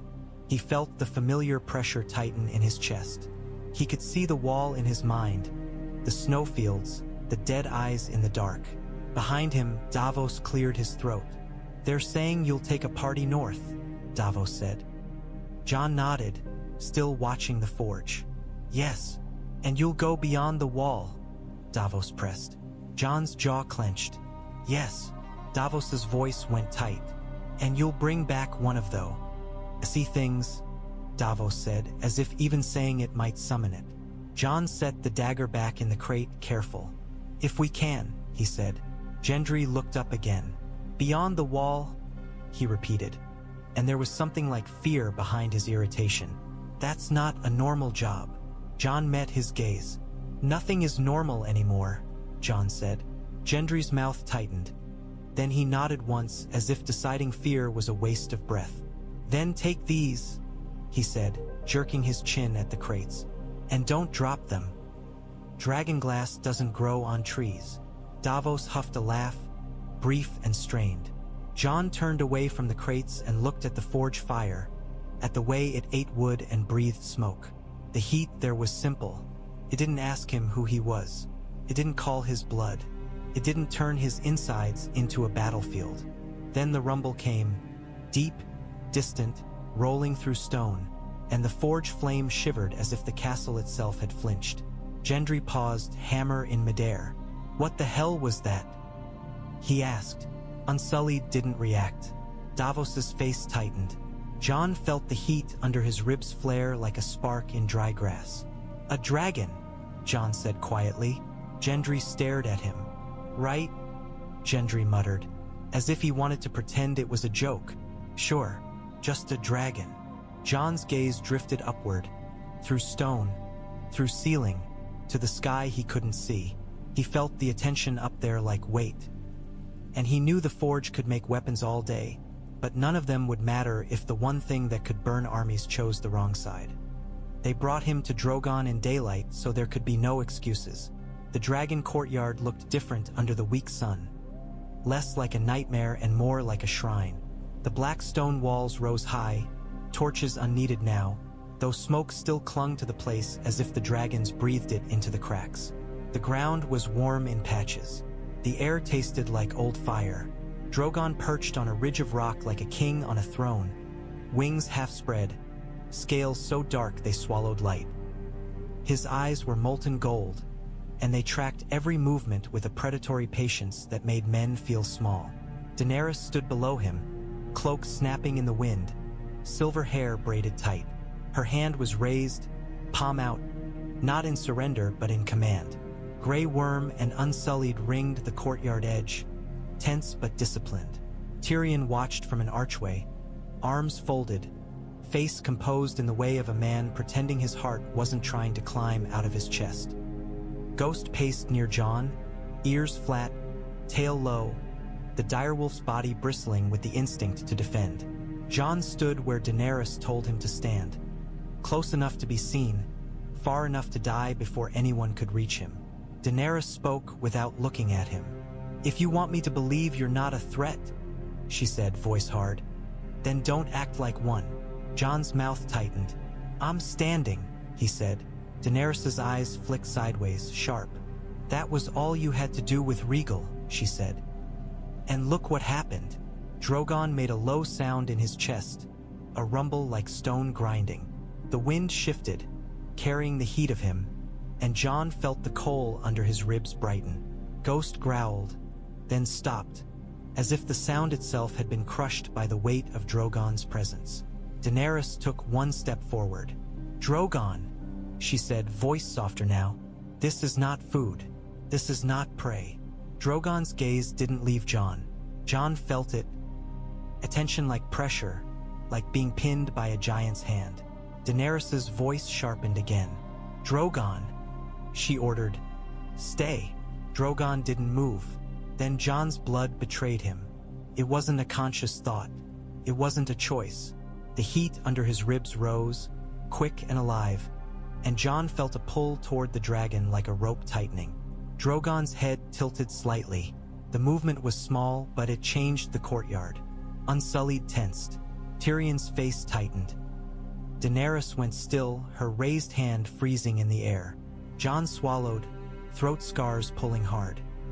He forced his palms open at his sides, showing he carried nothing. "I'm not here to challenge you," Jon murmured, and he didn't know if he was speaking to Daenerys or the dragon. Drogon inhaled. The breath rolled over Jon like furnace wind. The smell was smoke and hot metal and something ancient, like the inside of a mountain. Jon's vision narrowed. For a heartbeat he felt the sky, vast, open. Felt the pleasure of height, the hunger of dominance. It didn't come as words. It came as sensation, raw and undenia. Bleh. Jon clenched his jaw until it ached. He forced himself to stay inside his own skin. Daenerys saw his struggle. Her voice came out tight. "Look at me," she commanded. Jon's eyes flicked to her. In Daenerys' face, he saw control cracking. He saw fear, not of Drogon, but of what Drogon's eyes were doing. The dragon looked at Jon the way Drogon looked at nothing else in this castle. Not servants, not soldiers, not even her, not in this exact way. Daenerys' voice lowered. "Step back," she said. Jon hesitated, then moved one step, slow. Drogon's head lowered a fraction, following. Jon took another step. Drogon's wings flexed, the sound like sails snapping. Dust and ash swirled. Ghost barked sharply, furious, straining toward Jon as if the direwolf wanted to drag him away by the cloak. Daenerys' breath caught. "Stop," she said, and this time it wasn't command. It was fear. Jon stopped. Drogon stopped too. The dragon held still, eyes fixed, as if waiting to see which of them would blink first. Jon's heart hammered. He could feel the heat in his chest like a living thing pressing against his ribs, wanting out.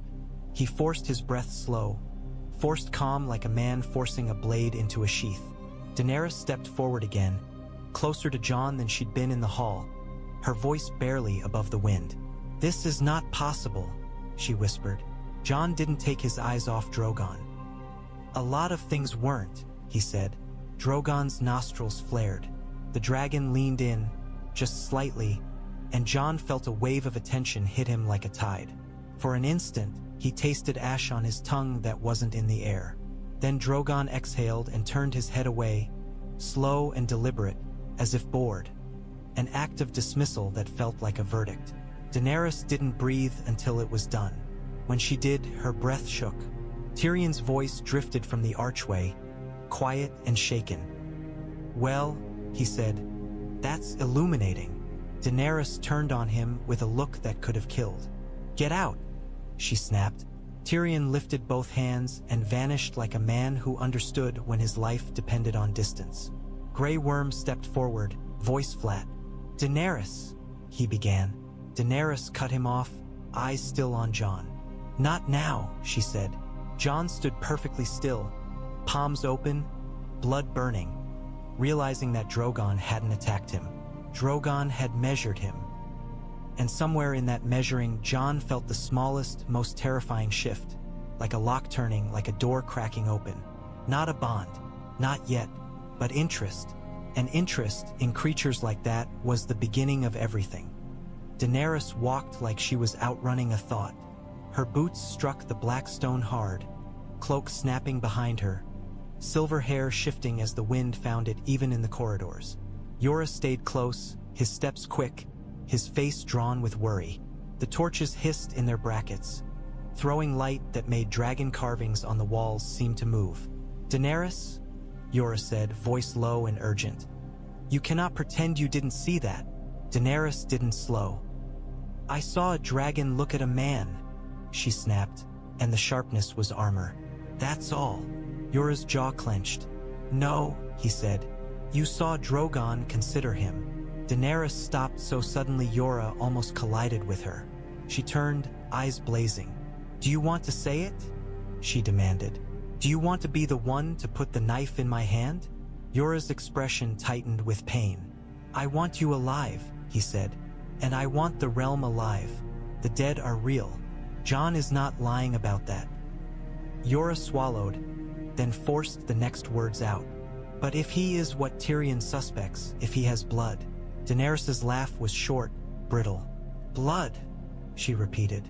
"Men talk about blood when they want to justify taking what isn't theirs." Jorah's voice softened. "You know I don't want that," he said. "I've bled for you." Daenerys' eyes flickered with something raw, then hardened again. "Then don't speak like Varys," she said. Jorah took a breath. "If he is Targaryen," Jorah said, "then he is kin, and kin can be a threat." Daenerys finished, voice low. The word tasted like old fear. The corridor trembled faintly with a distant rumble. deep as a heartbeat. Daenerys felt it in her feet, and the sensation made her skin prickle. The dragons were awake. They were never fully asleep. They were always listening. Daenerys's voice went quieter. "They were all I had," she whispered, and the confession slipped out before she could stop it. "When I was nothing, they were proof I wasn't. When everyone told me I was alone, they were mine." Her eyes sharpened, fury returning because softness was dangerous. "If they choose him," Yura stepped closer, cautious. "They may not choose," he said. "They may only recognize. There is a difference." Daenerys's gaze snapped to him. "There's no difference if the realm believes it," she said. "There's no difference if men start whispering that my dragons answer to someone else." Her hands curled into fists. "That would make me weaker." Yura's voice was rough. "You are not weak," he said. Daenerys's eyes flashed.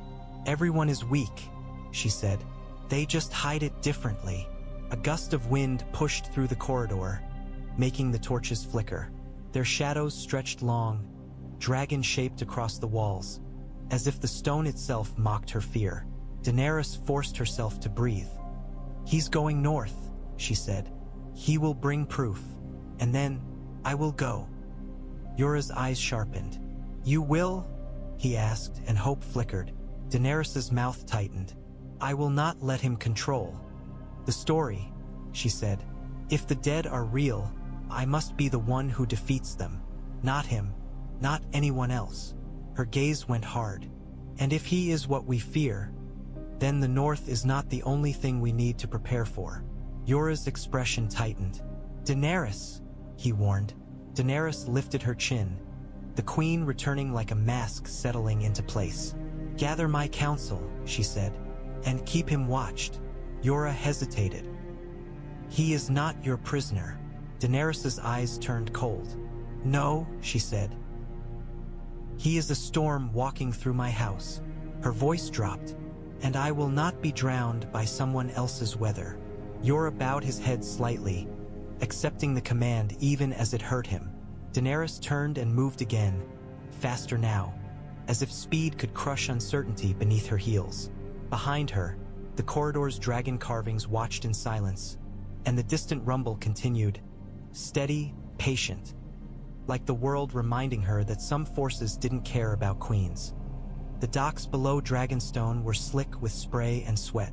Ships rocked against their moorings, ropes straining, sails snapping in impatient wind. Men hauled crates across wet planks, heavy boxes marked with crude chalk symbols so they could be counted and loaded and not lost to the sea. Dragonglass inside them clinked softly, black edges tapping with like teeth. Davos moved through the chaos like he belonged to it. He shouted orders, corrected knots, slapped a sailor's hand away from a poorly tied rope. He looked alive here in the middle of motion and risk. It was the only place Jon had ever seen Davos look truly at home. Jon stood at the gangplank with Ghost at his side, watching the crates go aboard. Ghost's fur rippled in wind. The direwolf's eyes kept flicking up toward the cliffs, ears pricked at every distant rumble. Tyrion watched too, standing a few paces away, hands tucked into his sleeves as if hiding them would stop the world from seeing his nerves. Unsullied stood near the loading line, silent guards watching the flow of supplies like they were guarding gold. "You'll take enough to arm a small army," Tyrion said, voice mild. "Which is excellent, because you seem fond of throwing yourself at impossible odds." Jon didn't look at him. "This is for the North," he said. "It's also for her," Tyrion replied. "Daenerys will want credit for it." Jon's jaw tightened. "Let her have it," he said, "if it gets her north." Tyrion studied him. "You're not a politician," Tyrion said. Jon's mouth twisted. "No," he agreed. "I'm a man who's seen what happens when people talk instead of fight." Tyrion's eyes flicked up toward the cliffs as a deep rumble rolled, faint but unmistakable. "And yet you're caught in politics anyway," he said quietly. Jon felt the heat under his ribs stir in answer to the sound, like an animal waking. He forced himself to breathe through it. Davos approached, face tight. "We're ready," he said. "We'll sail with the tide." Jon nodded once. Good. Davos hesitated, then lowered his voice. And the plan? He asked. Eastwatch, then beyond the wall? Jon's throat scars tightened. Yes, he said. We find one. We bring it back. Davos's mouth hardened. And if we can't? He asked. Jon looked out at the sea, gray and endless. Then we die trying, he said, because lies were useless now. Davos's eyes flickered with frustration and fear. You always say that like it's an answer, Davos muttered. Jon finally looked at him. It's the only one I have, he said.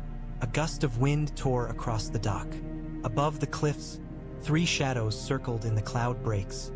Slow, immense. Even at that distance, Jon felt the weight of them, the way their presence made the air seem smaller. Ghost went rigid, tail low, staring up. Tyrion followed Jon's gaze. They're watching, Tyrion said softly. Jon's voice was flat. They always are. Tyrion's expression tightened. Daenerys is frightened, Tyrion admitted, and the honesty sound. Almost like betrayal. Not of you with a sword. Of you with whatever that is. Jon's chest tightened. I didn't ask for it, he said. Tyrion gave a thin, weary smile. Neither did she, Tyrion said. Davos barked an order at a sailor, then turned back to Jon. Once we're gone, Davos said. If she decides you're a problem, she could cut off support. Jon nodded. I know. Tyrion stepped closer, lowering his voice further. If you bring her proof, Tyrion said, you force her hand, she will have to go north. The realm will see it. It will be harder for her to turn away. Tyrion's eyes narrowed. But be careful. If the realm sees the dragons look at you the way they did, it will become something else. Jon's jaw clenched. I'm not trying to take her throne, he said. Tyrion's gaze held his. Thrones are taken by stories as often as by swords, Tyrion said. Jon stared at the crates being loaded, at the way men strained and cursed and kept working. This was the only story he cared about, weapons moving north fast enough to matter. He stepped onto the gangplank. Ghost followed, silent. Davos fell in behind him. As the ship began to pull away from the dock, Jon looked back once. Dragonstone rose above like a black spine. The cliffs cut the sky. The dragons circled high, shadows moving through cloud. Jon felt it again. A tension heavy and patient, like a gaze pressed between his shoulder blades. And he knew leaving didn't end anything. It only moved the fire closer to the wall. Eastwatch hit the senses like a slap. The air was sharper here, colder than Dragonstone's damp chill. Cold that bit straight through cloth and skin. The wall rose nearby, white and enormous.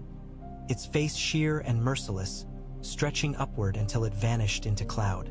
Wind screamed along it, carrying fine snow that stung eyes and turned beards to frost. Men of the Night's Watch stood on the wooden walkways above the gate, black cloaks snapping, spears planted. Their faces were gaunt, their eyes tired. They looked like men who had watched winter coming and realized it did not stop. Jon stepped off the ship, boots crunching on frozen planks, cloak snapping around him. Ghost leapt down beside him, fur ruffling in the wind, red eyes bright and alert. Crates of Dragonglass were unloaded behind them, sailors cursing as they wrestled them over icy boards. Davos shouted instructions, hands moving with the same certainty he'd had on Dragonstone's dock. Tie this, lift that, move faster. Then Jon saw him. Tormund stood near the gate, broad as a bear, beard already stiff with ice. Wildlings clustered behind him, wrapped in furs, faces hard. Their eyes followed Jon like he was a promise and a problem at once. When Tormund spotted Jon, his mouth split into a grin that showed too many teeth. There he is, Tormund boomed. The Crow King. Jon felt something loosen in his chest at the sound of a familiar voice. Tormund, he said. Tormund strode forward and slammed a hand onto Jon's shoulder hard enough to jolt him. You smell like salt and trouble, Tormund declared. I missed it. Jon huffed a breath that might have been a laugh. You're still alive, he said. Tormund's grin turned fierce. Hard to kill, he said. His gaze flicked to Ghost, and his eyes widened with approval. And the White Wolf too. Good. If the dead come, let them taste teeth. Ghost sniffed Tormund's hand and allowed it. Barely. Tormund laughed like that was the best compliment he'd ever received. Davos approached, rubbing his hands for warmth. We don't have much time, Davos said. Tormund's grin faded slightly. He agreed. He jerked his chin toward the wall. They're moving. We see them some nights. Lights in the dark, shapes where there shouldn't be shapes. His eyes sharpened. And the cold is wrong. It crawls. Jon's stomach tightened. Then we go soon, Jon said. Tormund looked him up and down, then leaned in slightly, voice dropping. The men here say you've been south, Tormund murmured. They say you spoke to a dragon queen. Jon's throat scars tightened. I did, he said. Tormund's eyes glittered with something like amusement. And did she like you? He asked. Jon's mouth twisted. She didn't kill me, he said. Tormund barked a laugh. That's almost love, he said. Jon ignored it. I need men, he said. Men who can fight beyond the wall. Men who won't panic. Tormund's grin turned savage. You came to the right place, he said. Wildlings don't panic. We aloud. Davos's face tightened. Preferably not, Davos muttered. Tormund slapped Davos's shoulder too, nearly knocking him sideways. Onion man, Tormund roared. Still alive as well. Davos grimaced. Barely, he said. Jon looked up at the wall again, feeling its presence like a weight. Beyond it lay snowfields and darkness and the dead. Beyond it lay proof that would force a queen's hand. Beyond it lay the kind of nightmare that made men pray. Jon's voice was low. We find one, he said to Tormund. We bring it back. Tormund's expression turned serious. Bring it back where? He asked.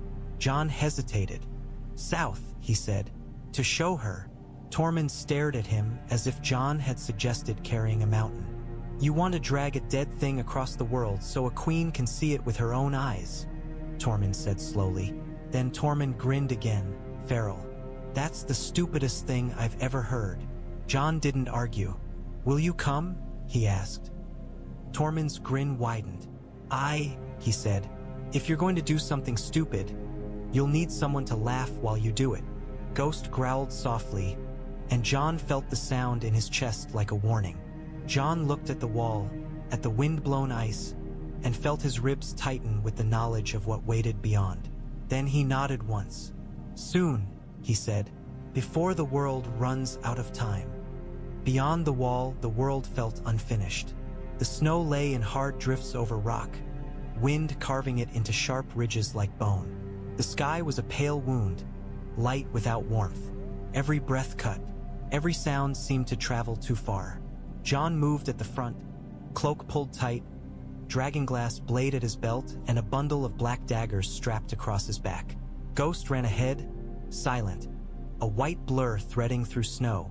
The direwolf's nose was low, tasting the wind, searching for rot. Tormund trudged beside Jon, massive and steady, a grin fading under the seriousness of the land. Smells like death, he muttered. It does, Jon said. Yora walked behind them, sword at his hip, his face grim.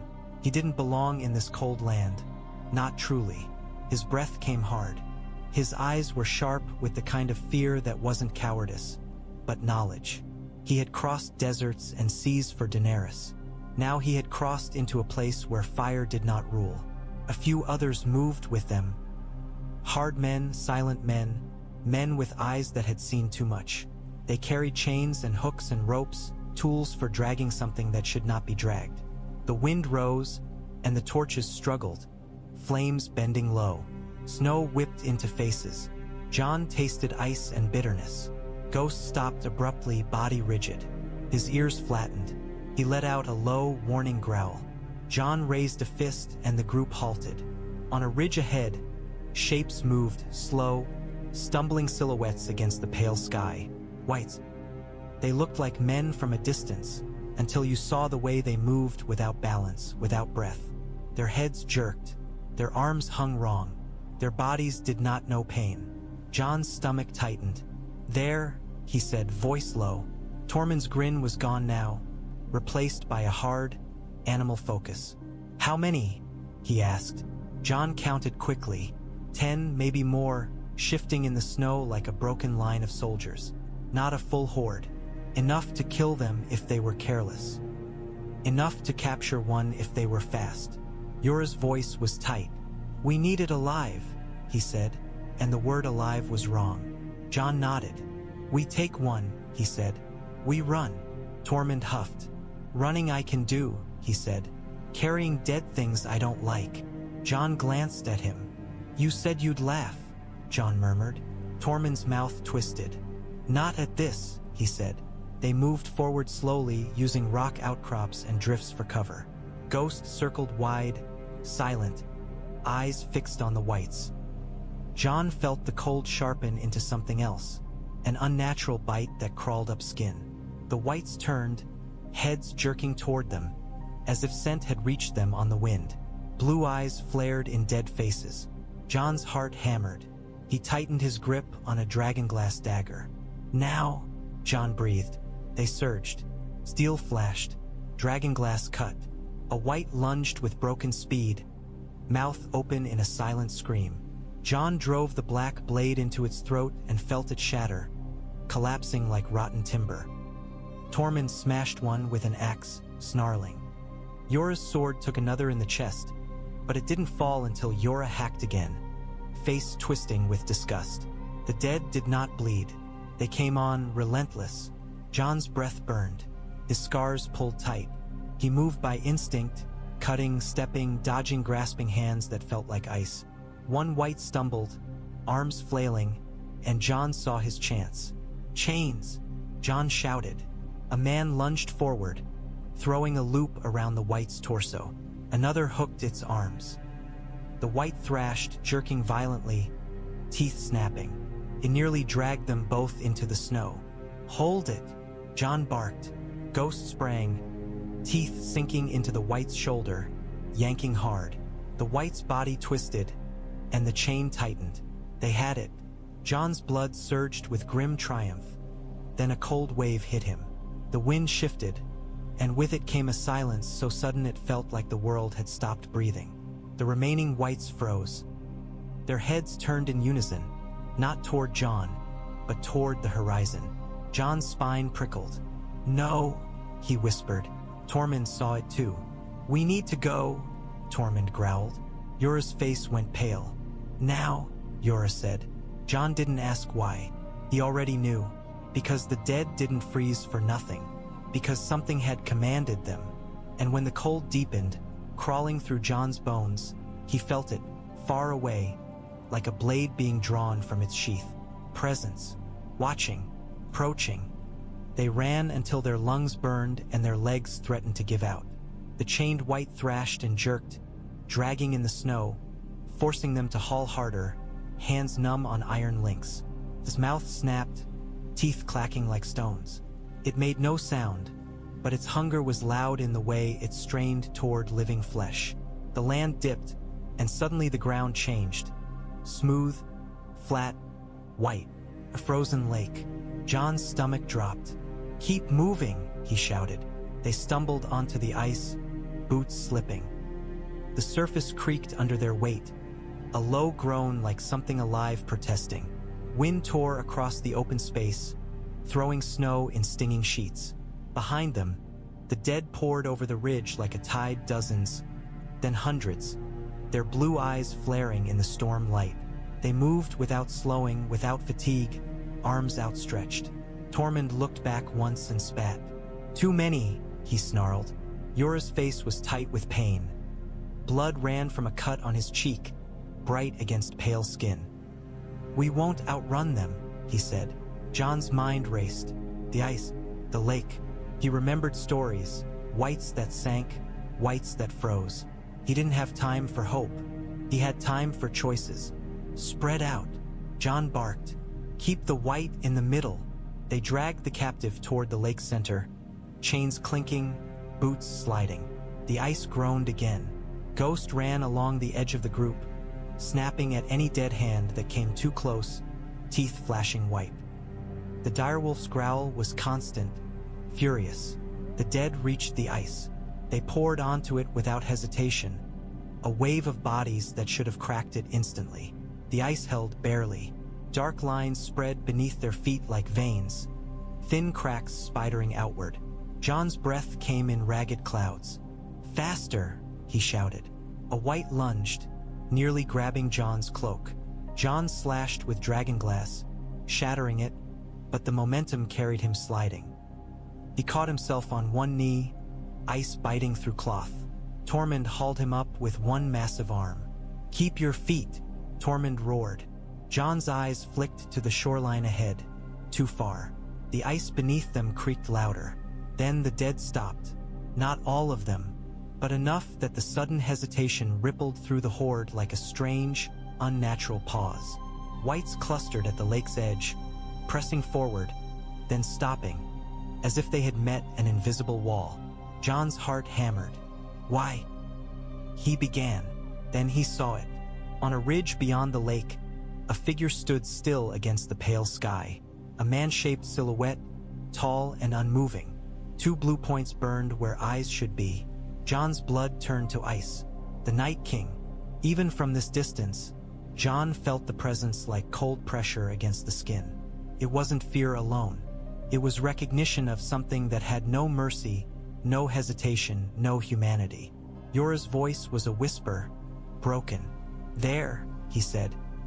Tormund's face went gray beneath his beard. "That's the one," he muttered. The Night King didn't move. He simply watched, and Jon realized the dead weren't stopping because they couldn't cross. They were stopping because they were being held, like hunting dogs restrained until the moment their master chose to release them. The ice beneath Jon's boots cracked again, louder. Dark lines spread, reaching.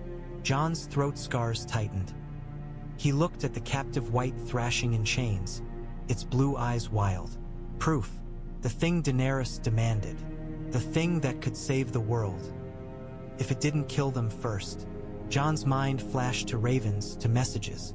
"We need help," Jon said, breath ragged. Yora's eyes snapped to him. "How?" he demanded. "There's no time." Jon dug into his pouch, fingers numb, and pulled out a strip of cloth. "Right?" He rasped to one of the men, shoving it at him. "Send a raven. Eastwatch. Now." Tormund barked a laugh, harsh and hopeless. "A raven," he said. "In this wind." "Do it," Jon shouted. The man stumbled back toward a small rocky outcrop where they'd stashed a raven cage, barely protected from the worst of the storm. Hands shook as he fumbled with the latch. Jon turned back to the ridge. The Night King lifted one arm, slow and deliberate, like a conductor raising a hand before an orchestra strikes. The dead on the shore surged, pressing forward, then stopping again, restless, snarling silently in their hunger. Jon's stomach knotted. The Night King was not attacking. He was waiting. He was watching the cracks. And Jon knew the ice would not hold forever. They made a small island of desperation in the middle of the frozen lake. The captive Wight was chained to a boulder that jutted through the ice, thrashing, snapping at the air. His dead breath did not steam. Its eyes burned bright, furious, empty. Jon and the others huddled close, backs to each other, weapons ready. They had built a fire from what little they carried, oil-soaked cloth, a few sticks, anything that would burn. The flame was pitiful against the cold, but it was something. It gave light. It gave the illusion of warmth. Ghost stood over Jon like a pale sentinel, fur bristling, eyes fixed on the ring of dead that crowded the lake's edge. The direwolf's growl never stopped. It was the sound of a living creature refusing to accept the world's terms. The Wights pressed in a jagged line at the shoreline, hundreds of blue eyes glittering in the storm. They did not cross. They did not retreat. They waited. Jon's fingers were numb on his dagger hilt. His breath came harsh. His scars burned with every swallow. He forced himself to look away from the dead and toward the ridge. The Night King still stood there, unmoving, a dark shape against white sky. His arm was lowered now. His head was slightly tilted, as if listening to something the living could not hear. The raven cage at the rocky outcrop rattled in the wind. The man Jon had ordered to write fumbled with the latch, fingers shaking. For a moment Jon thought the wind would tear the raven's wings off the moment it left. Then the raven burst free, black against white, and vanished into the storm. Jon watched it until he couldn't see it anymore, until it was only a thought battling wind. Davos would be at Eastwatch. The wall would be behind him. Daenerys would be across a world. A raven might reach, or it might die. Either way, the dead would still be there. Tormund crouched beside the fire, breath steaming. "If the ice breaks," he muttered, "they drown." Jon's mouth tightened. "And then they climb out," Jon said, because he'd seen it. Yora's face was drawn with exhaustion, blood frozen on his cheek. "If she comes," Yora said, voice tight. "She comes with dragons." Jon glanced at him. "If she comes," Jon said, "the Night King will see them." Yora's eyes narrowed.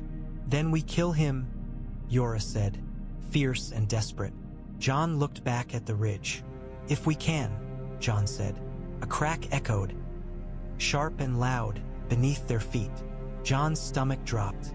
Dark lines widened across the ice, crawling toward their little island like black veins spreading under skin. Ghost snarled and stepped closer to Jon, body pressed against his leg. Jon forced his breath slow. "Hold," he murmured, not sure if he meant himself, the group, or the ice. The Wights at the shore shifted restlessly, arms jerking, heads snapping, as if smelling weakness. Their hunger was a physical thing, a pressure in the air. The Night King's head turned slightly, and Jon felt it, attention sharpening like a blade being gled toward him. Jon's hand tightened around Dragonglass. The cold deepened, crawling up his spine, sinking into his bones. They waited. Minutes stretched like hours. Snow fell harder, thickening the world, muffling sound. The fire struggled, sputtering. Jon's mind drifted, unwilling, to Dragonstone. Black stone, warm cracks, dragons circling. He thought of Daenerys' eyes when Drogon looked at him. He thought of her fear, her pride, her need to be the center of every flame. He wondered if she would come. He wondered if she would risk her dragons for him. Another crack snapped underfoot, and the ice shuddered. Tormund swore. Yora shifted his stance. Men tightened their grips. Ghost's growl became a snarl. Jon stared into the storm, eyes burning from wind and snow, and felt his heart pounding against his ribs like it wanted out. Then, faint at first, barely more than vibration, Jon felt it. Not from the ice, from the air. A distant, deep rumble like thunder rolling across a world away. Jon's blood flared hot in answer, sudden and involuntary, like a spark catching. Ghost's ears snapped up. Yora's head lifted, eyes widening. Tormund froze, listening. The rumble grew, steady and massive, and for a heartbeat Jon forgot the cold, forgot the dead, forgot the cracks under his feet, because he knew that sound. Wings, fire in motion, and somewhere in the storm, far above the white waste, the sky was coming alive.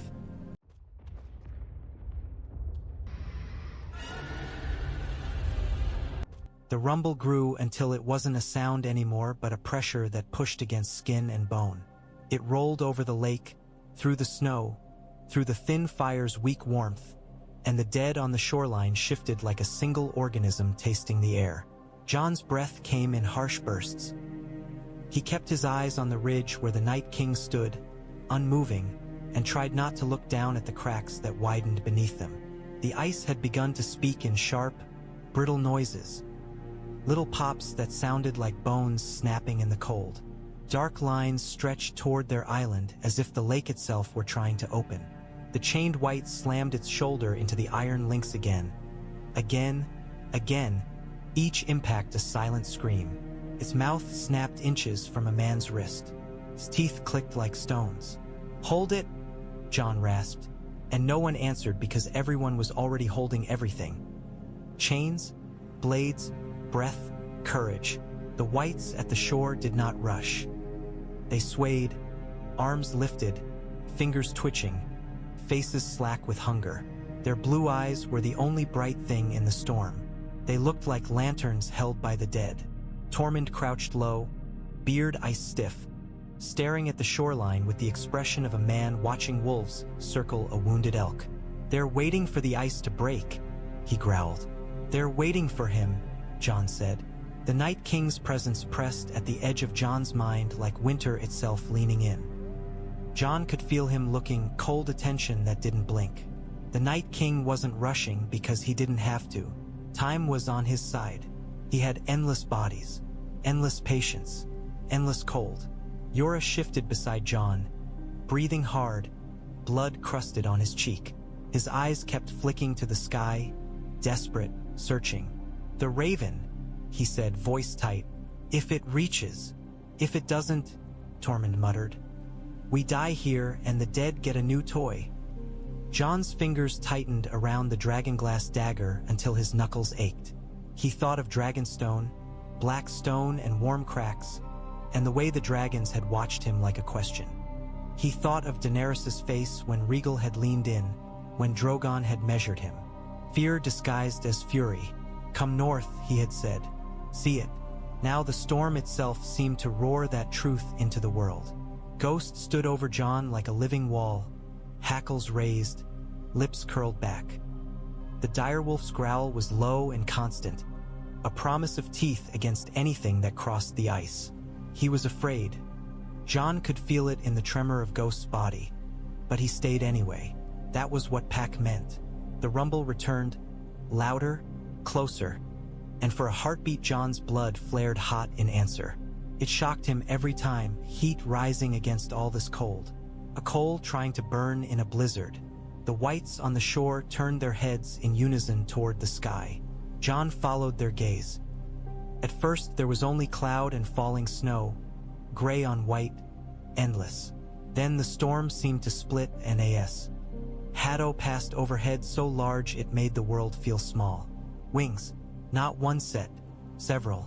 The air shuddered as the sound of them hit the lake like a fist. The fire's flame bent sideways, nearly dying. Snow whipped harder. Tormund's eyes widened, and even he couldn't find a joke. "That's..." he began, then stopped, because there were no words big enough.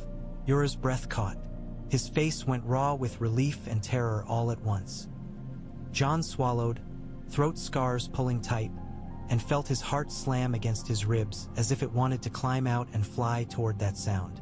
Because he knew it now, not as rumor, not as story, but as truth moving through air. Dragons were coming. The first blast of fire hit the shoreline like dawn arriving in the wrong place.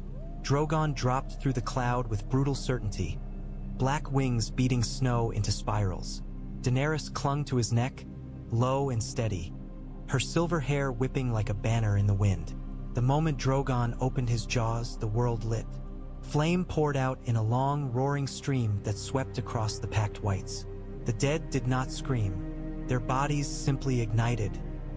Ragged coats turning to torchlight, frozen flesh blackening, limbs collapsing as if cut. The smell of burning rot slammed into the air, thick and sickening. But behind it was something cleaner. Heat, raw and alive, pushing back the cold. Rhaegal followed, green bronze scales catching flashes of orange as he banked low. Viserion came next, pale gold against storm gray, wings cutting the air like knives. The dead recoiled, not with fear but with instinct. They pressed back from the flame, then surged forward again as it passed, because hunger didn't die easily. But the line broke. The ring around the lake loosened. The shore became a field of burning bodies that collapsed into black slush. On the ice island, men raised arms to shield their faces from sudden heat. The small fire at their feet seemed pathetic now, a candle beside a furnace. Jon staggered, not from the heat but from the way his blood responded. The moment the dragon's wings beat above him, That coal under his ribs flared hard, like his body recognized the rhythm. He tasted ash that wasn't from the burning whites. He tasted something like storm and metal. Ghost barked once, sharp and frantic, then snarled at the sky as if he wanted to bite the wings themselves out of fear and fury. Daenerys circled once, scanning the ice. Her gaze locked onto Jon, and for a heartbeat the distance between them vanished, replaced by a hard, undeniable line of connection. Her coming here, risking her dragons, because his warning had finally become visible. Drogon dropped toward the island, snow whipping up around his claws as he landed with bone-jarring force. The ice beneath him groaned, but held. Heat rolled off him in waves, turning nearby snow into steam. Daenerys slid down from his saddle with quick, practiced movement, boots hitting ice. She didn't waste time on words. She looked at the chained Wight thrashing and flung her gaze to Jon, eyes blazing. "This," she said, voice tight with rage and vindication, "is what you meant." Jon nodded once, throat too tight for anything else. "Get on," Daenerys snapped to the men, jerking her chin toward Drogon. "Now." The group surged, scrambling toward the dragon. Tormund swore as he slid on ice. One man nearly fell under Drogon's tail, then yanked himself away. Drogon's head lowered, eyes narrowed, as if judging whether these small creatures were worth carrying. "Careful," Jon barked, grabbing a man's arm and hauling him up. "Don't touch his wings." They moved like ants around a mountain, clinging to straps, grabbing spikes, hauling the captive Wight by chain toward the edge of the island. Daenerys' gaze snapped to the shore. The Night King still stood on the ridge, watching through the storm. The fire had lit him in flashes. Dark silhouette, blue eyes like frozen stars. Daenerys' expression tightened. She pointed. "That's him." Jon followed her line, and cold slid down his spine. "Yes," Jon said. A flicker of something sharp crossed Daenerys' face. Not fear of the dead themselves. She had dragons, but fear of what those blue eyes meant. Something that didn't flinch, didn't run, didn't burn. "Move!" Daenerys shouted again, voice cracking like a whip. Rhaegal and Viserion strafed the shoreline, flame washing over clusters of whites, buying time. The dead fell in heaps, but the sea of them seemed endless, shadows pushing forward behind the burning front. The ice beneath the island cracked louder. Jon grabbed the chain hooked to the captive Wight and yanked. The Wight thrashed, teeth snapping, trying to reach him. Jon's Dragonglass dagger flashed, cutting its cheek, but the creature didn't bleed. It only strained harder, angered. "Up!" Jon yelled. "Get it up!" Two men hauled, grunting, dragging the Wight toward Drogon. The dragon's lip curled slightly, displeased. Daenerys' eyes cut to Jon. "You," she snapped. "Get on." Jon froze for half a heartbeat. He looked at the men scrambling, at the Wight's chain, at the ice cracking, at Ghost bristling and snarling. He looked at the ridge where the Night King watched, patient as death. And Jon knew, if they all got on at once, someone would fall. If someone fell, the dead would take them. If the dead took them, they would rise. Jon shoved a man forward. "Go," Jon barked. "Now." Daenerys' eyes narrowed. "Jon, I'll be last," he said, and he didn't wait for permission. Because if he had learned anything in all his wars, it was this: survival wasn't clean. Someone always paid first. The dead found the courage to cross again the moment the fire shifted. They poured onto the ice in a rush, bodies colliding, slipping, crawling forward with mindless determination. The lake groaned under their weight. Cracks spread faster now, black lines racing toward Drogon like veins filling with poison. "Faster!" Jon shouted, slashing at the first Wight that reached the island's edge. Dragonglass punched through its skull, and it shattered into brittle pieces that skittered across ice. Another Wight lunged at him. Jon ducked, felt dead fingers brush his cloak, then drove steel into its chest. Collapsed, and three more surged over it like wolves over a carcass. Ghosts sprang, teeth flashing. ripping into a Wight's arm and tearing it free with a savage jerk. The limb spun away across the ice, fingers still twitching. Ghost snarled and launched again, a white fury defending his pack. Drogon shifted, claws scraping. His wings flexed, impatient, as if he disliked standing still while death crawled toward him. Daenerys kept a hand on his side, murmuring something Jon couldn't hear. Calm, command, comfort. Men climbed, hauled, clung. The captive Wight was dragged forward, chains clinking, its body jerking violently as it sensed living heat near Drogon. It snapped at a man's boot and nearly took his ankle. The man screamed and kicked, slipping, and Jon grabbed him by the collar and shoved him upward. Hold! Jon barked. Hold on! Tormund was half up Drogon's side, laughing like a madman even as fear flashed in his eyes. This is a better death than freezing, he roared. Shut up and climb! Jon shouted back. The ice cracked under Jon's boots, a sound so sharp it made his stomach drop. He looked down and saw a fracture line widening, water dark beneath, moving. Another wave of Wights surged onto the ice, and with them came a cold so intense it felt like knives in the lungs. Jon's breath caught. His scars pulled tight. He glanced up. Rhaegal hovered low above them, wings beating snow into a whirling storm. The dragon's eyes were fixed not on the Wights but on Jon. The attention hit Jon like a physical force.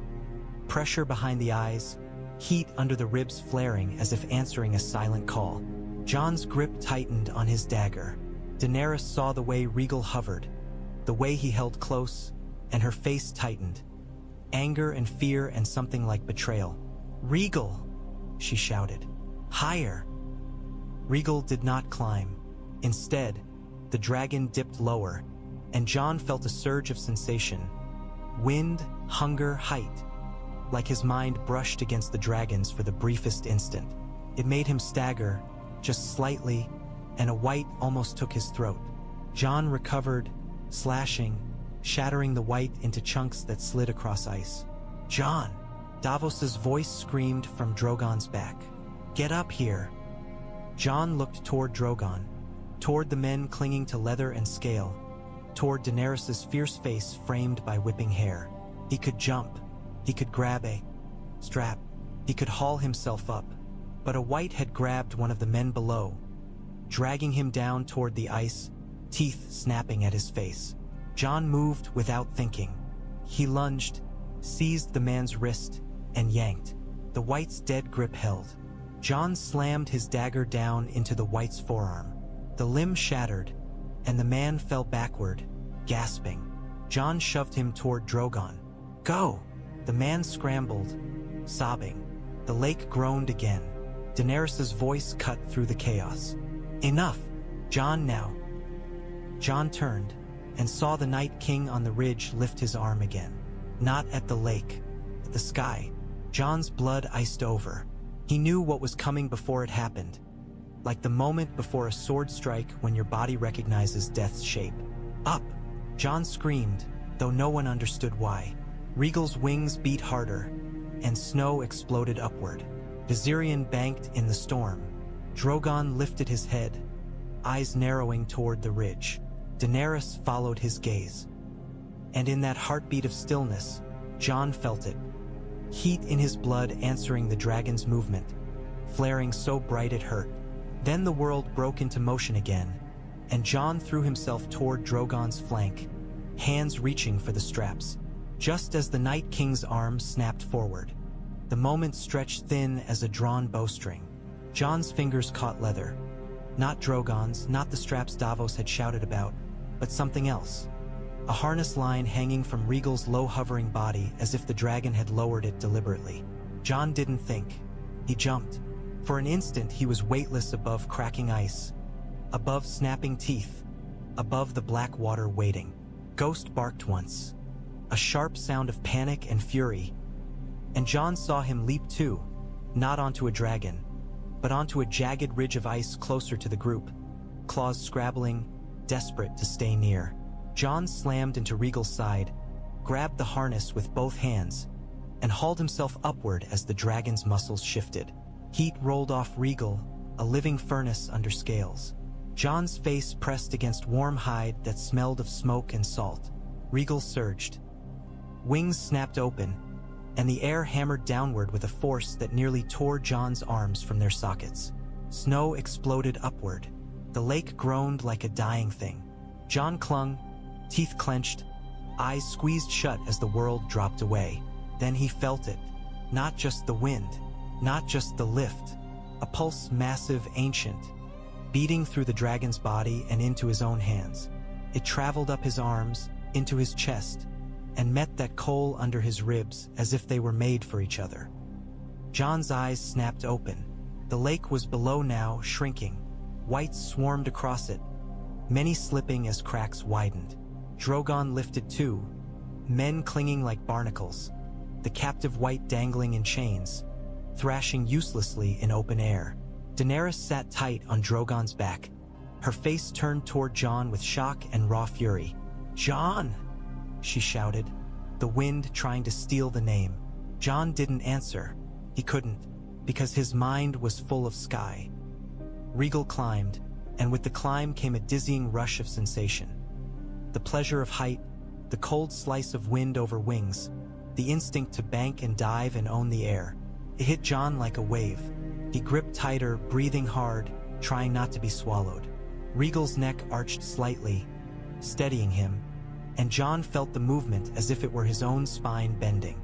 He realized, with a terror that tasted like awe, that the dragon was adjusting for him. Rhaegal was carrying him, choosing to carry him like it meant something. Daenerys' gaze stayed locked on him, her expression cracking between anger and disbelief. Drogon roared, the sound rolling through the storm like a warning, and Jon felt it in his blood like a second heartbeat. Below, Ghost skidded on the ice ridge, looking up, frantic. Jon's chest tightened. For a wild moment he thought Ghost would be left there, alone on breaking ice. Then Tormund, mad, fearless, lunged from Drogon's side, grabbed Ghost by the scruff, and hauled him upward onto a strap line. Ghost snarled and fought, then froze as the ground vanished beneath him, his body trembling with terror. Jon's throat tightened with relief that hurt. The dragons climbed through cloud. Wind tore at Jon's cloak, trying to rip it away. His hands burned, his scars pulled with every gasp. But the heat inside him steadied, not frantic now, but connected, like a rope tied around his ribs. And for the first time, Jon didn't feel like he was only hanging on. He felt briefly, impossibly, like he belonged up here. The storm thinned as they climbed, but the cold did not ease. Up here the wind was cleaner, sharper, cutting through breath and thought. Cloud tore past like shredded cloth. Snow became needles. Jon's fingers went numb around the harness. His arms shook. Rhaegal's scales were warm under his palms, and the contrast between that heat and the air's bite made him feel unreal, like he was clinging to a living furnace in a world made of ice. He forced himself to look. Below, the frozen lake was a white scar. Wights swarmed at its edges like black insects. In its center, the ice island cracked and collapsed, the little fire extinguished, swallowed by snow and distance. The Night King remained on the ridge. Even from this height, Jon could see him clearly when lightning flashed. Dark armor, pale face, blue eyes like frozen flame. He stood with the calm certainty of a god who didn't need to chase prey. Daenerys turned in her saddle, looking back over Drogon's shoulder. Her face was white with shock, her mouth open as if she had no words big enough. Because Jon was not on Drogon. Jon was on Rhaegal. Jon saw the moment her gaze landed on him. Rage flaring, fear rising, confusion clawing behind it. Her grip tightened on Drogon's reins like she could hold her world together with leather. Rhaegal banked slightly, and Jon's stomach lurched. Then the sensation shifted into something smoother. His body adapting, his breath finding rhythm like Rhaegal's motion was teaching him how to stay. It would have been breathtaking if he wasn't choking on wind. Viserion flew lower, pale gold aflicker beneath cloud. Men clung to Drogon's harness lines. The captive Wight swung and thrashed, its chains stretched taut in the air. Then Jon saw the Night King move. Slow, deliberate. He bent, and from the snow he drew up a long spear of ice, impossibly solid, glittering with blue light. He held it like it weighed nothing. Jon's blood turned to ice. "No!" he tried to shout, but the wind tore the sound away. Daenerys saw it too. She jerked Drogon's head, trying to climb, trying to gain distance. Drogon roared and beat his wings harder. But Viserion was lower. The Night King's arm drew back. Time seemed to slow, the world narrowing to the line of that spear and the pale dragon in its path. Jon felt heat surge under his ribs. Violent, panicked, like his blood wanted to leap out and grab the sky. He gripped Rhaegal's harness so hard his hands screamed. The Night King threw. The spear shot upward with unnatural speed, cutting through snow and cloud like a blade through flesh. It left a streak of freezing blue light in its wake. Viserion turned his head at the last instant, as if he sensed it. His wings beat, trying to climb. Too late. The spear struck with a crack that Jon felt in his teeth. It punched into Viserion's neck, driving deep, ice erupting around the wound like sudden crystal. Viserion's roar ripped through the sky, pain and fury and shock, so loud it owned the storm. Viserion's wings stuttered. He faltered, losing rhythm. Daenerys screamed something Jon couldn't hear. Drogon roared, a sound of rage that shook cloud. Rhaegal surged forward instinctively, and Jon felt the movement as if he'd willed it, like the dragon wanted to reach his fallen kin. Viserion's body rolled. For a heartbeat he fought, wings beating, claws reaching for air. Then the strength went out of him like a cord cut. Viserion fell. He dropped through cloud, pale scales vanishing into gray, his roar fading into a distant, sickening silence. Jon's breath caught. His throat scars burned. He stared down, helpless. Daenerys twisted in her saddle, face torn apart by grief and fury, her hand reaching back into empty air as if she could grab the falling dragon and pull him up by will alone. "Viserion!" she screamed, and even without hearing the sound, Jon could see it in the shape of her mouth. Below, the frozen lake waited. And Jon knew, before the fall finished, that the Night King hadn't thrown that spear to win a battle. He'd thrown it to take something. The impact was not seen so much as felt. A tremor ran up through the air, a dull shock that made the dragons above flinch. Jon leaned forward, straining to see through the cloud break, and caught a glimpse of white ice erupting, water turning black and violent as something enormous smashed through it. Viserion disappeared beneath the lake. For a heartbeat, there was only churned water and shattered ice, a dark wound opening in the white. Daenerys froze in her saddle like someone struck. Her face was utterly still, all expression burned away, and then the grief hit, sharp and ugly and uncontainable. Her mouth opened in a scream that the wind tore apart, but Jon saw it anyway, saw the way her whole body shook.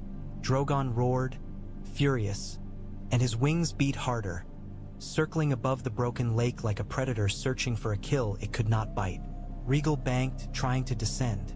Jon felt the dragon's agitation like a storm inside his own bones. Rage, pain, confusion. The sensation nearly knocked Jon from his grip. Jon reached out instinctively, one hand lifting into the cold air, as if he could grab Viserion through distance. His fingers spread, trembling. He felt nothing but wind. Below, the whites moved. They swarmed to the hole in the ice, bodies piling at its edge, blue eyes flaring. They didn't hesitate at the water. They didn't fear drowning. They waded in, sinking, vanishing into black, arms stretching down like roots seeking something buried. Jon's stomach turned. "No," he rasped, though the sound was stolen. Daenerys saw it. Her head snapped down, eyes widening as the dead began to work with purpose. Not random hunger now, coordination, obedience. "They're taking him," Jon shouted, but the wind shredded the words. Daenerys' eyes fixed on the lake, and Jon saw something in her face harden. Not cruelty, not pride, but a brutal, forced acceptance that grief could not stop what was happening. Her jaw clenched until it looked like it might break. Drogon circled lower. Rhaegal tried to follow. Jon's grip tightened as the dragon dipped, and Jon felt that odd connection flare. His own fear feeding into Rhaegal's agitation. Rhaegal's anger feeding into his blood. Heat surged under his ribs in a frantic pulse. Then the Wight's hands emerged from the black water. Chains, iron links dragged up from somewhere beneath, hauled by dead arms that did not tire. The chains looped into the hole, sank again, and for a moment the lake looked like it was being stitched open. Jon's breath came harsh. Daenerys leaned forward in her saddle, eyes wild, and Jon saw the decision in her posture. Burn them, burn the lake, burn everything if it meant stopping them. But she didn't. She hesitated. Because burning the dead in the water might not burn what they were pulling up. Because fire might not reach deep enough. Because if she scorched the lake, she might only help the Night King by clearing ice. Because she did not know. And that hesitation st everything. The chains tightened. Something shifted beneath the surface. An enormous shape rolling in the black. Jon's heart hammered so hard it hurt. Then a pale wing broke the surface for a heartbeat, slick with water, and disappeared again, dragged down, repositioned, hauled. Daenerys made a sound that was more animal than human. Her hand clenched hard into Drogon's harness, knuckles white. Jon stared down, frozen, unable to look away. He felt Rhaegal's anguish as a pressure behind his eyes, and for a moment he thought he would black out from it. Then the Wights began to pull, really pull. Their bodies braced on ice, their arms straining in perfect, silent unity. The lake's black wound widened. Something enormous rose. Not alive, not yet, just being hauled into the world by hands that did not belong in it. Jon's chest tightened until he could barely breathe. He knew what was coming before it fully surfaced. And he knew the Night King was smiling, even if Jon could not see his mouth. Eastwatch was chaos made of cold. They came in like a storm, dragons beating the air above the black water, men clinging and half-frozen, breath ripping from lungs. The Night's Watch shouted as the shadows passed overhead, voices cracking with awe and fear. Some men dropped to their knees at the sight of wings. Others raised spears by instinct, then realized how useless spears were against sky. Drogon landed first, claws biting wood, his heat turning the dock's frost into steam. Men slid off him, falling to their knees, coughing. The captive Wight swung in chains, snarling silently, and when its feet hit planks it thrashed like a hooked fish. Rhaegal landed a heartbeat later. Jon slid down awkwardly, legs shaking, not from fear, but from the way his body still wanted to be in the air. His hands were stiff from gripping leather. His breath came hard. He almost fell as his boots hit the dock, and Davos grabbed his arm, holding him upright with rough, desperate strength. "Easy," Davos rasped. "Easy." Jon's gaze snapped immediately to Daenerys. She stood a few paces away, rigid as a spear, her face carved into stone. Her eyes were red-rimmed, not with tears she allowed but with tears she'd crushed. Her shoulders were tight, as if grief had become a weight she refused to drop. Drogon hovered behind her like a living shadow, head lowered slightly, eyes burning gold. He watched everyone with the patience of a creature deciding whether to kill. Rhaegal's presence pressed at Jon's back, warm and restless. Ghost leapt down and shook snow from his fur, then pressed close to Jon's leg as if making sure Jon was still in the world. His ears were pinned back. His eyes kept flicking up toward the dragons, unsettled by the smell of them, the heat of them, the wrongness of them. The Night's Watchman stared at Jon with a new kind of disbelief. He had left as a man. He returned having ridden a dragon, whether he admitted it or not. Tormund stumbled off Drogon, laughing once, short, cracked, then doubled over, coughing. "That was a damned poor idea," he wheezed. Jon's mouth twisted. "You enjoyed it," Jon said. Tormund spat blood into snow. "I survived it," he corrected. The Wight snapped and lunged, chains clanking, nearly catching a watchman's sleeve. The man recoiled with a shout, face pale. "Keep it away!" someone yelled. Jon stepped forward, grabbed the chains, and yanked the Wight back with brutal force. The creature hissed soundlessly, thrashing, its blue eyes burning. It strained toward living heat with endless hunger. "This is your proof," Jon said, voice hoarse, and he looked at Daenerys when he said it. Daenerys's gaze flicked to the Wight, then away, as if looking too long might invite it into her nightmares. Her jaw clenched hard. "I saw," she said, voice flat. "I saw enough." Jon's chest tightened. "Then you go north," he said. Daenerys's eyes snapped to him, sharp as a blade. "Don't," she warned, and the word meant don't press, don't. Demand, don't make grief become anger. Jon swallowed. His throat scars pulled tight. "Viserion is gone," Jon said quietly. Daenerys flinched like she'd been struck. Her eyes went bright with fury. "Say his name again," she hissed. "And I will." She stopped, because she did not know what threat would satisfy this pain. Davos stepped between them slightly, hands raised. "Please," he said, voice rough. "Not here." Jon held Daenerys's gaze, and for a heartbeat he saw it. Her grief sitting like a wound under all her fire. She had lost a child in the cold, and cold did not care about queens. Daenerys drew a slow breath and forced herself to speak like a ruler again. "We take this thing," she said, nodding sharply at the captive Wight. "We bring it south. It shows the truth." Her eyes narrowed, and her voice dropped. "And then we plan." Jon's jaw clenched. "The Night King saw your dragons," he said. "He wanted that." Daenerys's face went still, and for the first time her fear had no disguise. "He will not have them," she said. Jon's voice was low. "He already has one," he said, and the words tasted like ash. Daenerys's hand tightened on Drogon's harness until her knuckles went white. She didn't answer. She couldn't. Above them, the wall rose silent and immense, and far away, beyond its ice, something was being dragged up from black water by dead hands. Dragonstone welcomed them back with black stone and bitter silence. The castle felt different now, not simply ancient and sharp, but wounded. The corridors echoed with hurried footsteps. Unsullied moved with tighter discipline. Dothraki voices were quieter. Even the air seemed to hold its breath. In the map hall, torches burned too bright, as if fire could erase what had happened. Daenerys stood over the painted table, staring at the carved north like she could burn the distance away with her eyes. Tyrion stood at her side, face grim, humor stripped away. Varys watched from shadow, calm as ever, but his eyes moved like a man counting knives. Jon stood opposite Daenerys, still smelling of snow and death. His hands ached, his throat scars burned. He kept thinking he could still feel Rhaegal's motion in his bones, like the sky had left a mark on him. "We have proof," Tyrion said carefully, voice controlled. "A captive Wight can be shown to." Daenerys's head snapped toward him. "I don't care about showing," she cut in.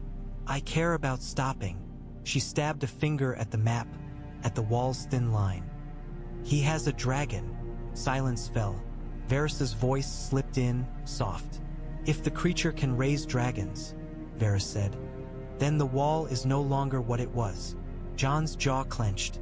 "It will fall," he said. Daenerys's eyes flashed. "Not if I'm there," she said, and the certainty in her voice was not arrogance now but desperation turned into steel. Tyrion swallowed. "Daenerys," he said, "going north means everything," she snapped. "Yes, I know." Her hand tightened on the table's edge. "Viserion died because I hesitated. I will not hesitate again." Jon felt a cold twist in his gut.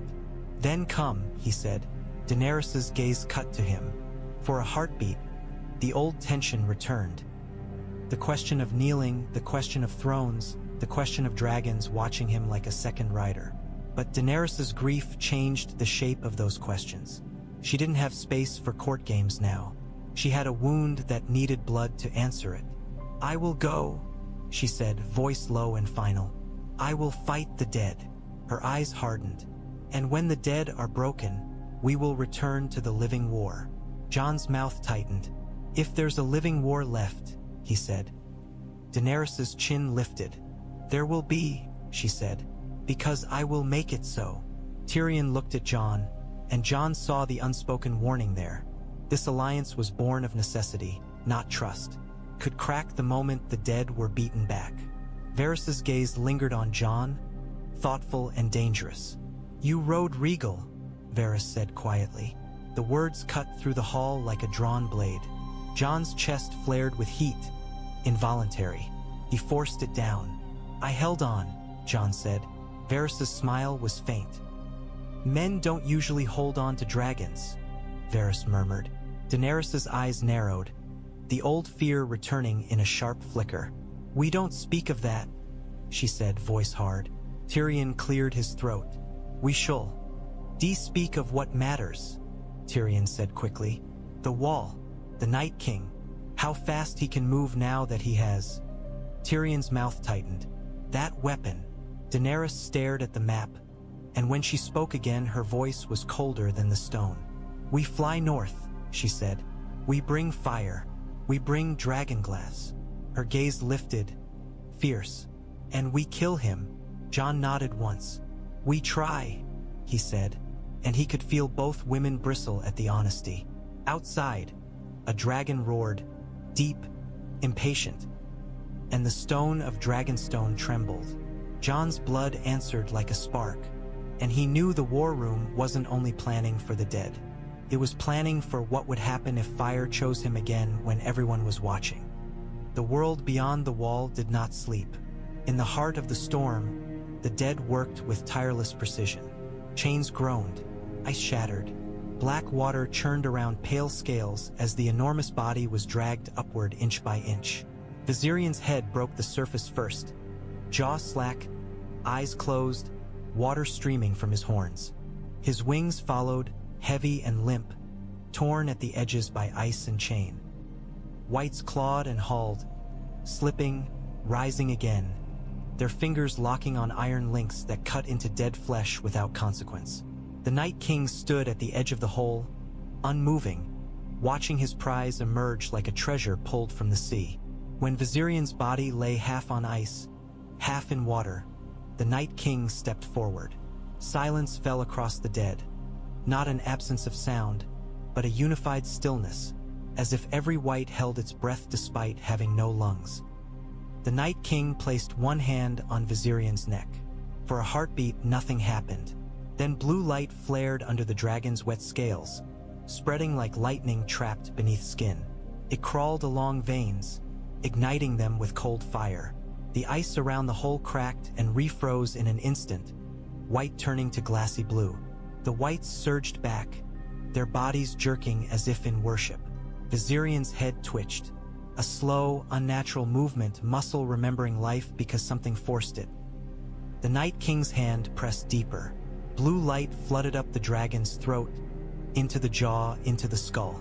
Viserion's eyes snapped open. They were no longer pale gold. They were burning blue. The dragon's body convulsed, water flying, wings shuddering as if trying to beat and forgetting how. A roar tore out of his throat, broken, hollow, wrong, echoing across the frozen waste like the world itself cracking. The Night King stood still, face unreadable, while the new monster screamed into the storm. Viserion's jaws opened, and blue light pulsed between teeth. Not flame yet, not fire, something colder, something that did not belong to dragons. The Night King turned his head toward the distant wall, toward the thin line of ice that had held back death for centuries. And the dead began to move. The wall stood tall, arrogant in its age. Ice rose like a cliff into the storm, white and endless, its face carved by wind into hard lines. Men on its top could not see far in the blizzard below. They could only feel the cold deepening, wrong cold, crawling cold, seeping through stone and bone. At its base, the dead gathered.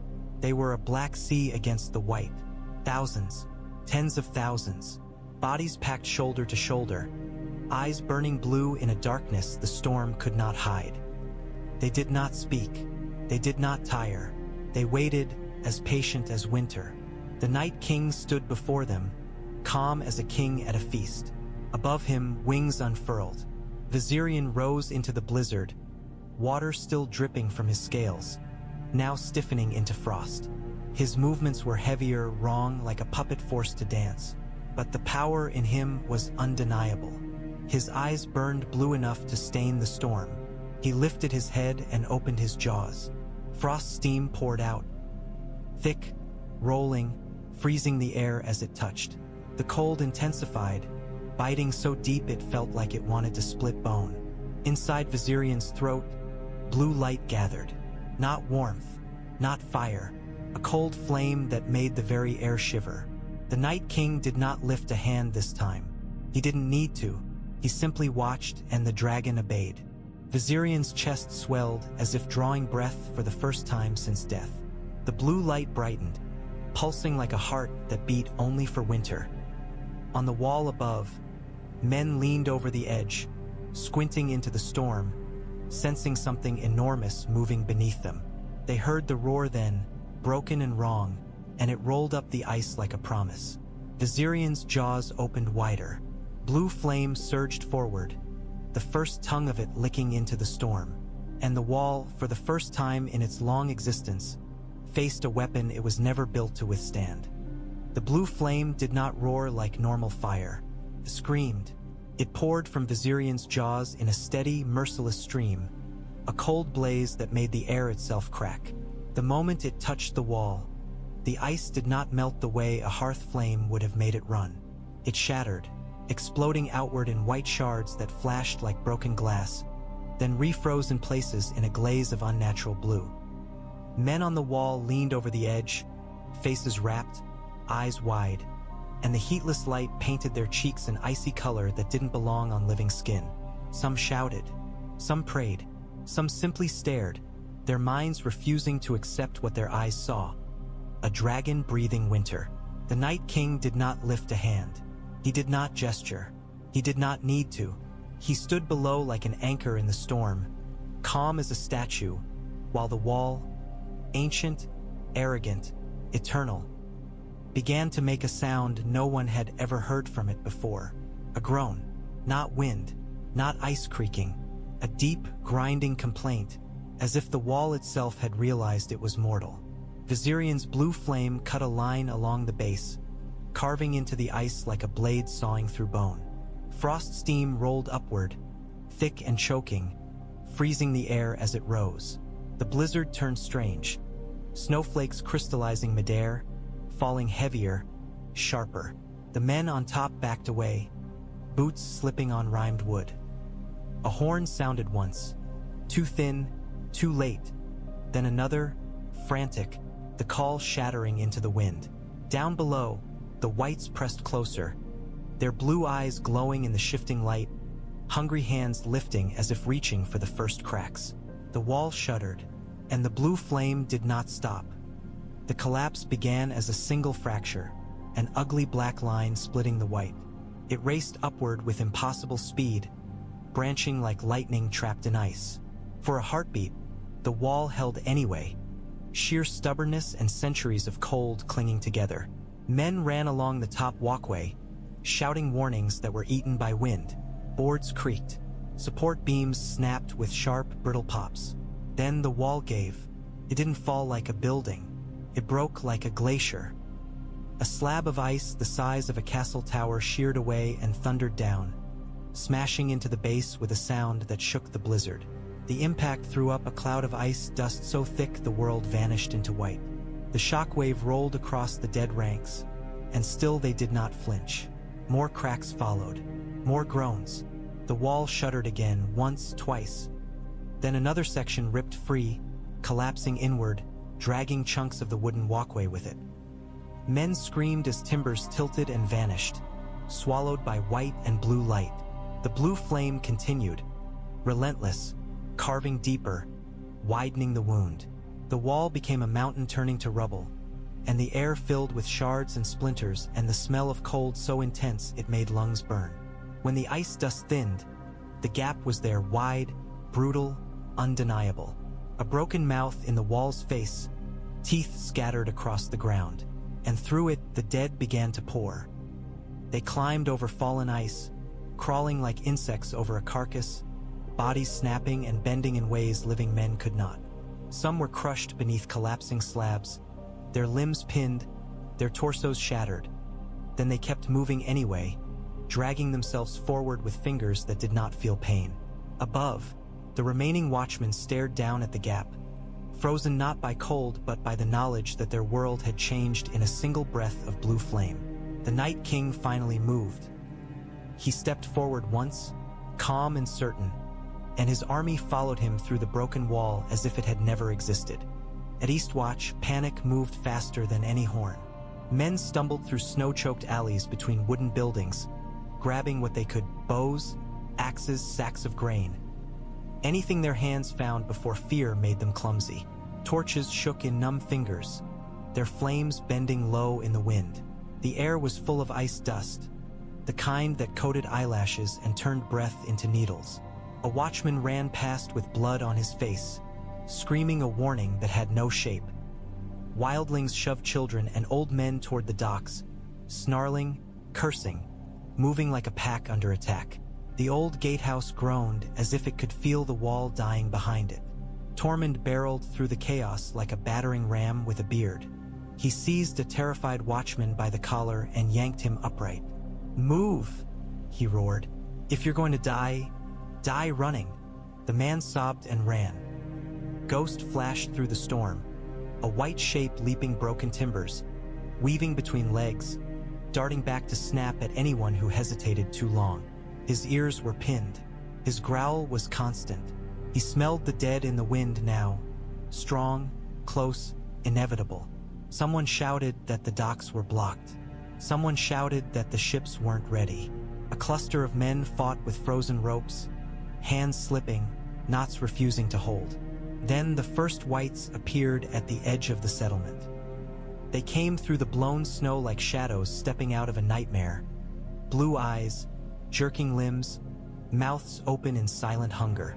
A man screamed and loosed an arrow. It struck a dead chest and did nothing. Another man swung an axe. It hacked into a dead shoulder and stuck, and the Wight kept coming anyway. Tormund bellowed and slammed into the line, swinging his axe with wild fury, chopping dead bodies apart not to kill them but to slow them. "Dragonglass!" he roared, but there wasn't enough. Not here, not for this many. Men began to retreat in ragged waves, falling back toward the docks, toward the sea that had once felt like the edge of the world and now felt like the only escape. Behind them, somewhere in the storm-dark gap where the wall had stood, a roar rolled, broken and wrong, and the blizzard lit blue for a heartbeat.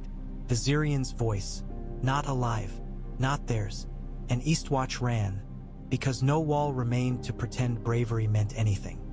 A single raven took flight like a last prayer. A watchman, older, shaking, his beard frosted white, held the bird against his chest for one heartbeat longer than he should have, as if the warmth of feathers could give courage. His lips moved in a whisper that might have been a message to the gods, or to anyone who still listened. Then he threw the raven into the storm.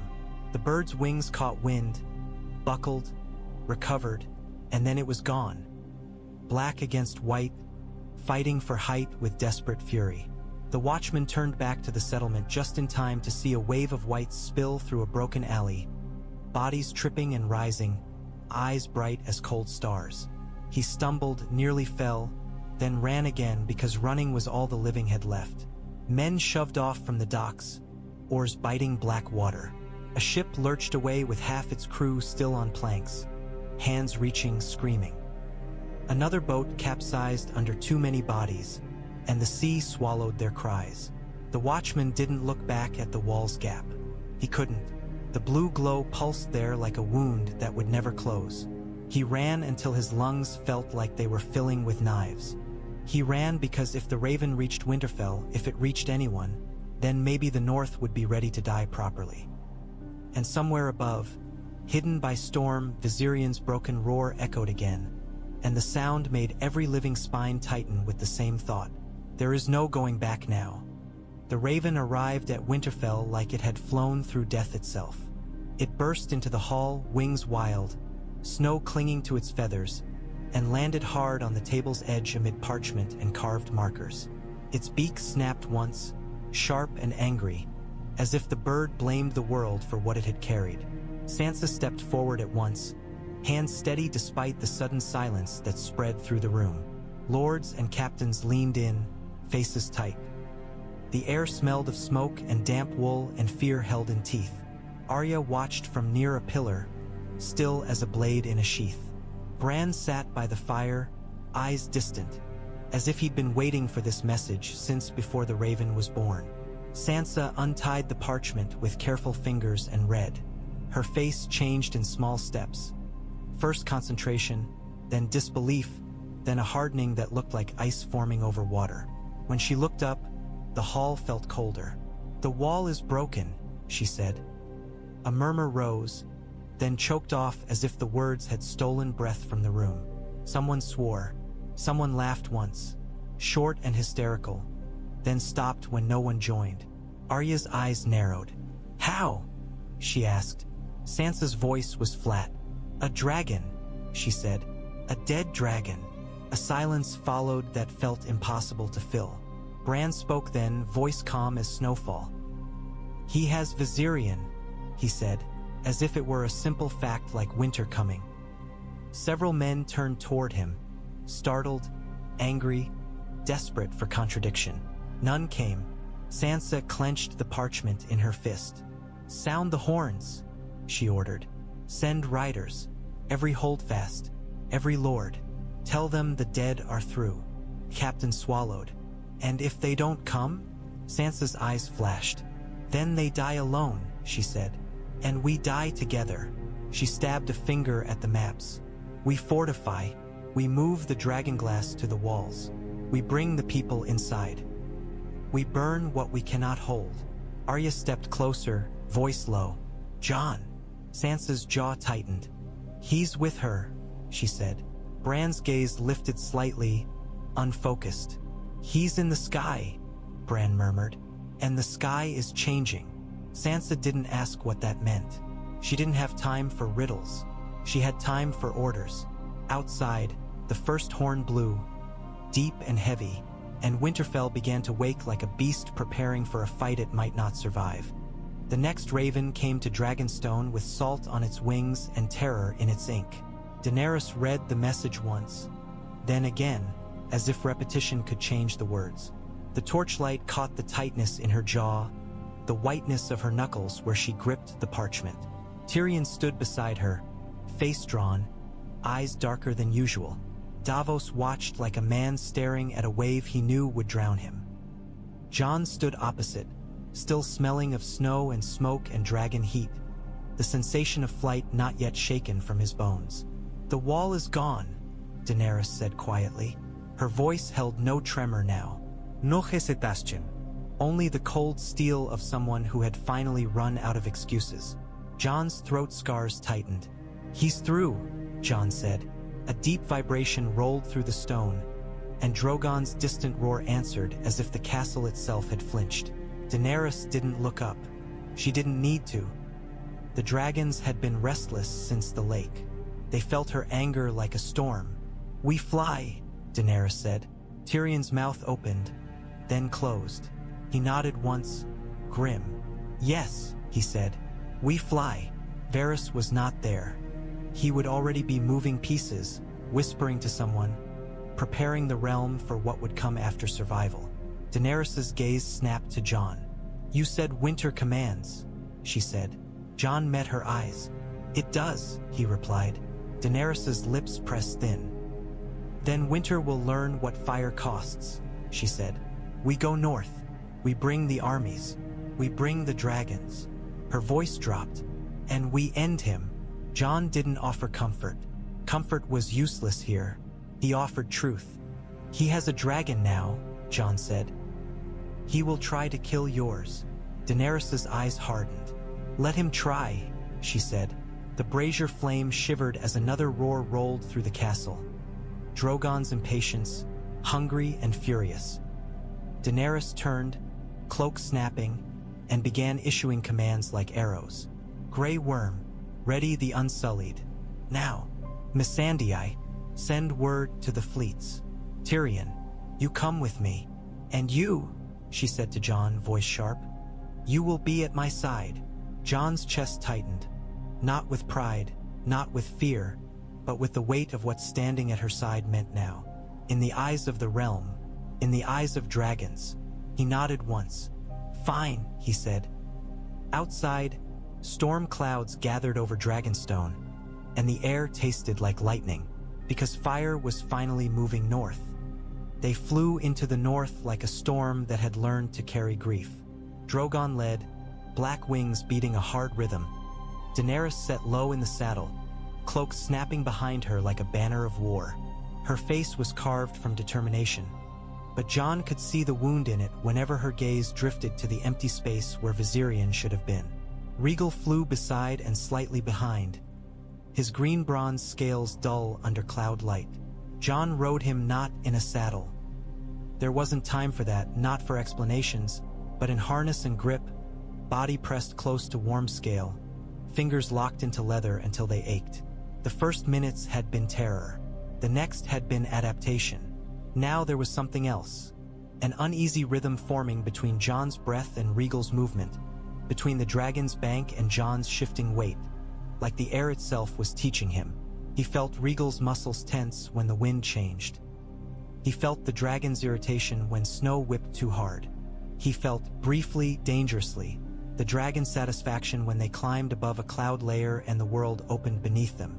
Every time that sensation brushed him, Jon forced himself back into his own body like a man forcing a door shut against fire. Below, ships moved like dark insects across the gray sea. Daenerys' fleet carrying Unsullied and supplies north, sails straining. The sight should have inspired hope. Instead it inspired urgency, because the dead did not need ships. Daenerys glanced back once, her eyes meeting Jon's across the gap of air. There was no softness in that look, only a hard agreement forged in frost and blue flame. Whatever they were to each other, the dead had made it irrelevant for now. Jon nodded once, and Rhaegal answered by beating his wings harder, closing the distance slightly as if the dragon disliked being apart. Drogon roared into the wind, a sound of anger and ownership, and for a heartbeat Jon felt his blood flare hot in response, an answering pulse that made his stomach knot. Daenerys saw Jon's reaction. Her jaw tightened.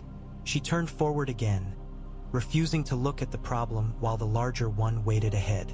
The north rose beneath them, white land, dark forests, rivers frozen into dull veins.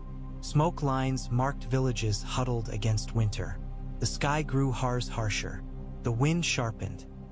Jon saw Winterfell in the distance eventually, a dark shape against snow. And the air above it was about to fill with dragons. Winterfell reacted the way living things always reacted to sudden shadows. Spears snapped up. Shields rose. Men shouted half orders, half prayers. Horses screamed and reared in the yard, eyes rolling white. The Stark banners snapped violently in the wind as if trying to rip free and flee. Sansa stepped into the courtyard with her cloak pulled tight, her face controlled into a mask that did not crack even when the sky darkened. Arya moved beside her like a blade at her hip, silent and ready. Bran sat near the firelit archway, calm and distant, as if dragons landing outside Winterfell was simply another turning page. Then Drogon swept overhead. The force of his wings hammered the yard, throwing snow into spirals. Men staggered, torches guttered. A roar rolled over the walls and into the stones of the castle itself, vibrating bone. Rhaegal followed, banking lower, and Jon felt the dragon's body shift beneath him with a terrifying ease. The sight of Winterfell from above stabbed at him. Familiar walls, familiar towers, smaller than he remembered, as if the air made everything fragile. They landed outside the main gate, where the ground was less cramped. Drogon hit first, claws gouging frozen earth, steam rising. Rhaegal came down next, wings spreading wide, sending a final gust of wind that made men stumble back. Jon slid down from the harness line, legs unsteady. The moment his boots hit the ground, Ghost tore out from the gate like a white streak, barreling toward him with a bark that was half accusation, half relief. Jon dropped to one knee instinctively, and Ghost slammed into him, pressing hard, tail low but shaking, whining like he was furious Jon had left it all. Jon buried his hand in Ghost's fur, breathing in cold and wolf and home. "I'm here," he murmured, voice rough. "I'm here." Daenerys dismounted Drogon with practiced grace and strode toward the gate. The North watched her like they watched fire, useful, dangerous, uncontrollable. Her eyes swept the walls, the men, the banners, taking in a land that had refused her. Sansa stepped forward onto the threshold, posture rigid. She did not bow. She did not smile. Daenerys stopped a few paces away, meeting Sansa's stare. "This is your home," Daenerys said, voice carrying. Sansa's voice was cold. "It is," she replied. "And those are your dragons." Daenerys's jaw tightened. "They're here to fight the dead." Arya's eyes flicked to Jon, then to Daenerys, measuring. "So are we," Arya said. Bran's voice drifted out, calm as snowfall. "Winter is here," he said, "and it brought wings." For a heartbeat, Jon felt Rhaegal behind him shift, the dragon's gaze turning toward the gate, toward the castle, toward the people. Jon felt the flicker of attention like a pressure at the back of his skull. Sansa saw Jon's proximity to the dragon, and something hardened in her eyes. Not surprise, but grim recognition, as if the raven had never carried the full truth, but she had guessed the shape of it. She looked at Jon, and her voice was low. "We need to talk," she said. Jon nodded once. Behind him, Drogon's breathing was a steady furnace. Rhaegal's wings folded slowly, the sound like heavy canvas settling. Winterfell had welcomed fire. Now it had to survive what fire brought with it. The war room was too small for the storm they'd brought into it. Maps covered the table, north, wall, river crossings, narrow roads that became death traps in winter. Chunks of dragonglass sat beside carved markers like black teeth. Torches burned along the walls, throwing heat that could not warm the tension. Sansa stood at one end, hands braced, eyes sharp. Daenerys stood opposite, spine straight, chin lifted. Tyrion hovered near Daenerys like a man trying to keep two blades from crossing too soon. Jon stood between them, feeling like the hinge on a door everyone wanted to slam. Arya leaned near a pillar, arms crossed, eyes never still. Bran watched from near the fire, calm and distant, as if all this was already written. "We fortify Winterfell," Sansa said, voice clipped. "We put the people behind stone. We stock food. We evacuate what we can't protect." Daenerys's eyes narrowed. "Stone won't stop them," she said. "Fire will." Sansa's mouth tightened. "Fire burns people too," she replied. Daenerys's voice sharpened. "Then move the people," she snapped, "because I won't apologize for using the only weapon that matters." Jon's throat scars tightened. "Enough," he said quietly, and both women turned to him like he'd thrown a rock into a frozen pond. "We need both," Jon continued. "Walls slow them, fire thins them, dragonglass kills what leads them." He looked at Daenerys. "You saw what he has." Then he looked at Sansa. "And you know what we lose if we're careless." Sansa's eyes stayed hard. "We lose everything," she said. Daenerys's jaw clenched. "Then we do not lose," she said, and the certainty in her voice was a weapon. Tyrion cleared his throat. "We should assume the wall's breach means they're coming faster than we planned," he said. "We should expect them at Winterfell." A murmur moved through the northern lords. Fear, anger, resignation. Bran spoke softly. "They are already moving," he said, "and he is not rushing because he doesn't need to." Jon felt his stomach knot. "He wants a fight here," Jon said. Daenerys's eyes narrowed. "Why?" Jon looked at her. "Because you're here," he said. "Because your dragons are here. Because the North's last stand will draw every living thing to one place." Daenerys's gaze flicked, briefly, to Jon, then away, as if she heard the second meaning in his words and didn't want to touch it yet. Sansa's voice cut in sharp. "And if your dragons decide they like my brother," she said to Daenerys. "What then?" Silence snapped tight. Jon felt heat flare under his ribs. Involuntary. He forced it down, face still. Daenerys' eyes went cold. "My dragons do not decide my politics," she said. Arya's voice was low.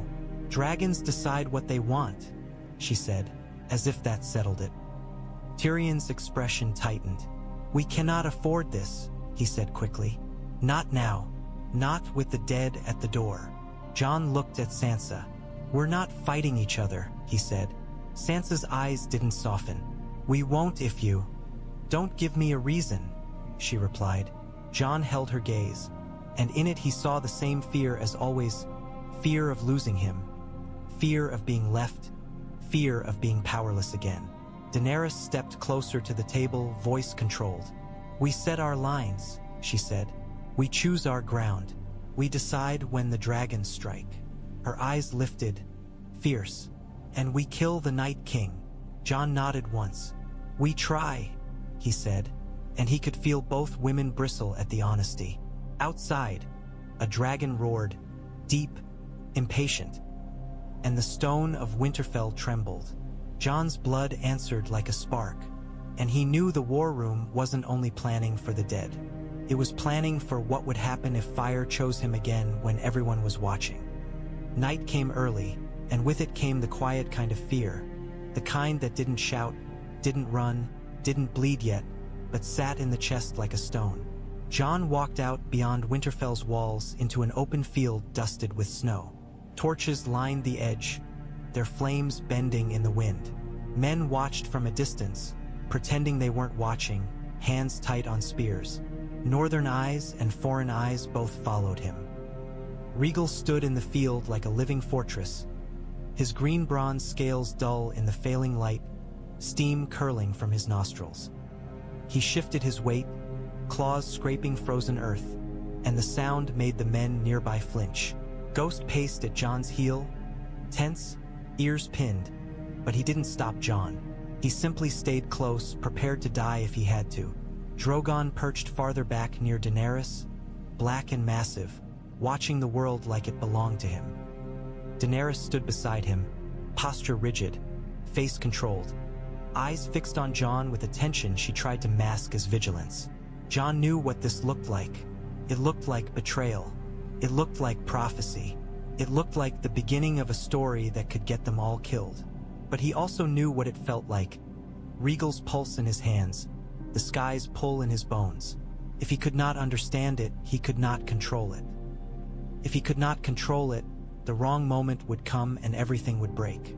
Jon stopped a few paces from Rhaegal. He lifted his hand slowly, palm open, the way he had on Dragonstone, the way he had on the plateau. He forced his breathing steady. He forced his mind to stay inside his own skull. Rhaegal watched him. For a heartbeat, Jon felt the old pressure behind his eyes, the heavy attention that wasn't human. Heat flared under his ribs, bright and dangerous. He did not step forward. He waited. Rhaegal lowered his head slightly, just enough to change the air between them. A murmur ran through the watching soldiers. Fear, awe, the beginning of rumor. Daenerys' jaw tightened.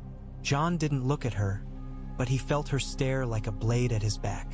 Ghost growled low, warning and pleading at once. Jon swallowed, throat scars pulling tight, and whispered, not to command, not to claim, only to steady himself.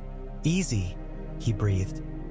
Rhaegal exhaled, and warm steam rolled over Jon's hand without burning. The dragon's eyes narrowed, considering, and Jon felt that strange brush of connection like the edge of a wing passing close. Jon's hand hovered inches from scale. He did not touch, not yet, because the real test wasn't whether a dragon would accept him. The real test was whether he could hold the fire inside him without letting it decide the war's shape. Behind him, Winterfell's walls stood dark against snow, and far beyond them the dead were coming with a dragon of blue flame. Jon held still in the torchlight, hand open, and felt the whole north watching him like a question. And somewhere in the night sky, as if answering that question, a low rumble rolled from a dragon's chest, deep, patient, like the world reminding him that the air was never truly empty again.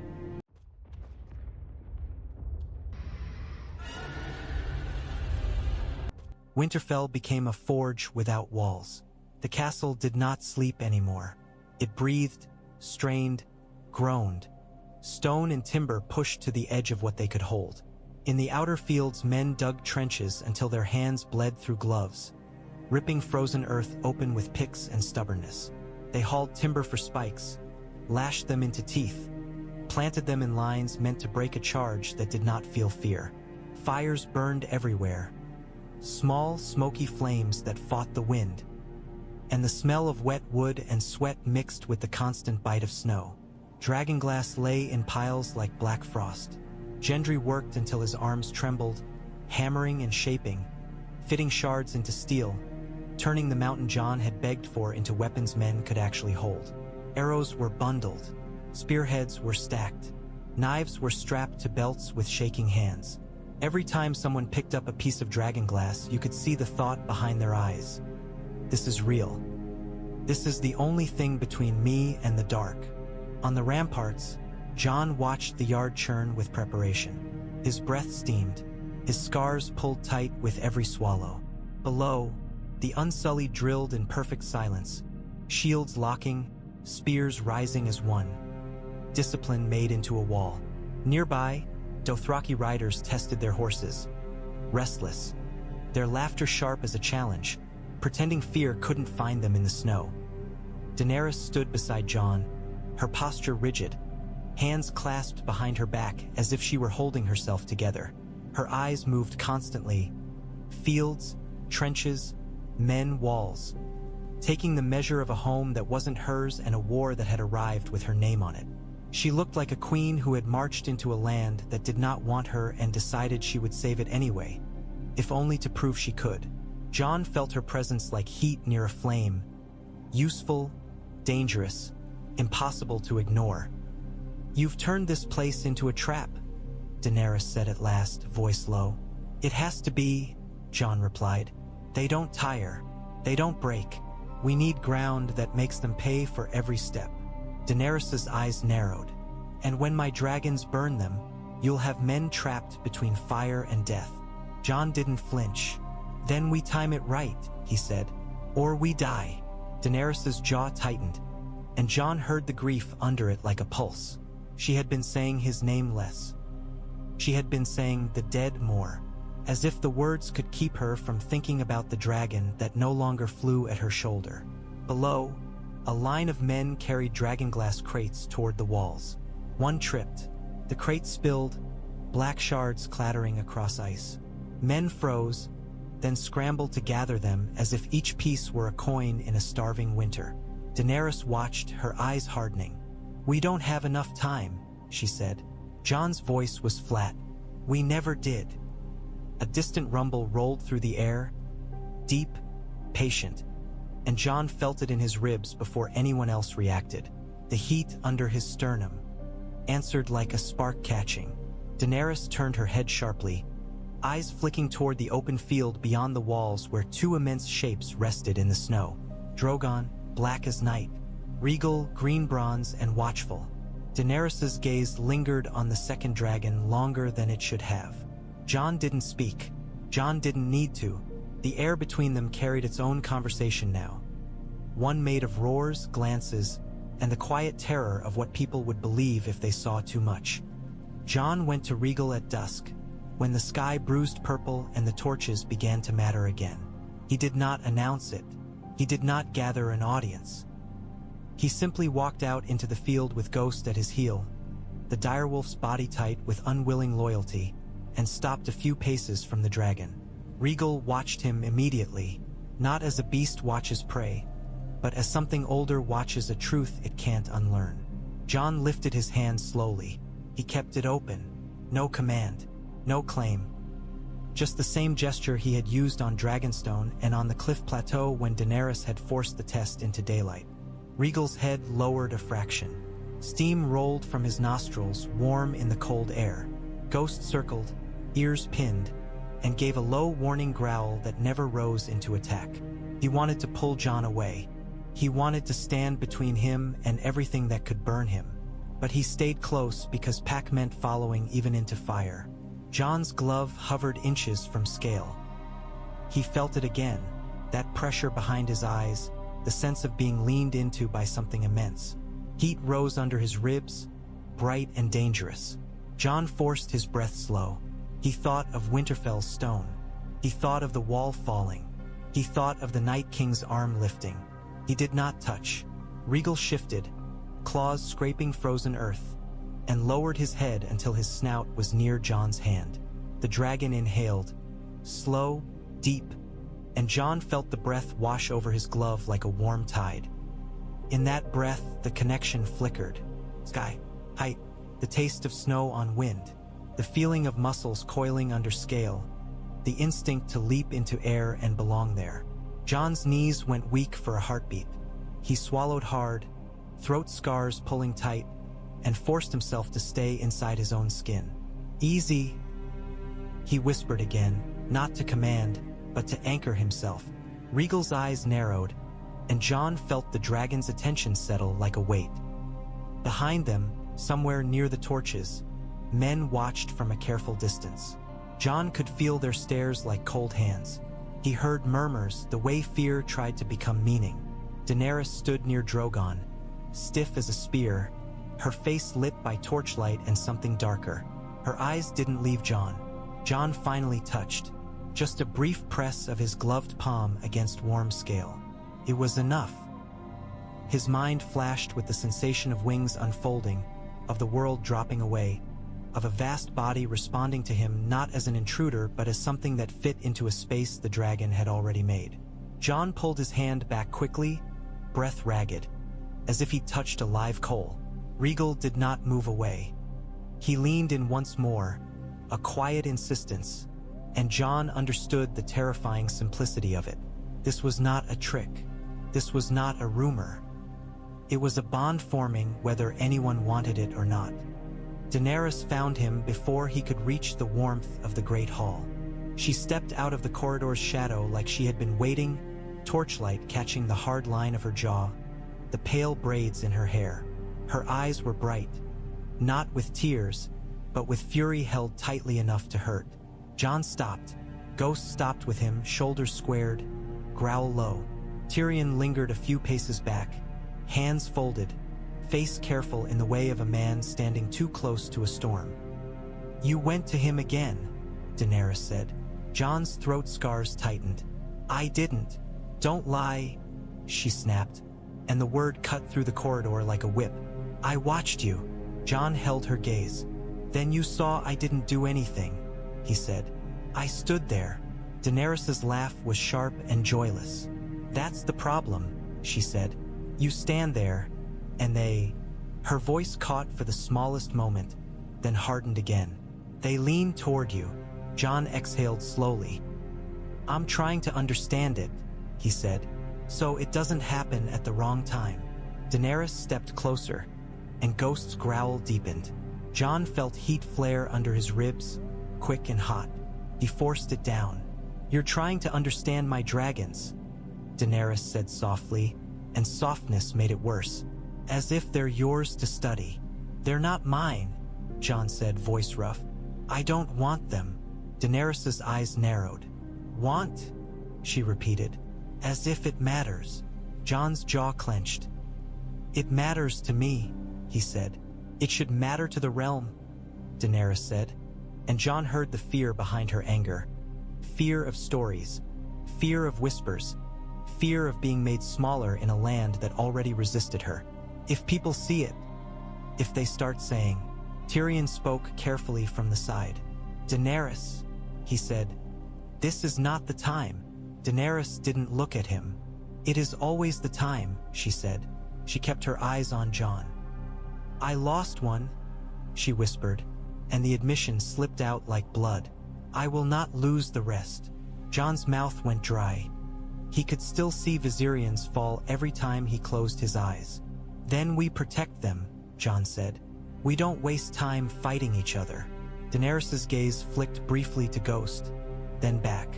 "And what happens when Drogon decides he likes you too?" she asked. Jon felt the question land like a stone in his gut, because the truth was he didn't know. He had felt Drogon's attention in the storm above Dragonstone, heavy and dominant, like a mountain deciding whether to move. "I don't know," Jon admitted. Daenerys's nostrils flared. "You don't know who you are," she said. Jon's chest tightened. For a heartbeat, the name he refused to say rose in him like fire. Aegon. The truth Bran had dropped into his life like a blade. The truth that would turn all of this from dangerous to catastrophic. He swallowed it down until it burned. "I'm the man trying to keep Winterfell standing," Jon said instead. Daenerys stared at him, and for a moment the anger shifted into something harder. Calculation. "Stay away from them unless I'm there," she said. "If you touch them again without me, if you give anyone a reason to whisper," her voice dropped, "I will treat it as betrayal." Jon's throat scars pulled tight. "Fine," he said, and hated the word. Daenerys held his gaze one last heartbeat, then turned away sharply, cloak snapping as she walked. Tyrion exhaled slowly. "Well," he murmured, "that went exactly as badly as I expected." Jon didn't answer. Ghost's growl faded, but his eyes stayed fixed on the direction Daenerys had gone, as if even a direwolf could smell the war waiting after the war. Arya found him in the Godswood because Arya always found what mattered. Jon stood beneath bare branches, breath steaming, the weirwood's carved face watching with its eternal, bloodless eyes. The snow here lay undisturbed, soft and clean, pretending the world wasn't ending. Ghost lay nearby, head up, ears pricked, too alert for rest. Arya stepped out from between the trees as if she had been there all along. Her face was sharp in moonlight, her posture loose and dangerous. "She cornered you," Arya said. Jon didn't bother pretending he didn't know who she meant. "Yes," he said. Arya's mouth twisted. "She's afraid," Arya said.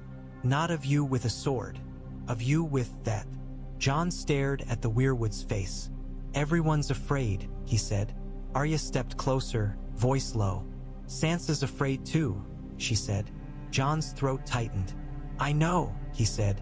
Arya's eyes narrowed. "Do you?" she pressed. "Sansa doesn't fear dragons the way soldiers do. She fears what dragons do to people." Arya's gaze sharpened. "She fears what they do to stories." Jon's mouth went dry. "What is Sansa saying?" he asked. Arya shrugged. "Sansa is doing what she always does now," she said. "Building walls inside her head, counting risks, watching everyone." Arya leaned in slightly. "Watching you." Jon felt the weight of that heavier than any cloak. "She thinks I'm going to break the North," Jon said quietly. Arya's voice was blunt. "Sansa thinks the world breaks everything," she said. "And she's usually right." Jon's breath came out slow. He didn't want to talk about this.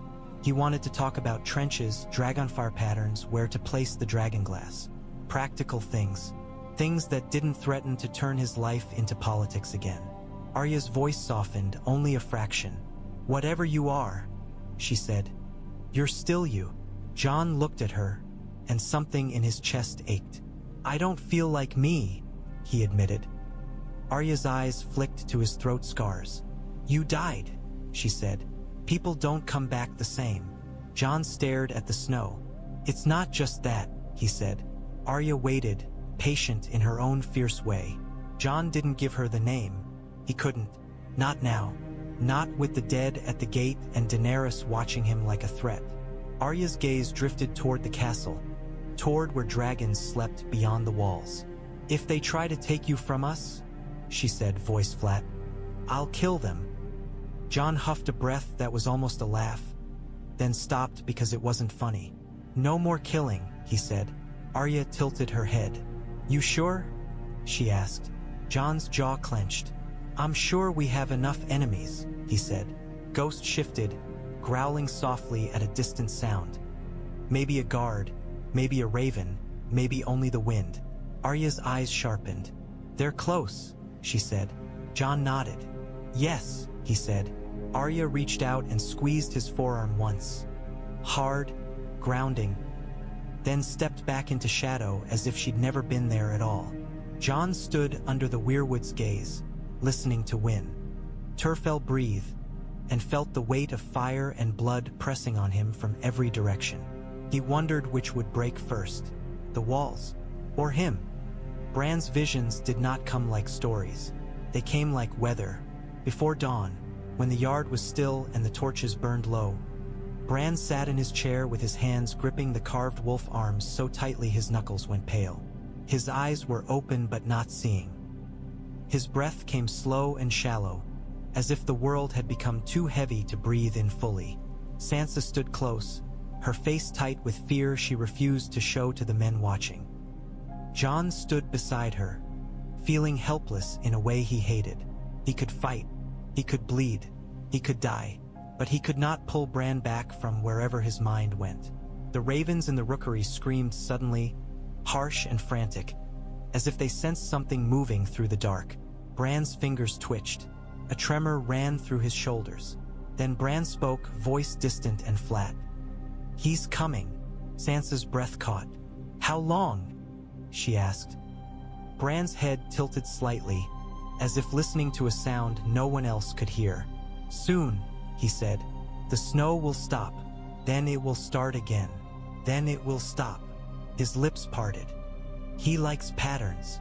Jon's throat scars tightened. "Where is he?" Jon asked. Bran's eyes flickered, still not focusing. "On the King's Road," Bran said, "moving like a tide. Viserion above." The name hit the air like poison, blue flame in his throat. Sansa flinched, but her voice stayed controlled. "How many?" she asked. Bran's mouth moved, and for a heartbeat Jon saw something like pain cross his expression. Human pain, not the distant calm. "Enough," Bran whispered. "More than we have names for." Jon felt his stomach knot. He looked toward the walls, toward the dark beyond them, and imagined it. Endless bodies, blue eyes, the sound of ice cracking under their feet. Bran's voice lowered. "He knows you're here," he said. Jon's chest tightened. "He always knew," Jon said. Bran's head turned slightly toward Jon, and for a heartbeat his gaze sharpened, as if something behind his eyes recognized something behind Jon's. "He can feel the dragons," Bran said. "And he can feel you." Jon swallowed. The heat under his ribs flared, sudden and unwelcome. "What does that mean?" Jon asked. Bran's voice was quiet. "It means he wants the sky," Bran said, "and he will throw spears until he gets it." Sansa's hands clenched. "Then we keep the dragons away," she said. Jon shook his head. "We can't," he said. "We need them." Bran's eyes fluttered, and then, slowly, he blinked like a man surfacing from deep water. His gaze finally focused, and for a moment he looked young again, frightened and exhausted. Sansa stepped closer, voice softer. "Bran," she said. Bran's breath came out shaky. "He's almost here," he whispered. Jon looked at Sansa, then toward the dark. "Then we finish preparing," he said. And in the distance, beyond the walls, the wind shifted, carrying a cold that didn't belong to the living world. They argued like people who knew arguing wouldn't stop death. The war room was crowded. Too many bodies, too many egos, too many fears packed into stone meant for smaller wars. Torches burned along the walls, and their heat felt thin against the cold that crept in from outside. Daenerys stood with her hands on the map, eyes fierce and sleepless. Jon stood opposite her, jaw tight. Sansa was rigid at the table's end, fingers tapping once as if counting heartbeats. Tyrion hovered like a man trying to keep the room from catching fire. Davos watched everyone with the weary caution of a man who had seen kings destroy themselves over pride. Grey Worm stood still, spear-like. Yora's face was set with loyalty and exhaustion. Tormund leaned against the wall, arms crossed, grin gone. Arya watched from shadow, silent as a knife. Bran sat near the fire, quieter than everyone and somehow louder for it. "He wants Bran," Jon said, voice flat. Daenerys' eyes narrowed. "Why?" she demanded. Bran answered calmly. Because I can see him, he said. And he doesn't like being seen. Sansa's voice tightened. We can't use Bran as bait, she said. Jon met her gaze. If we don't, he'll take Bran anyway, Jon said. On his terms. Daenerys stabbed a finger at the map. Then we trap him, she said. We draw him in and burn him. Tyrion's face tightened. He is not a man you can frighten into mistakes, Tyrion said. He's learning. He learned how to kill dragons. Daenerys's jaw clenched. Then we keep them higher, she snapped. Jon shook his head. He throws spears, Jon said. Height helps until it doesn't. Yor spoke, voice rough. We need a way to punish him when he tries, he said. If he comes close, if he exposes himself. Dragonglass, Davos said immediately. Arrows, spears, anything. Tormund snorted. Throw 1,000 spears and hope one hits a god, he muttered. Arya's eyes flicked to Bran. He's not a god, she said. He's a thing that can be killed. Everything can be killed. Bran's voice remained calm. Not everything, he said, and his gaze drifted to Jon for a heartbeat too long. Sansa saw it. Daenerys saw it. The room tightened like a noose. Daenerys's eyes narrowed at Jon. Your brother says the Night King can feel you, Daenerys said softly. Why? Jon's chest flared with heat. He forced it down. Because I'm here, he said. Daenerys didn't accept that. Because the dragons respond to you, she said, and her voice was controlled anger. He can feel that. Jon's jaw clenched. Then I stay away from them, he said. Sansa's voice cut sharp. That's not an answer, she said. That's you pretending you can remove yourself from the problem. Jon snapped his gaze to her. I'm trying to stop us fighting each other, he said. Tyrion stepped in quickly. We decide roles, he said. Daenerys and Jon, dragons. Grey Worm, hold the front lines. The North, hold the walls and inner yard. Bran, protected in the Godswood. Arya, Tyrion, hesitated, aware of how she watched him. Wherever Arya chooses to be dangerous. Arya's mouth twitched. Good.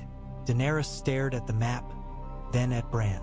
If he comes for you, she said to Bran, you stay alive long enough for us to kill him. Bran blinked slowly. I will be where I must, he said. Jon's throat tightened. And I'll be there, he said. Daenerys's eyes narrowed. On a dragon, she said. Jon met her gaze. Wherever I have to be, he replied. The room fell quiet, not because they agreed, but because there was nothing left to argue that would change what was coming. Outside, the wind shifted again, and everyone felt it. The dead were close enough now that even stones seemed to listen. They could not afford for the first real flight to happen in the middle of battle. So Jon did it now, under gray daylight and the stare of an entire frightened castle. He stood at Rhaegal's flank while men kept their distance, whispering, pretending they weren't watching. The harness straps had been adjusted, tightened, double-checked by hands that shook. Jon felt ridiculous in it, like a man trying to wear a storm, and yet he knew it was the only thing between him and falling. Rhaegal lowered his head enough for Jon to grab the line and pull himself up. The dragon's heat radiated through the leather. Jon's hands trembled, then steadied as soon as he touched. Ghost ran in circles, barking, frantic, as if trying to herd Jon back to the ground. Stay, Jon murmured, and Ghost did not listen. Jon hauled himself onto the dragon's neck ridge, not seated like a rider on a saddle, but braced like a soldier on a cliff edge. Wind tugged at his cloak. Rhaegal's scales were warm under his thighs. His breath came in a slow, powerful rhythm. Daenerys stood beside Drogon, watching like she was forcing herself not to interfere. Her jaw was tight. Her eyes were too sharp. Jon did not look at her. He focused on the dragon beneath him. Rhaegal's wings unfolded. The sound was like heavy canvas snapping in wind, like a ship's sails catching a gale. Snow exploded outward as the wings beat once. Men stumbled back. Horses screamed. Torches guttered. Jon's stomach lurched, but he held on. Fingers locked, muscles braced. Rhaegal stepped forward, then spread his wings wider. Jon felt the dragon's body tense, coiled power, and the connection flickered again. Height, hunger, the joy of air. Jon swallowed hard, throat scars pulling tight. "Easy," he breathed. Rhaegal launched. The ground dropped away so fast Jon's heart slammed against his ribs. Wind punched him in the face. The world became sky and cold and motion. For a heartbeat, panic surged. Pure animal fear of falling. Then something shifted. Rhaegal steadied midair, adjusting angle, wings beating into rhythm. Jon's body found the pattern, breath sinking, weight shifting instinctively. And in that rhythm, the fear loosened. Jon looked down. Winterfell shrank beneath him, stone walls suddenly fragile, tiny men like dark specks in snow. Drogon rose too, Daenerys a dark figure against Black Wing, keeping pace, watching. Jon felt Rhaegal's satisfaction like a pulse through his legs. He held on, and for the first time he was not only surviving the flight, he was learning it. Below, Ghost chased until he couldn't, then stopped, barking up at the sky with furious loyalty. And inside Jon's chest, the coal burned brighter, fed by wind and height and the terrifying certainty that the sky was starting to feel like home. Rhaegal banked without warning, and the world tilted. Jon's stomach dropped into his boots. Wind tore at him, the horizon swung, and for a heartbeat the castle below seemed to slide out from under him like a board pulled away. Jon tightened his grip automatically, but he didn't fight the turn. He let his weight shift with it, hips and shoulders moving the way the dragon's body wanted, like riding a wave instead of wrestling it. Rhaegal's wing dipped, and Jon felt the motion like it belonged to his own spine. The connection flared, brief and sharp, and Jon tasted snow on wind, felt the dragon's desire to cut through air cleanly. Daenerys kept Drogon close, her dragon's shadow sliding across cloud. She watched Jon with a gaze that burned through distance. Jon could almost feel it like heat on the back of his neck. Rhaegal leveled, then climbed, punching into a thicker layer of cloud. Snow swirled around them, damp and cold against Jon's face. His eyes watered. His breath came hard. Then the cloud broke, and the world opened again. Gray sky above, Winterfell below, the north stretching white and endless. Jon realized his hands weren't shaking anymore. He looked along Rhaegal's neck, at the ridges, the scars, the way the dragon's muscles moved under scale. He felt the steady power under him and the terrible calm of being carried by something that could kill him without effort. He didn't command. He didn't shout. He didn't even speak. He simply leaned subtly, the way he'd learned in minutes that felt like hours. Rhaegal responded. The dragon's head turned slightly. The wings adjusted. The bank became smoother, more deliberate. Jon's breath caught. Not from fear this time, but from the shock of it. He had asked with his body, and the dragon had answered. Not like a horse obeying reins, like a creature agreeing to a conversation. Behind and above, Drogon roared once, low and displeased, his voice rolling through the cloud like thunder.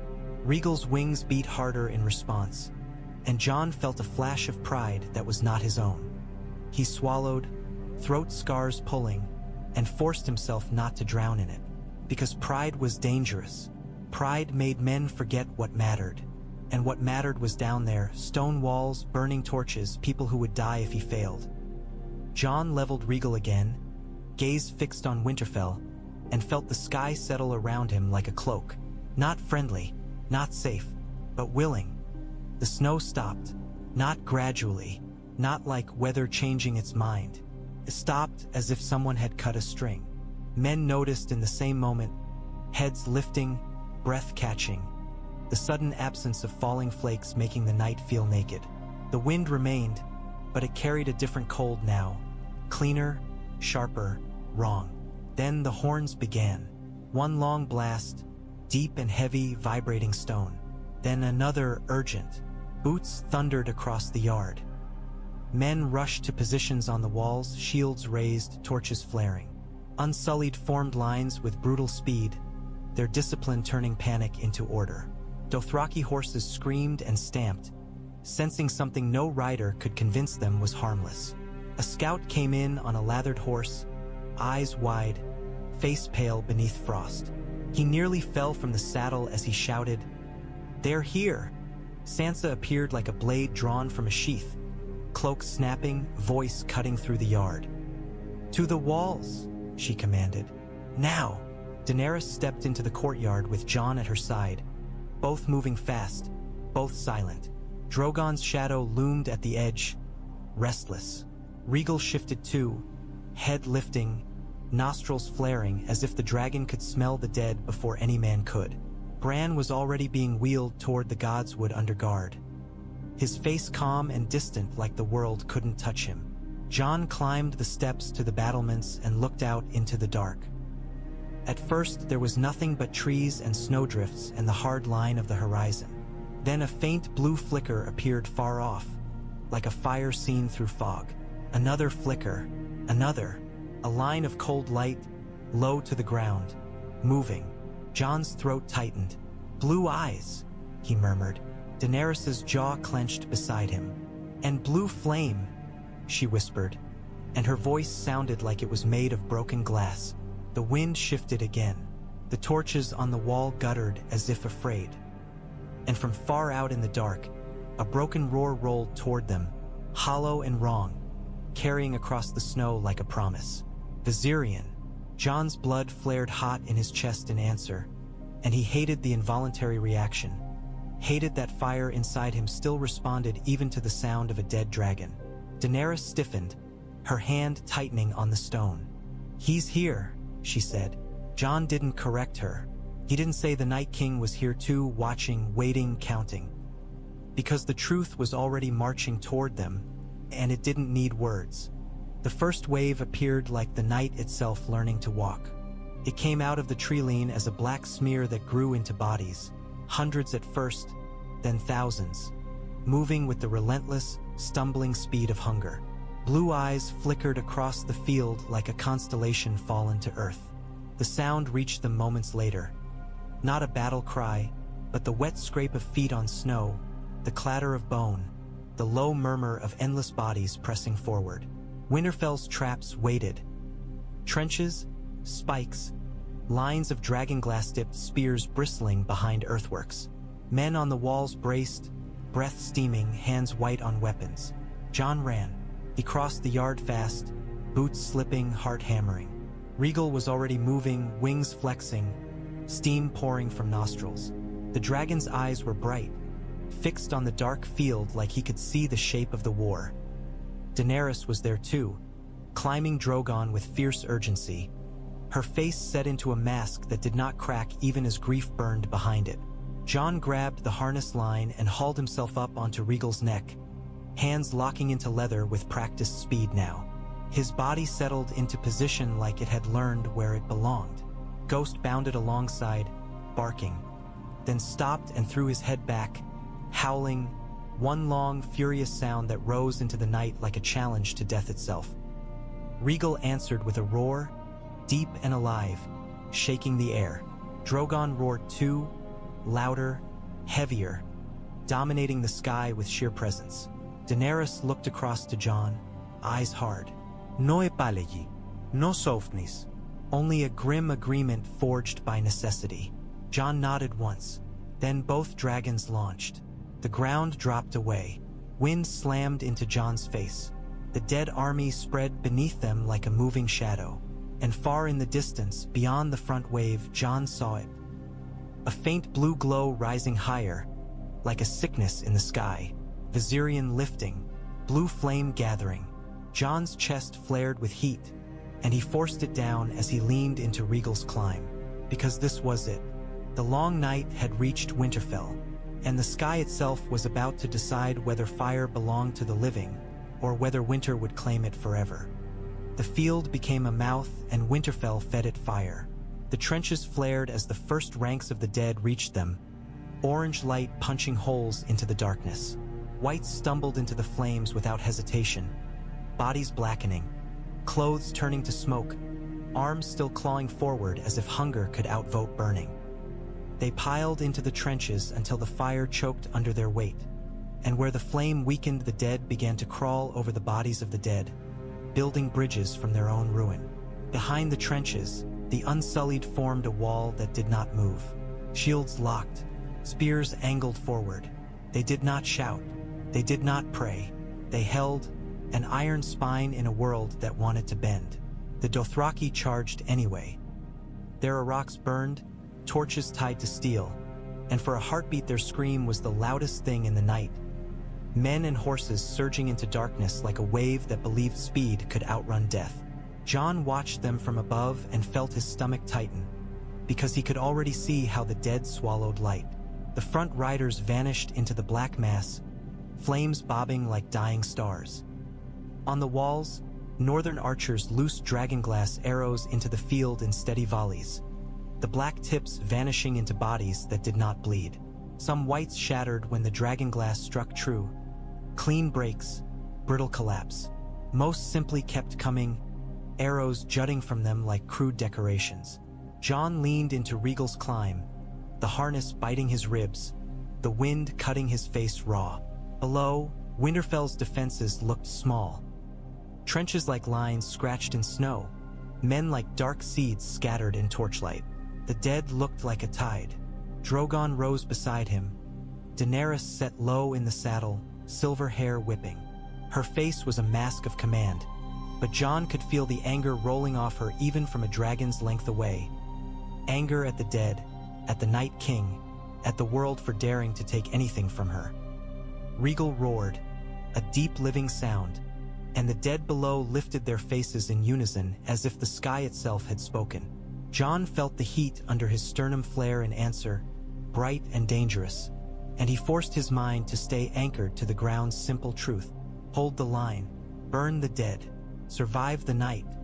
They struck first with fire, because there was no other language the dead respected. Drogon swept low and breathed, and a river of flame tore across the front ranks. Wights erupted into burning silhouettes, arms still reaching as they fell. The snow hissed, turning to steam in instant clouds that swallowed screams and made the field look like it was boiling.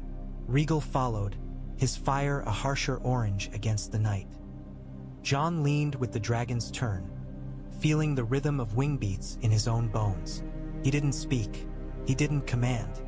He simply moved with the body beneath him, and Rhaegal's line through the sky tightened, cleaner, deadlier. The dragon's fire carved a bright wound into the mass of the dead, leaving a blackened trench of ash. Below, the Dothraki flame lights flickered, then dimmed. One by one, those moving stars winked out in the dark beyond the trenches, swallowed by bodies that did not fear burning steel. Jon's gut twisted. He saw a rider thrown from a horse, saw the horse go down screaming, saw hands. Too many hands, dragging both into the tide. Daenerys turned Drogon sharply, fury in every movement, and scorched the space where the Dothraki had vanished. Fire rolled, huge and bright, and for a moment the dead retreated. Not from fear, but from the simple fact that burning bodies couldn't climb. Then the flame passed, and the dead surged again, rebuilding themselves from whatever remained. Jon's breath came hard. This wasn't winning. This was buying seconds with fire. On the walls, archers kept firing. Dragonglass arrows punched through skulls, shattered shoulders, broke spines. Men cheered too early when a cluster fell, then went silent when the next cluster climbed over the fallen like stepping stones. Rhaegal banked again, and Jon felt that brief brush of connection. Wind, hunger, the instinct to dive until claws found flesh. It would have been easy to lose himself in that sensation, to let the dragon's certainty drown out the human fear. He didn't. He forced his eyes to search beyond the front line, beyond the black mass, for the one thing that mattered most, the Night King. And when Jon saw the faint blue flicker high in the distance, rising into the storm like a wound opening in the sky, his blood went cold. The dead sky arrived with a broken roar. Viserion burst through cloud like a nightmare given wings. Pale scales dulled by frost, edges of his wings ragged, his body moving with a stiffness that made every beat look forced. But the power in him was undeniable. Blue eyes burned where life had once lived. The air around him glittered with tiny ice crystals that formed and fell as if the dragon exhaled winter itself. Drogon roared, a sound of rage so deep Jon felt it in his teeth. Daenerys jerked him into a climb, pulling away from the field to meet the threat in open air. Her grief was a knife in that movement, fury sharpened by loss. Rhaegal surged beside them, and Jon's stomach lurched as they punched into darker cloud. Snow whipped across his face. His eyes watered. He could barely breathe. Then the blue flame gathered in Viserion's throat. It wasn't orange. It wasn't heat. It was light that felt like cold, a glow that made the cloud around it crackle. Jon saw it pulse once, twice, like a heart made of winter. Daenerys! Jon tried to shout, but the wind stole the sound. He didn't need words. He leaned hard into Rhaegal's climb, and the dragon responded instantly. Wings beating stronger, angle shifting, closing distance. For a heartbeat, Jon felt it, Viserion's presence not as a dragon, but as wrongness. A cold note in the song of the sky. It made his skin prickle and his stomach knot. It made the heat under his sternum flare in defiance. Viserion opened his jaws. Blue flame erupted. The stream tore across the air toward Drogon like a spear made of cold light. Drogon twisted mid-flight, wings snapping, and the blue flame grazed past, freezing the cloud it touched into brittle shards. The ice shattered behind him like glass breaking in slow motion. Daenerys held Drogon steady anyway, forcing him into another turn, bringing him face to face with the dead dragon. Her posture was rigid, command welded to rage. Rhaegal climbed above them, and Jon looked down through gaps in cloud at Winterfell's field. Tiny fires, tiny men, a vast moving darkness. For a moment it all looked distant, unreal. Then Viserion roared again, hollow and wrong and dove. And Jon felt, sickeningly, that the Night King wasn't only attacking the castle. He was hunting the sky. The sky became a battlefield with no ground. Viserion dove straight at Drogon, blue flames spitting in short bursts that froze the air into brittle halos. Drogon rolled, massive body twisting with violent grace, and the blue stream missed by a dragon's length. Close enough that frost formed instantly along the edges of Drogon's wing, sparkling like shattered glass. Drogon roared and answered with fire. Orange flame hit Viserion's side, and for a heartbeat Jon thought, yes, burn him, until the dead dragon didn't fall. The fire licked over frost-stiff scales and smoked, but Viserion kept moving, pain meaningless, body obeying whatever cold will held it. Daenerys leaned into another pass, trying to drive Drogon's fire into Viserion's throat before the blue flame could gather again. Her face was set, fierce, and Jon saw the grief in it like a crack in stone. There, even when she refused it, Viserion snapped his head and exhaled. Blue flame washed across the space between them, forcing Drogon to bank away. The cold light glanced off cloud and sent shards of ice spinning. Jon felt the temperature drop so suddenly his breath caught. Rhaegal cut across their path, a sudden green-bronze wall between Drogon and the dead dragon. Jon braced instinctively, leaning with the movement, and Rhaegal's wings beat hard, close, dangerous, precise. For an instant, Jon felt the dragon's intent like a sharp thought. Protect. Protect Daenerys? Protect Drogon? Protect Jon? The feeling was too fast to name. Blue flame struck Rhaegal's wing edge. Frost exploded outward, and the wing's membrane crackled, ice spreading in jagged lines across living skin. Rhaegal roared, a furious, living sound, and his wings stuttered for a heartbeat. Jon's world tilted, his stomach dropped. The harness bit into his ribs as he clung harder, forcing himself not to panic. He leaned, shifting his weight to help the dragon recover. Rhaegal corrected. The wing beat again, harder, angrier, and the ice began to shatter off in brittle chunks as air pressure and heat fought it. Jon's breath came ragged. He could feel Rhaegal's pain like a pressure behind his eyes, and beneath that pain was rage. Pure, bright, alive. Below, Winterfell's lines were buckling. The trenches had become bridges of bodies. The unsullied wall held, but the dead were piling higher, climbing over each other, reaching for the spears with hands that didn't care if they broke. Jon's mind split, sky and ground, fire and ice, dragon and man. Then he saw it, far beyond the churned field, where the darkness was thickest and the blue flicker moved like a slow star. The Night King advancing, and Jon knew the dead dragon was only one claw of the attack. The real hand was reaching for Bran. The Godswood held its breath. Torchlight ringed the clearing in trembling points, flames fighting wind and the creeping wrong cold that had slipped through Winterfell stones. The snow underfoot was undisturbed except for the tracks of hurried boots and the shallow ruts of Bran's chair. Bran waited beneath the weirwood as if waiting was all he had ever done. Theon stood near him with a spear of Dragonglass clutched too tightly.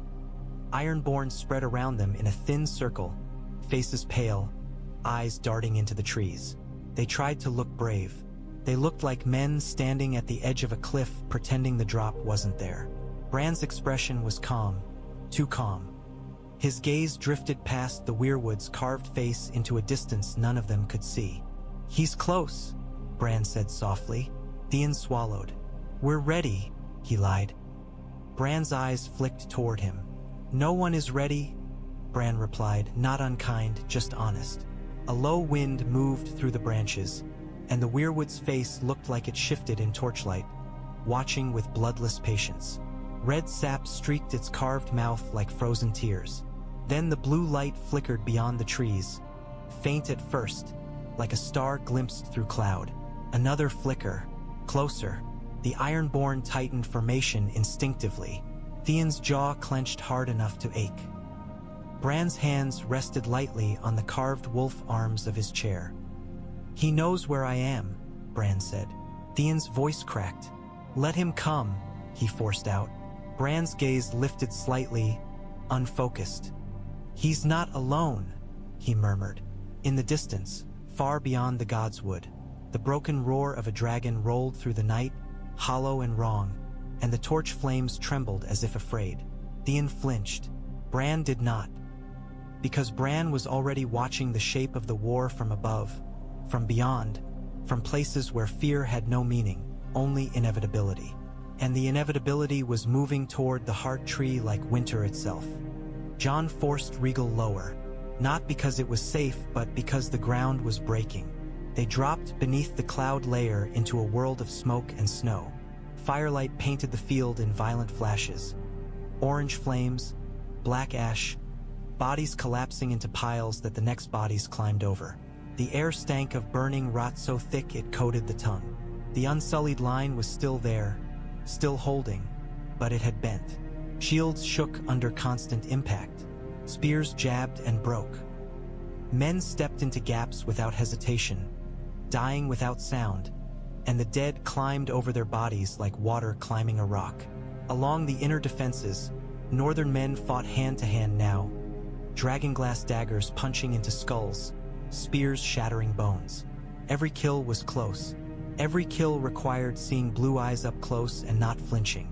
Sansa stood on the wall walkways shouting orders, voice raw, hair whipped by wind. Arya moved below like a shadow with a blade, appearing, striking, vanishing. Her face calm in a way that made Jon's stomach tighten. People who learned to survive learned to look like monsters sometimes. Rhaegal breathed fire across a cluster pressing toward the wall. Wights ignited, fell, rolled in the snow like burning dolls. The heat was enough that the nearest men staggered back, faces reddening, but the line held a moment longer. Drogon followed with a wider sweep, his flame a brutal curtain that cleared a path through the dead. Daenerys rode him like a queen of war, posture hard, eyes locked on the darkest mass where she believed the Night King would appear. Jon searched the chaos anyway, sky and ground, black and blue. He saw Viserion again, circling higher now, watching like a predator learning. The dead dragon did not waste blue flame on the field. He saved it, gathering, waiting for the right target. A spear of ice. A dragon's throat. A moment when the living looked up and forgot the dead at their feet. Jon's chest tightened. He leaned Rhaegal into a climb, trying to position between Viserion and Drogon. between blue flame and the only fire they had left. Rhaegal responded instantly, wings beating hard, and Jon felt the dragon's agreement like a pulse through his legs. The bond sharpened, not warm, not gentle, but functional, like a weapon fitting into a hand. Below, the trenches finally went dark. The fire had been smothered by bodies, and the dead surged over them like the night reclaiming its own. Viserion dove with purpose this time. His body cut through the air like a thrown blade, and Jon felt the temperature drop even before the blue light flared in his throat. Drogon roared in challenge and climbed, but Daenerys' head turned, just for a heartbeat, toward the field below, toward the gods which she could not see from here. That heartbeat was all the dead needed. Blue flame erupted. It streaked toward Drogon's belly, cold light cracking the air, and Jon reacted without thinking, leaning hard, dragging Rhaegal into the path. Rhaegal's wings snapped, the movement violent. Jon's harness bit into him.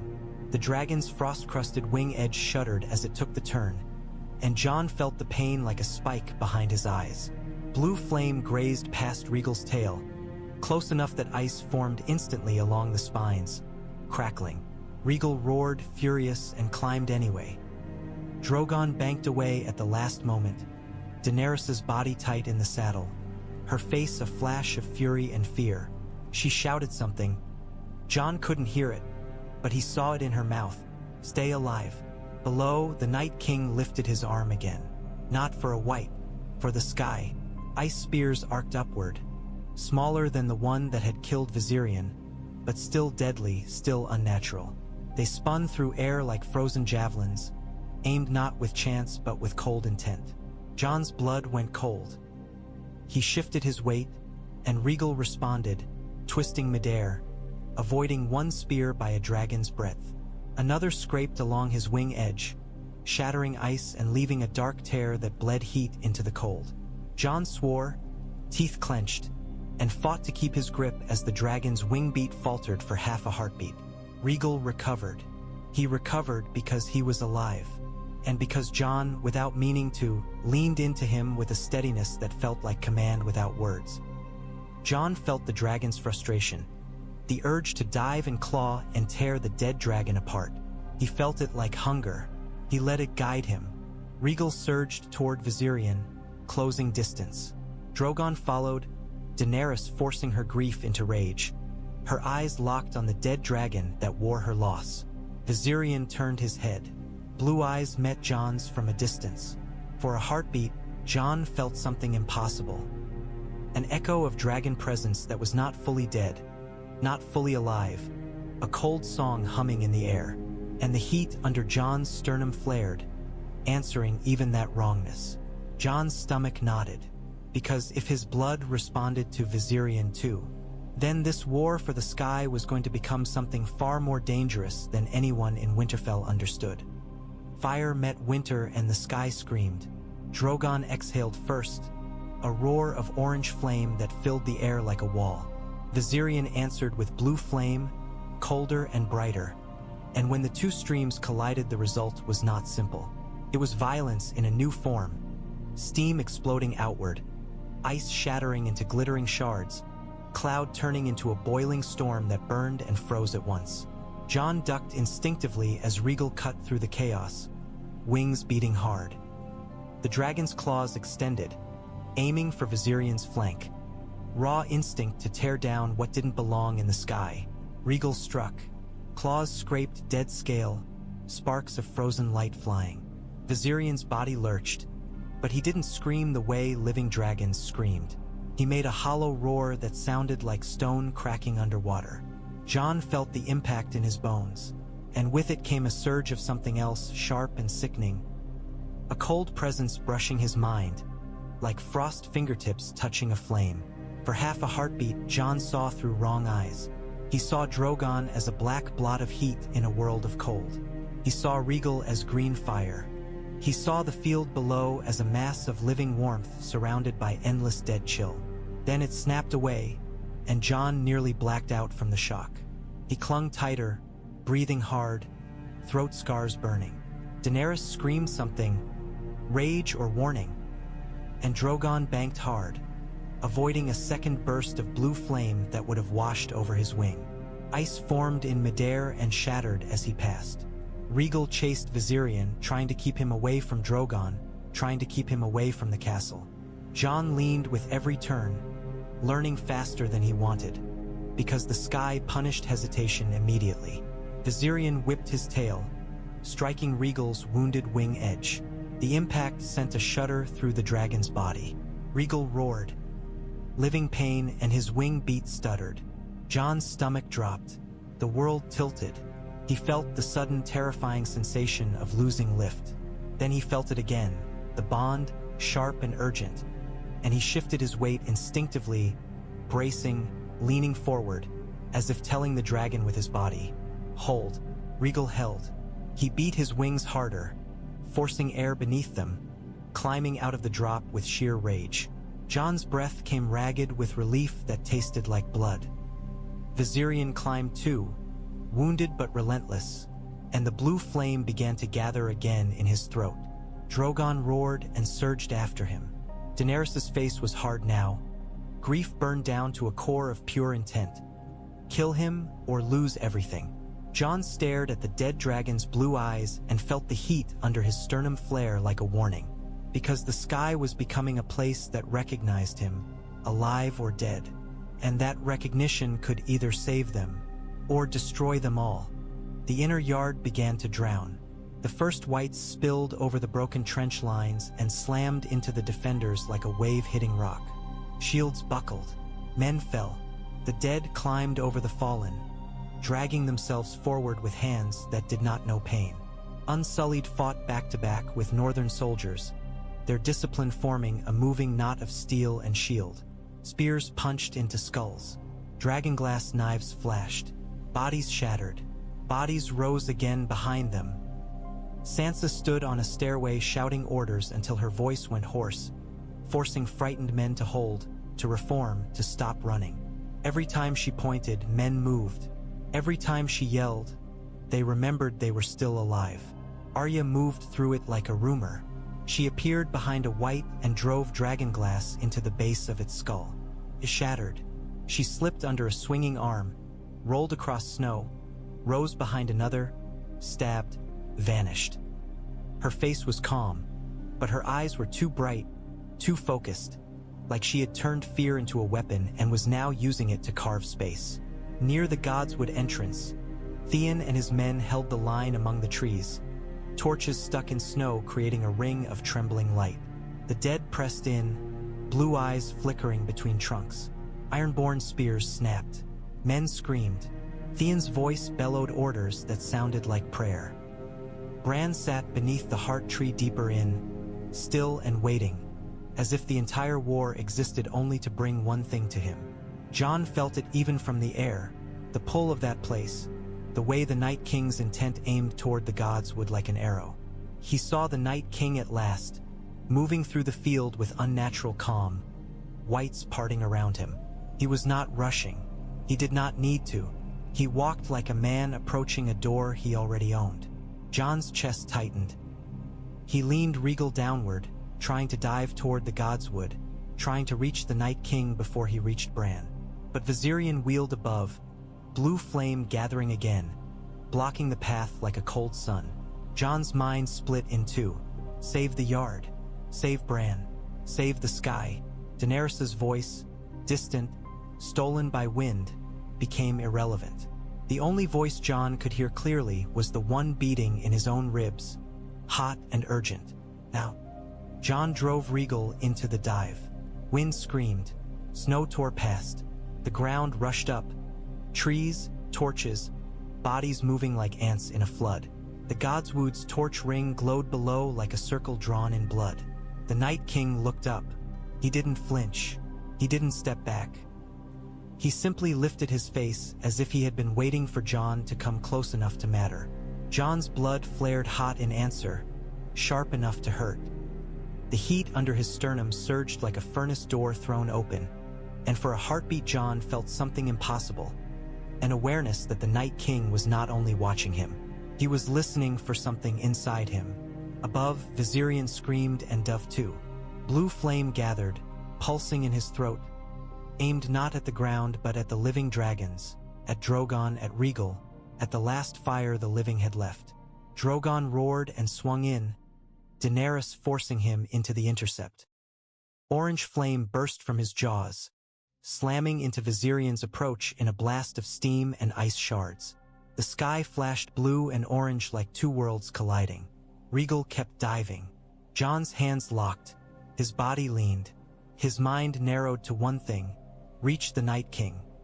He could see the Night King's spear now, ice forming in his hand like it grew from his will.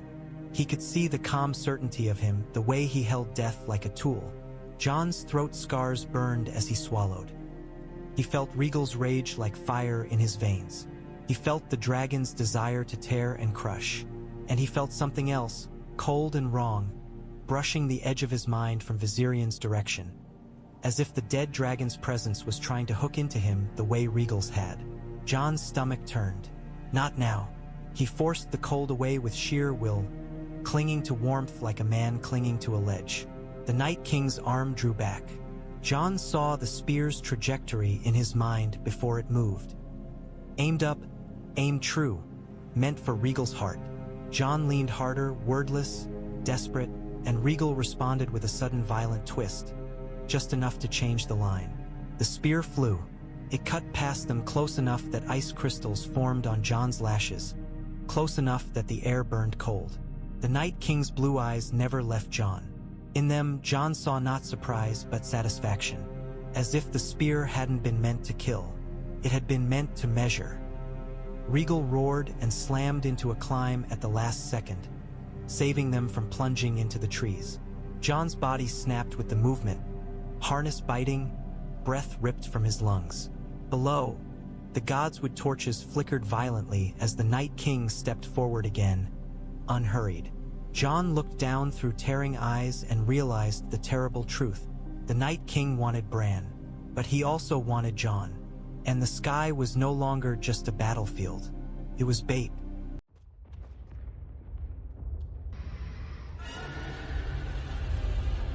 The sky was no longer a place to breathe. It was a place to survive. Rhaegal climbed hard, wings beating against wind that felt thick with ash and ice. Jon clung low, harness biting his ribs, eyes burning from smoke and snow. Below, Winterfell's outer defenses had become a broken mouth. Trenches choked with bodies, flame buried under weight, spikes half covered by wights that used their own dead as ladders. The unsullied line still held, barely. Its perfect angles now bent into a grim arc around the gate and the inner yard. Shields shook under constant impact. Spears punched and broke. Every gap that opened was filled by another soldier without hesitation, as if men could become stones if they chose. The North fought in a tighter, uglier way. Dragonglass knives flashing at arm's length, axes biting into shoulders that didn't bleed, men screaming as dead hands dragged them down. Jon saw a boy he didn't recognize get pulled under 3 wights at once, saw the boy's mouth open in a sound the wind stole, and felt his stomach turn because there were too many moments like that happening at once to hold. Drogon swept past, close enough that Jon felt the heat off black scales. Daenerys was set forward in her saddle, eyes locked on the churn below, jaw clenched so hard it looked like it might crack. She burned the densest clusters near the walls, widening breathing space for the living, but the dead moved like water, flowing around the fire, filling in behind it, learning. And above them, beyond the cloud breaks, the faint blue glow hovered like a second moon. Viserion circling with the patience of something that didn't tire, waiting for the moment one living dragon turned wrong. Jon felt Rhaegal's agitation like a storm in his bones. The dragon wanted to climb and tear. The dragon wanted to drop into the mass and crush. That raw hunger rose through Jon's chest, meeting the coal under his sternum. And for a heartbeat he had to force himself not to drown in it. He looked down again, searching for one shape that mattered more than all the rest. A dark figure moving through the field with impossible calm. The Night King. He advanced without rushing, wights parting around him like reeds around a blade. His blue eyes lifted now and then. Not to the walls, not to the soldiers, but to the sky, as if he were counting wing beats. Measuring. Jon felt it like a cold hand near his throat. Daenerys tried to call him back. Jon heard the shape of her voice through wind. Anger, command, desperation, but not the words. Drogon roared, a deep claim that rolled through cloud. Rhaegal answered with a harsher, living sound, and Jon felt the answer in his ribs like a pulse. Below, the Godswood torches flickered in a ring that looked small from this height. Too small, too fragile for what it held. Jon leaned into the turn toward it, and Rhaegal obeyed as if the direction had always belonged to them. The dragon's wing edge still carried scars of ice, thin cracks and torn membrane, but the rage in him made the injury feel like fuel. He wanted the dead dragon. He wanted the cold thing throwing spears at the sky. He wanted to protect. Jon didn't pretend he understood whether that protection was for him, for the castle, or for the other dragons. He only knew the movement felt right, and right was a dangerous word in a war. Viserion screamed overhead and dove between them like a blade falling from darkness. Blue flame gathered in his throat, cold light pulsing once, twice, and Jon felt it, sickeningly, as an echo inside his own chest. Not warmth, not belonging, a wrong resonance like a tune played in the right key by an instrument made of bone. No, Jon breathed and leaned harder. Rhaegal snapped into a climb and roll, twisting away as blue flame burst past. The cold stream froze cloud into brittle plates that shattered and rained down like glass. Jon's lashes frosted instantly, his breath caught in his throat like a knife. Then the spears came, not the single killing spear from the lake. Many smaller ones, arcing up in a fan from the Night King's position. They spun through air with unnatural accuracy. Rhaegal flinched sideways. Jon shifted with him without thinking, weight and breath and grip becoming one decision. A spear flashed past so close the air burned cold against Jon's cheek. Another clipped Rhaegal's wing edge, shattering ice and tearing living membrane. Rhaegal roared, wing beat stuttering, and Jon felt the stumble in his own stomach like his organs had shifted. Hold, he thought, not as prayer, not as command, just as raw need. Rhaegal held. The dragon beat harder, fury forcing lift into the air, and Jon realized with a jolt that he was no longer simply clinging. He was participating, and the Night King, far below, lifted his face again as if he felt that shift too. Jon forced Rhaegal down through the smoke. The dive punched them beneath the worst of the spears and the dead dragon's blue flame into the choking air above the walls. Heat from burning bodies rose in waves. Snow turned to wet ash on Jon's cheeks. The roar of battle hit him full, steel on bone, men screaming, wights hissing without sound, the brutal thud of bodies falling in snow. The Godswood entrance was already drowning. Wights pressed against the narrow passage between stone and tree, climbing over each other, spilling through gaps in the defenders' line. Unsullied fought there with grim precision, but even their discipline looked small against the numbers. Northern men stabbed and hacked, Dragonglass flashing, faces red with exhaustion and terror. Rhaegal opened his jaws and breathed. Orange flame poured into the mouth of the passage, and the dead there ignited, collapsing into a charred pile that finally stopped moving. The heat was so intense men staggered back, shields raised. For a heartbeat, a clean clearing existed. "Move!" Jon shouted, though he couldn't hear himself. The defenders surged, using the clearing to drag wounded back and reset their line. Grey Worm's silhouette flickered between flames, spear punching, shoulders squared. A man who refused to understand the word retreat. Jon saw him glance up once, brief, sharp, and keep fighting. In the yard, Arya moved like a shadow with teeth. She slipped between bodies, stabbed a skull, yanked the blade free, vanished behind a pile of burning wights before the next dead hand could catch her. She did not look up. She did not look for Jon. She fought as if the world had narrowed to the next breath, the next kill. Deeper in the trees, the torch ring around the heart tree trembled. Theon's line was thinning, iron-born silhouettes falling, torches dropping into snow, wights stepping over them without pause. Jon felt the pull toward that ring like an arrow lodged under his sternum. He leaned again and Rhaegal answered, angling toward the clearing, wings beating a path into the Godswood's air. And above the trees, Viserion's shadow moved, circling, waiting, blue eyes fixed on the same place Jon was fixed on, like predator and prey sharing a destination. Rhaegal should not have fit among the trees, but the dragon landed anyway, claws gouging snow and earth, wings snapping out once in a violent correction that sent torches guttering and men stumbling. The heat off his body turned falling snow into steam. The weirwood's pale face stared down at him without blinking. Jon dropped from the harness line into knee-deep snow, boots hitting hard. For a heartbeat his legs refused to remember ground. The sky still lived in his bones. Then Ghost slammed into his side, warm fur, furious breath, a bark that was pure relief, and Jon's body anchored again. Longclaw was in his hand before he thought about it, the Valyrian steel dark and steady, the wolf head pommel cold against his palm. He didn't remember drawing it. He only knew he needed something real. Theon stood near the torch ring, bleeding, shoulders hunched with exhaustion. His ironborn were fewer now, faces pale, hands shaking on spears. Wights pressed between the trees in a steady crawl, blue eyes flickering like lanterns. Theon's gaze snapped to Jon, widening. "You?" he began, then stopped, because there was no time for surprise.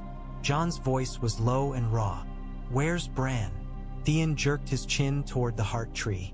Bran sat beneath it, still, watching with eyes too calm for a boy in a war. The weirwood's red sap looked like fresh blood in torchlight. A Wight lunged from the dark between trunks. Jon stepped in and cut, Longclaw slicing through dead flesh like it wasn't there.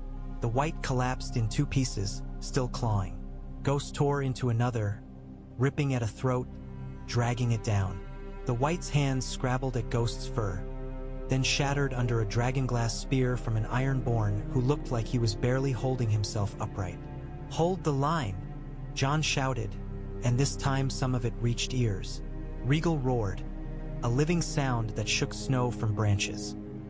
Wights hesitated for half a heartbeat as if the roar was a physical blow, then surged again, mindless.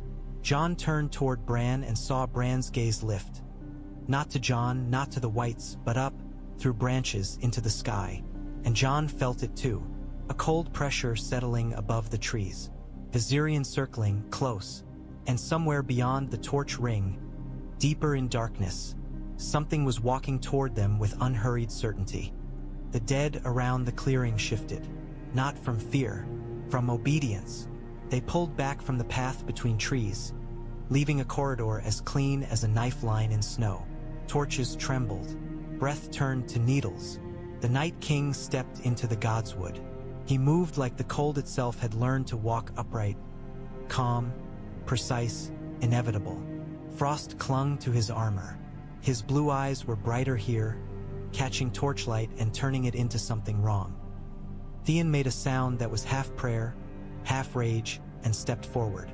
"I'm going to hold you here," he said, voice shaking, Dragonglass spear angled at the Night King's chest. He sounded like a man trying to convince himself his words could become a wall. The Night King did not hurry. His hand lifted, and ice formed along his palm, growing outward into a blade that looked like moonlight frozen mid-swing. The sword was too clean, too perfect, and the sight of it made Jon's scars burn. Jon stepped beside Theon without thinking, Longclaw raised. Ghost bristled at his leg, growling low, body trembling with the instinct to attack something that smelled like winter and death. Rhaegal stood behind them like a mountain of living heat, wings half-folded, steam curling from nostrils. His eyes fixed on the Night King with animal hatred. Bran didn't move. He sat beneath the heart tree like he was part of it, gaze steady, face calm in a way that made Jon want to shake him just to see him blink like a boy again. The Night King stopped a few paces away, close enough that Jon could see the fine cracks in his pale skin, the frost at the corners of his mouth. His gaze flicked to Jon. For a heartbeat, Jon felt the cold hand again, measuring, tasting, listening. Then the Night King's eyes slid to Rhaegal, then to Bran, as if he were choosing which prize mattered most. Theon shouted and charged. He moved with desperate courage, spear point driving forward. Dragonglass aimed for the Night King's heart. The Night King stepped aside with inhuman ease and swung his ice blade once. Theon's spear shattered on impact, black shards spraying across snow like broken teeth. The force of the swing hurled Theon sideways. He hit the ground hard, breath exploding out of him. Jon surged forward, long claw flashing. Valyrian steel met ice. The sound was not a ring.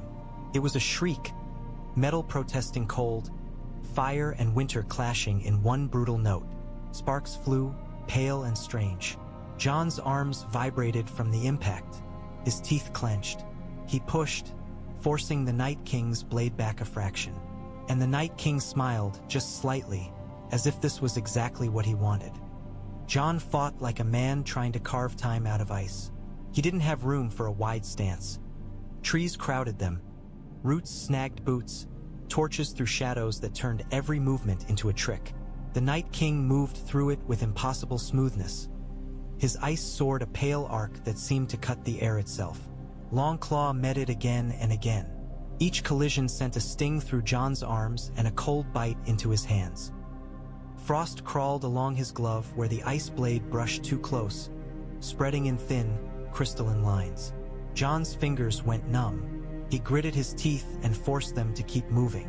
The Night King did not breathe hard. He did not tire. His strikes were measured, testing angles, testing Jon's footing, testing the way Jon reacted. It felt like sparring with winter. Behind them, Wights pressed in again, drawn by the clash like insects to a lantern. Ghost sprang at the first one, teeth sinking into dead flesh, dragging it down. An Ironborn thrust a Dragonglass spear through another, shattering it, then screamed as a third Wight grabbed his throat. Rhaegal stomped once, claws gouging earth, and roared so hard the torch flames bent. The sound rattled branches. It made the Wights hesitate for the smallest heartbeat. The Night King didn't even glance at the dragon. He watched Jon. Jon felt it then, under the fear, under the pain. Something else rising in his chest. Heat, the coal under his sternum flaring brighter with every near miss, every cold bite. It wasn't rage alone. It was resistance. His blood refusing to accept this cold as master. The Night King's sword whipped toward Jon's throat. Jon twisted, barely, Longclaw catching the blow at the last instant. The impact drove Jon to one knee. Frost shot up his arm like lightning. The Night King leaned in, pressure heavy, and Jon saw his blue eyes close. So close, like deep water under ice. In that gaze, Jon felt a hook. A tug at the place behind his ribs where the heat lived. Not physical, something else. A pull like the Night King was trying to find a handle inside him. Jon's breath hitched. Not now. He forced the heat inward, clenching it like a fist. The Night King's expression sharpened. Interest, satisfaction. Like a man finding the lock he wanted. Then Ghost lunged between them, snapping at the Night King's leg. The Night King kicked Ghost aside without looking. Ghost hit snow hard, yelped, then rose snarling, stubborn as life. Jon surged up, swinging Longclaw in a brutal arc. The Night King stepped back, blade lifting, and for a heartbeat the duel paused, two figures facing each other under torchlight, while Wights clawed at the ring of defenders and Bran watched without blinking beneath the heart tree. Jon realized his arms were trembling, not from fear, from holding back the fire in him that wanted to answer cold with something bigger than steel. The sky split open with a roar that wasn't living. Viserion dove toward the Godswood, wings clipping cloud and treetop alike, blue flame pouring down in a brutal stream that froze branches mid-fall. Leaves, dead leaves, crystallized and shattered. The torch ring's light turned sickly blue for a heartbeat. Men screamed. Rhaegal reared, wings snapping wide, roaring as blue flame licked the edge of the clearing. Frost formed instantly along his scales where the cold stream brushed close. Daenerys answered with fire. Drogon slammed into the space above the trees like a falling mountain, wings beating hard enough to shear snow off branches. Orange flame erupted from his jaws. colliding with Viserion's blue in a violent blast that filled the air with steam and ice shards. The treetops vanished in a cloud of boiling white. Jon flinched as ice crystals rained down around him, stinging his face. The Night King didn't move. He didn't look up. He didn't need to. Because Viserion's dive wasn't meant to kill him. It was meant to distract. It was meant to force Daenerys' eyes upward. Jon felt the Night King's blade shift, subtle. A strike coming. Jon reacted on instinct. Long claw up, feet sliding in snow, shoulder twisting, and the ice sword scraped along Valyrian's steel with a shriek that made Jon's teeth ache. Frost exploded outward. Jon's glove went numb entirely. Rhaegal roared again, furious, and Jon felt the roar in his ribs like a command without words. End it. Drogon roared above, a sound of dominance and anger that shook the steam cloud apart for a heartbeat. Through that gap Jon saw Daenerys' face. Fury and grief tangled together, her mouth open in a silent scream as she drove Drogon at the dead dragon again. Then the gap closed. Steam and ice swallowed the sky. Below it, the Night King's blue eyes never left Jon. And Jon understood, with sick clarity, that the Night King was not only trying to kill Bran tonight. He was trying to fracture the living, dragons against dragons, fire against fire, until the last warmth turned on itself. Theon rose like a man refusing to understand the word finished. He grabbed the broken shaft of his spear, useless as a weapon, and held it anyway because holding something made him feel less helpless. His face was streaked with blood and snow. His breath came in harsh clouds. He looked at Bran once, then at Jon, then at the Night King. And he shouted. Not a battle cry, not a prayer. Just a raw sound of a man throwing himself into the only choice left. Theon charged. The Night King turned slightly, almost bored, and lifted his ice sword. Jon tried to shout, tried to stop it, but the fight with the sky had jostled him. The cold numbness in his hand making Longclaw feel heavy and wrong for a heartbeat too long. The Night King swung once. The arc was clean. Theon's charge ended in a spray of blood and snow. Theon hit the ground hard, body twitching once, then still. For a fraction of a heartbeat, the Godswood went silent except for the hiss of torches and Ghost's low, furious snarl. Jon felt something in his chest break. Not because Theon was his friend in the way Sam was, or Davos, but because Theon's death was a kind of payment Winterfell had no right to demand. The Night King stepped over Theon without looking down. He walked toward Bran. Jon surged forward, rage finally breaking loose, Longclaw raised. Only to feel the Night King's gaze hook into him again, cold pressure on the inside of his skull. The heat under Jon's sternum flared, and the Night King's eyes widened a fraction, interest sharpening. Like a man seeing fire through a crack in a door.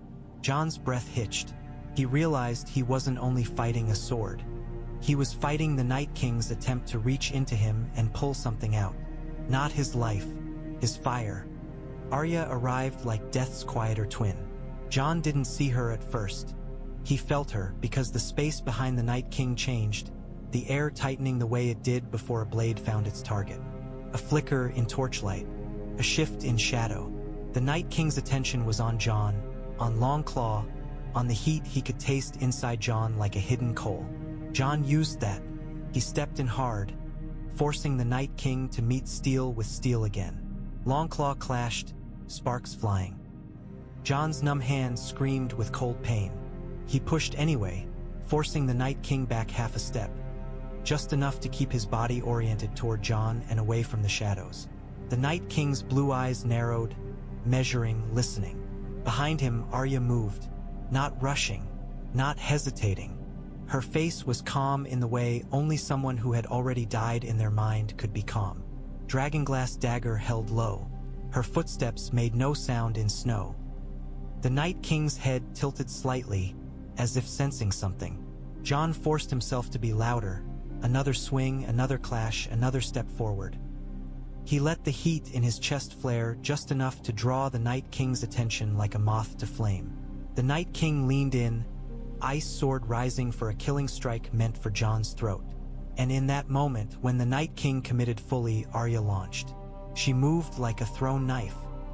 The dagger flashed up in the torchlight, black glass catching fire.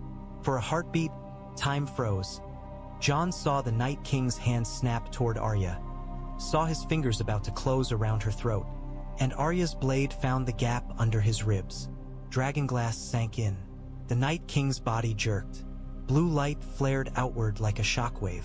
Frost raced across the ground in thin, cracking lines. Torches sputtered. The Night King's eyes widened, not with fear, but with surprise, as if the world had broken its own rule. Jon felt the hook in his mind snap. The cold pressure vanished. Arya twisted the dagger, and the Night King's face finally showed something human. Pain. Then his body began to fracture. Ice cracking across his armor, across his skin, spreading like a web. Jon staggered back, breath ripping out of him, eyes wide. Because if the Night King broke, everything broke. The Night King shattered like a statue dropped from a tower. Ice split across him in a final violent bloom, and then he exploded into a storm of shards, white-blue fragments that spun through torchlight and vanished into snow. The wave of cold light that followed hit the Godswood like a breath from the grave. Every Wight in sight collapsed at once. They didn't scream. They didn't fall like men. They crumpled like puppets with cut strings. Heads snapping back, limbs going slack, bodies dropping into snow and staying there. The ring of dead around the clearing became a sudden carpet of stillness. Beyond the trees, the roar of battle shifted. Confusion, then a strange silence, as if the entire dead army had forgotten how to move. Arya fell backward onto the snow, chest heaving, dagger still in her hand. Her face was blank for a heartbeat, as if she couldn't quite believe the world had allowed it. Then she blinked, hard, and rolled to her knees, breathing like a runner who had just outrun death by a single step. Jon stood frozen with Longclaw lowered, his numb hands still aching, his chest still hot with the fire the Night King had tried to reach. The hook in his mind was gone, and the sudden absence felt almost as terrifying as its presence had been. Bran sat beneath the weirwood, calm as ever, watching the aftermath like he'd seen it already. His eyes met Jon's for a heartbeat, and Jon saw something there. Approval, relief, sorrow. Too many things layered together.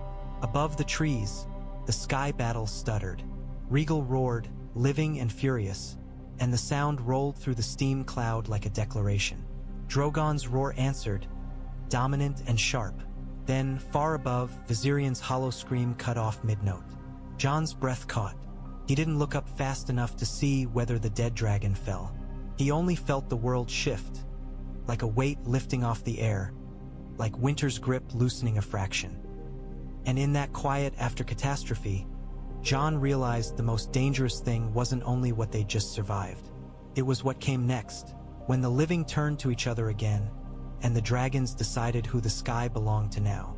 Silence landed like ash. For a moment, the Godswood didn't feel like a battlefield. It felt like the world had stopped mid-breath and forgotten how to start again. The collapsed Wights lay everywhere, limbs tangled, faces frozen, blue eyes now dark, mouths open in the same hunger they could no longer act on. Snow began to fall again in small lazy flakes, as if the sky didn't understand what had just ended. Arya knelt in the snow, chest heaving, her dragonglass dagger still in her fist. She stared at the place where the Night King had been like she expected him to rise again out of spite. Her face was calm in the way it always was after violence, but her hands trembled slightly, betraying the weight of what she'd done. Jon stood nearby with Longclaw lowered, his numb fingers slowly returning to pain. The cold had bitten him deep, but the heat under his sternum was still there, bright and unsettled. He could feel it like a coal that refused to go out even after the fire had served its purpose. Bran sat under the weirwood as if nothing in the world could shake him, the tree's carved face watching over him with red-streaked patience. His eyes moved from Arya to Jon, then up into the branches, following something above. A shadow passed overhead, vast wings cutting through cloud, and the torch flames bent as if bowing. Rhaegal's roar rolled through the trees, alive and furious, not in triumph but in release. Drogon answered from farther out with a heavier, more possessive sound.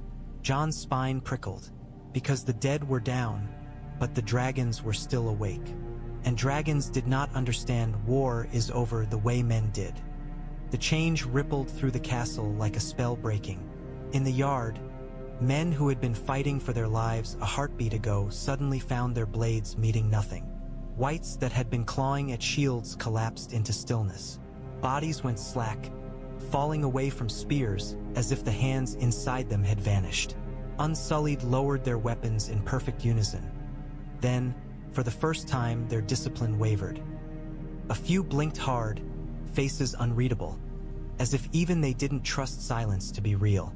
Northern men dropped to their knees. Some laughed. High, cracked laughter that sounded like madness. Some sobbed into snow, shoulders shaking.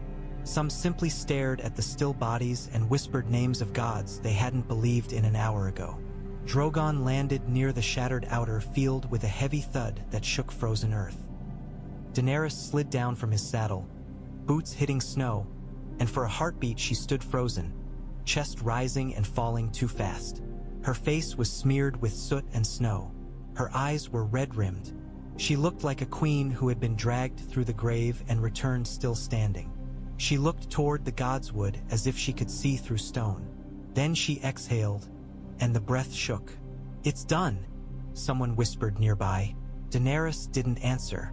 Her gaze slid to Drogon. Black scales steaming, eyes burning gold, and her hand rested on his neck as if to convince herself he was still alive, still hers. Relief tried to find a place in her face. Grief kept cutting it off. Viserion was gone. Even in victory, that absence sat like a wound that would never close. Jon moved out of the Godswood path a moment later, Ghost at his side, Longclaw still in his hand. Men saw him and stared. Some with awe, some with fear, some with the kind of gratitude that made a person dangerous to worship. Daenerys' eyes found him instantly. They held across the yard, two survivors standing in the wreckage, and the look between them wasn't affection and wasn't hatred.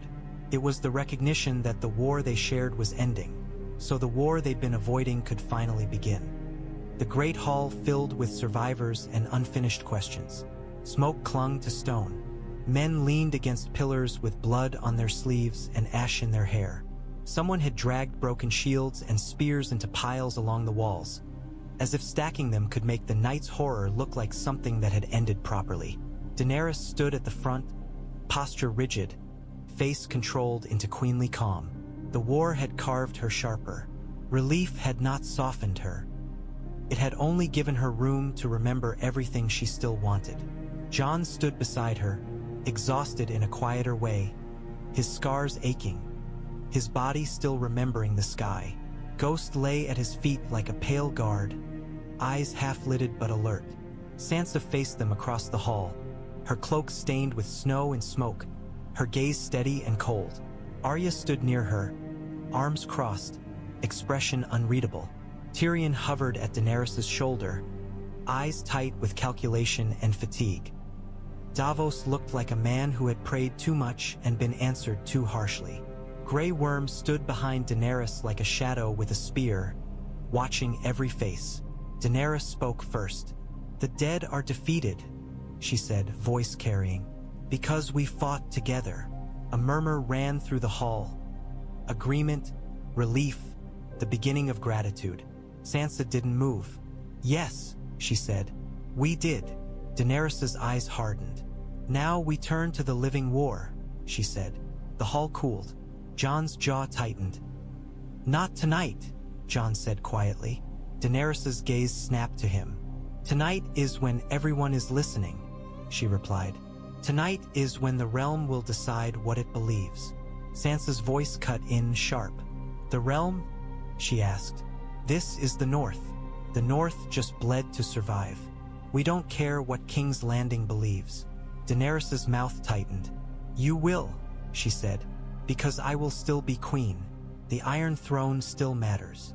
Jon felt heat stir under his sternum. Not the dragon's pull this time, but anger at the word still.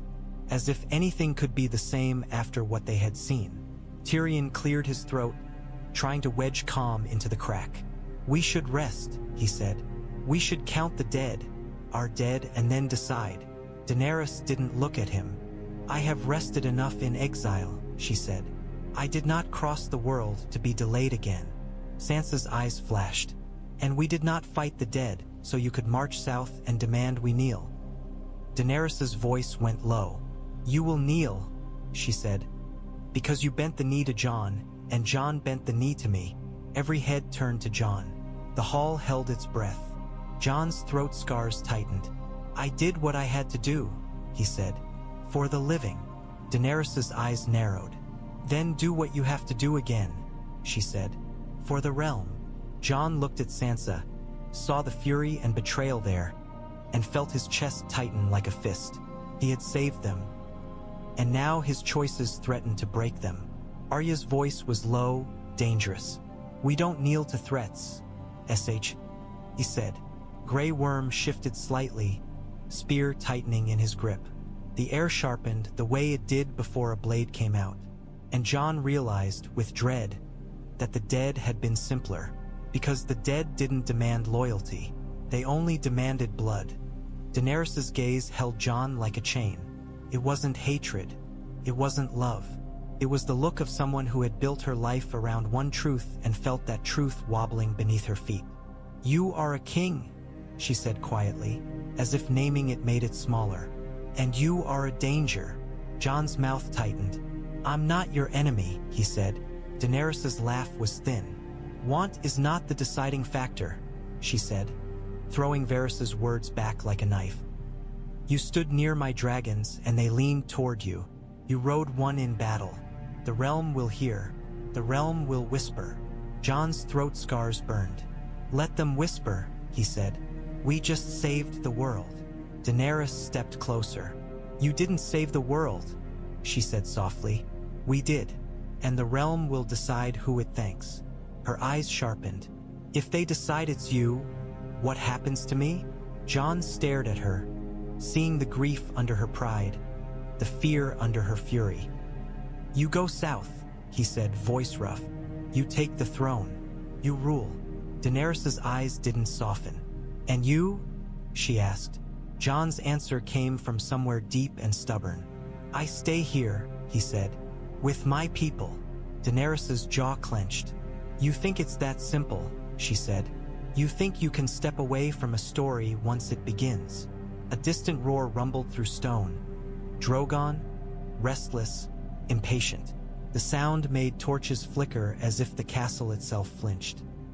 Jon felt heat stir in his chest, answering the roar like a reflex, and he hated the way his body betrayed him. Daenerys saw it. Her eyes flashed. "There," she whispered. "That." Jon forced his breath steady. "It's not." "Don't," she cut in. "Don't pretend it's nothing." Her voice lowered, urgent. "If my dragons can be taken from me, then everything I am can be taken." Jon swallowed. "No one is taking anything," he said. Daenerys's gaze stayed locked on him. "Then swear it," she said. The hall went quiet again, listening. Jon felt every eye. Sansa's glare, Arya's stillness, Tyrion's worry, Davos's tired hope. Daenerys's demand hung in the air like smoke. Jon realized he had reached the point where truth and survival were no longer the same thing, because the only oath that would satisfy her was an oath he could not honestly give. He told her because he couldn't keep lying and expect the world to stay upright. It happened in a small chamber off the Great Hall, lit by a single candle that made the shadows on the stone walls look like moving knives. Ghost lay near the door, head up, ears pricked, as if he could smell the danger in words. Daenerys stood with her back straight, chin lifted, waiting as if she expected Jon to offer her an oath, a promise, a surrender. Jon didn't. He took a slow breath and felt his scars pull tight. "My name isn't Jon Snow," he said. The words fell heavy into the candlelit air. Daenerys blinked once. "What?" she asked, and the sound was sharp with suspicion. Jon's voice was rough. "I was raised as a bastard," he said. Eddard Stark did it to protect me. He swallowed. My mother was Lyanna Stark. Daenerys froze. Her eyes widened a fraction, then narrowed again as if she were trying to cut the truth into a shape she could control. Lyanna Stark, she repeated. Jon nodded once. My father was Rhaegal, he said. For a heartbeat, Daenerys didn't move at all. The candle flame trembled, and Jon thought the room might have stopped breathing. Then Daenerys' face went pale. No, she whispered. Jon's throat tightened. It's true, he said. Sam found records. Bran saw it. Daenerys' mouth parted as if to speak, but no sound came. Her hand lifted slightly, then fell back to her side, fingers curling like she needed something to hold. Rhaegal. The name sat between them like a blade. He was my brother, she said, voice barely a breath. He was my father, Jon replied. Daenerys' eyes snapped to his face, searching, desperate, furious. That means, she began. It means I'm not what you thought, Jon said quietly. It means you're not the last. Daenerys' breath hitched. You have a claim, she said, and the word claim was poisoned. I don't want it, Jon said immediately. Daenerys' laugh was brittle. Want? She whispered again, as if the word mocked her. You keep saying that as if it matters. Jon stepped closer, careful. I'm telling you because you think honesty will save us? She snapped, and her eyes were bright now, not with tears but with fire. Honesty kills people, Jon. The way she said his name sounded like accusation. Jon swallowed. I didn't choose this, he said. Daenerys stared at him, and Jon saw the storm behind her eyes. Fear of losing the throne, fear of losing her identity, fear of losing the dragons, all tangled together. Then Daenerys whispered, voice raw. They weren't leaning toward a stranger. Jon felt his chest tighten. They were leaning toward my blood, she finished, and the realization hit her like a blow. The candle flame flickered. Outside, snow tapped the window. And in the silence, Jon understood he had just placed a crown in her hands. One made of threat, not gold. Daenerys left the chamber like she was fleeing fire. She walked through Winterfell's corridors without speaking to anyone. Cloaks snapping behind her, boots striking stone too hard. Men moved out of her way instinctively. They could feel the heat in her, the storm she carried. Outside, the courtyard was half lit by torches and half swallowed by night.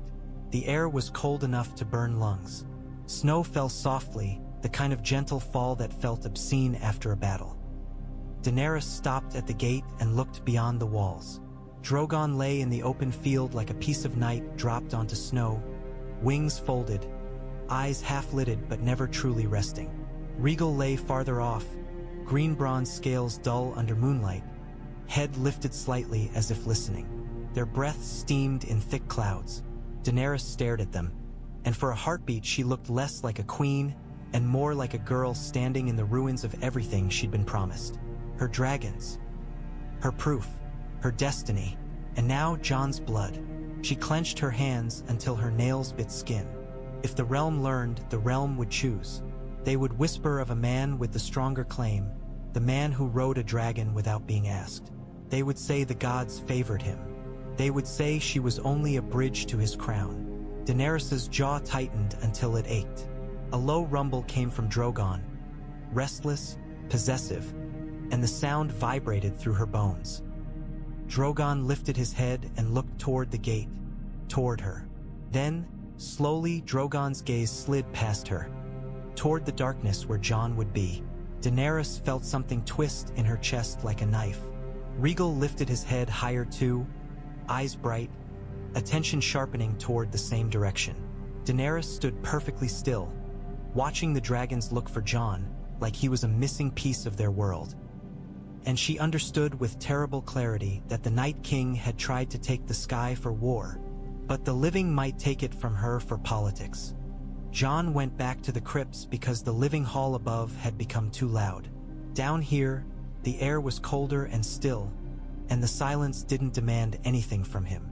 Stone kings watched with carved eyes that had seen centuries of stark pride and stark death.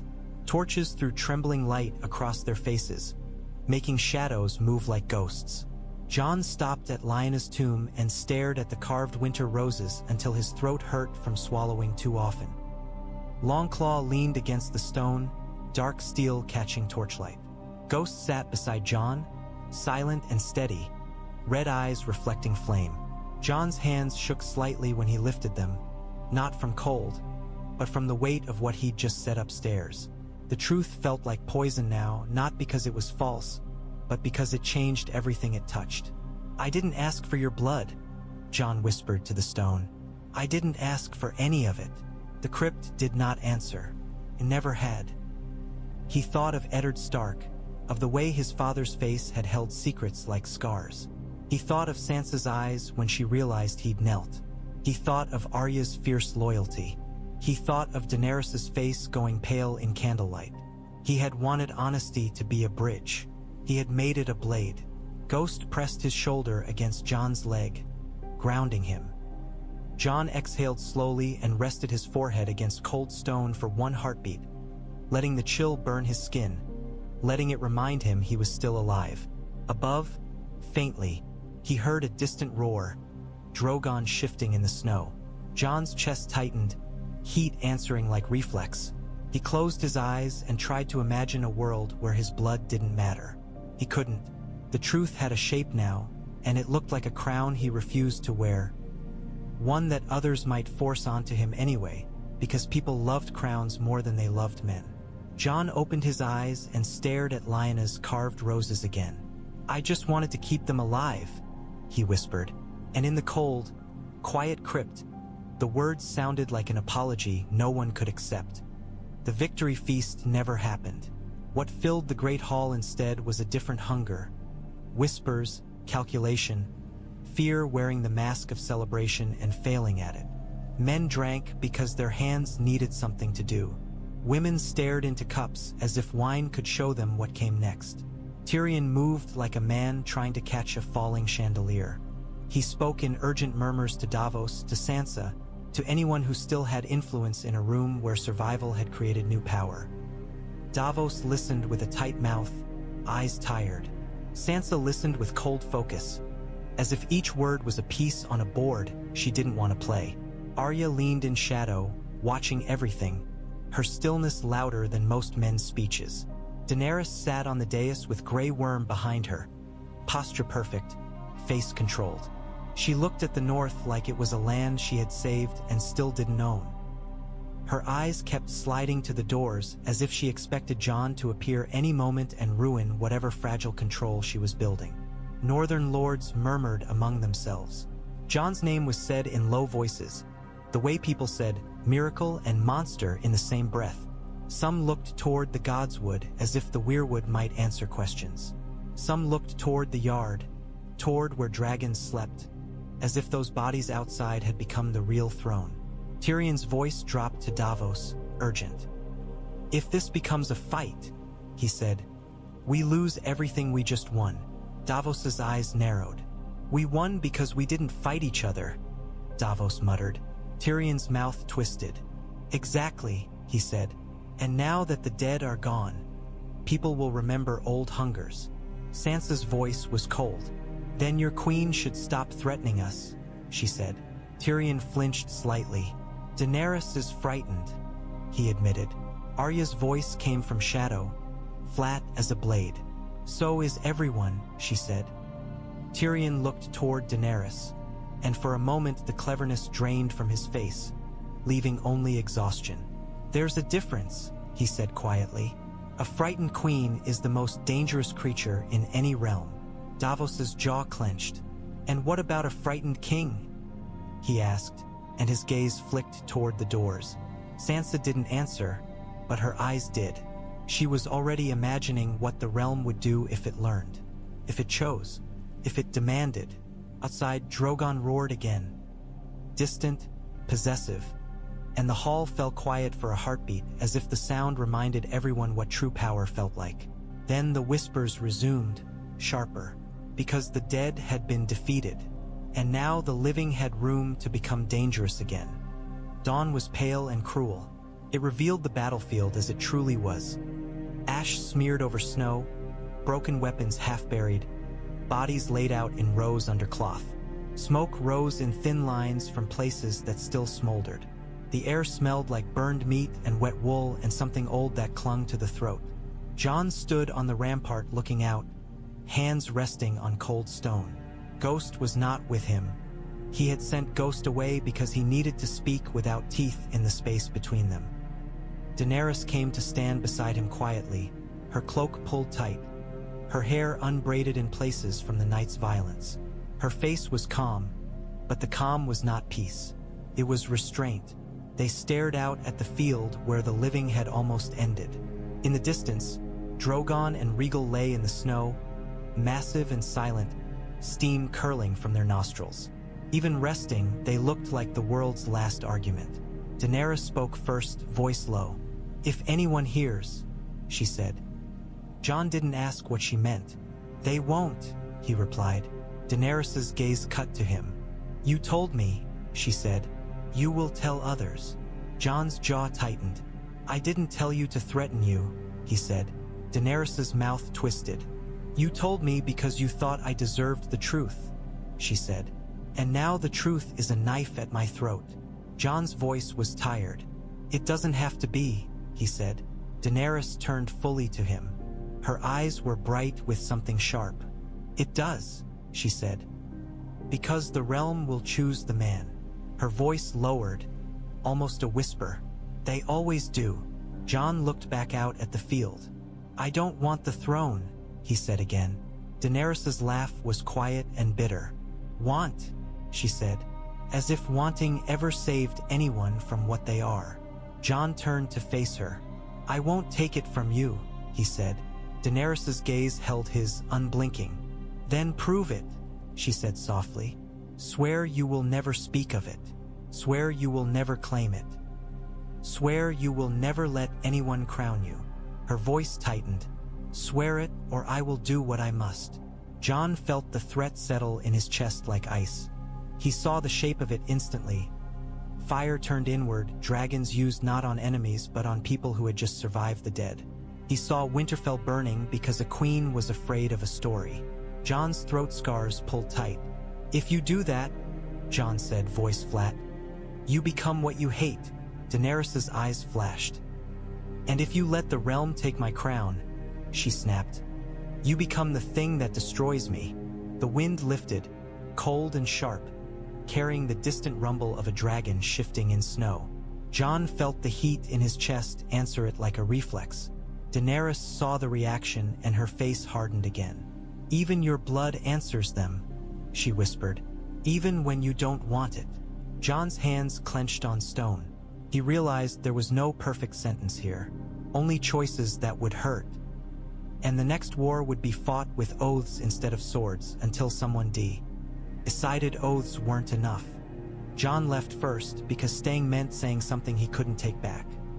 He turned away from the field and walked down the rampart stairs, boots crunching on thin snow. His shoulders felt heavier than any cloak. Every step echoed with the same thought. "I saved them, and now I might be the thing that burns them." Behind him, he felt Daenerys' stare like a hand on his back. Hard, unyielding, refusing to let him disappear into the north like he wanted. In the courtyard below, Drogon shifted, and his shadow stretched long across stone, covering men like a warning. A few soldiers paused as the shadow passed, instinctively looking up, remembering how small they were. Farther out beyond the walls, Rhaegal lifted his head and turned it slightly, attention sharpening. Jon could feel it even from here, like a thread tightening between them, like the dragon listening for him. Jon swallowed, throat scars pulling tight, and forced himself not to look back. Because looking back meant acknowledging how deep the bond ran. It meant acknowledging that the dragons didn't care about politics, but politics would care about them. He reached the bottom of the stairs and paused for one heartbeat, listening to the castle's sounds. Hammers, murmurs, grief, the slow rebuilding of a world that had nearly ended. Above, Daenerys stood alone against pale dawn, a queen holding herself together with fear and pride and grief. Jon walked on because the choice in front of him was no longer about defeating the dead. It was about whether the living could survive the truth. And as he moved through Winterfell's shadow, he felt the heat under his sternum burn steady, quiet, relentless, like a promise that the sky would not let him go, no matter how far he tried to walk away from it.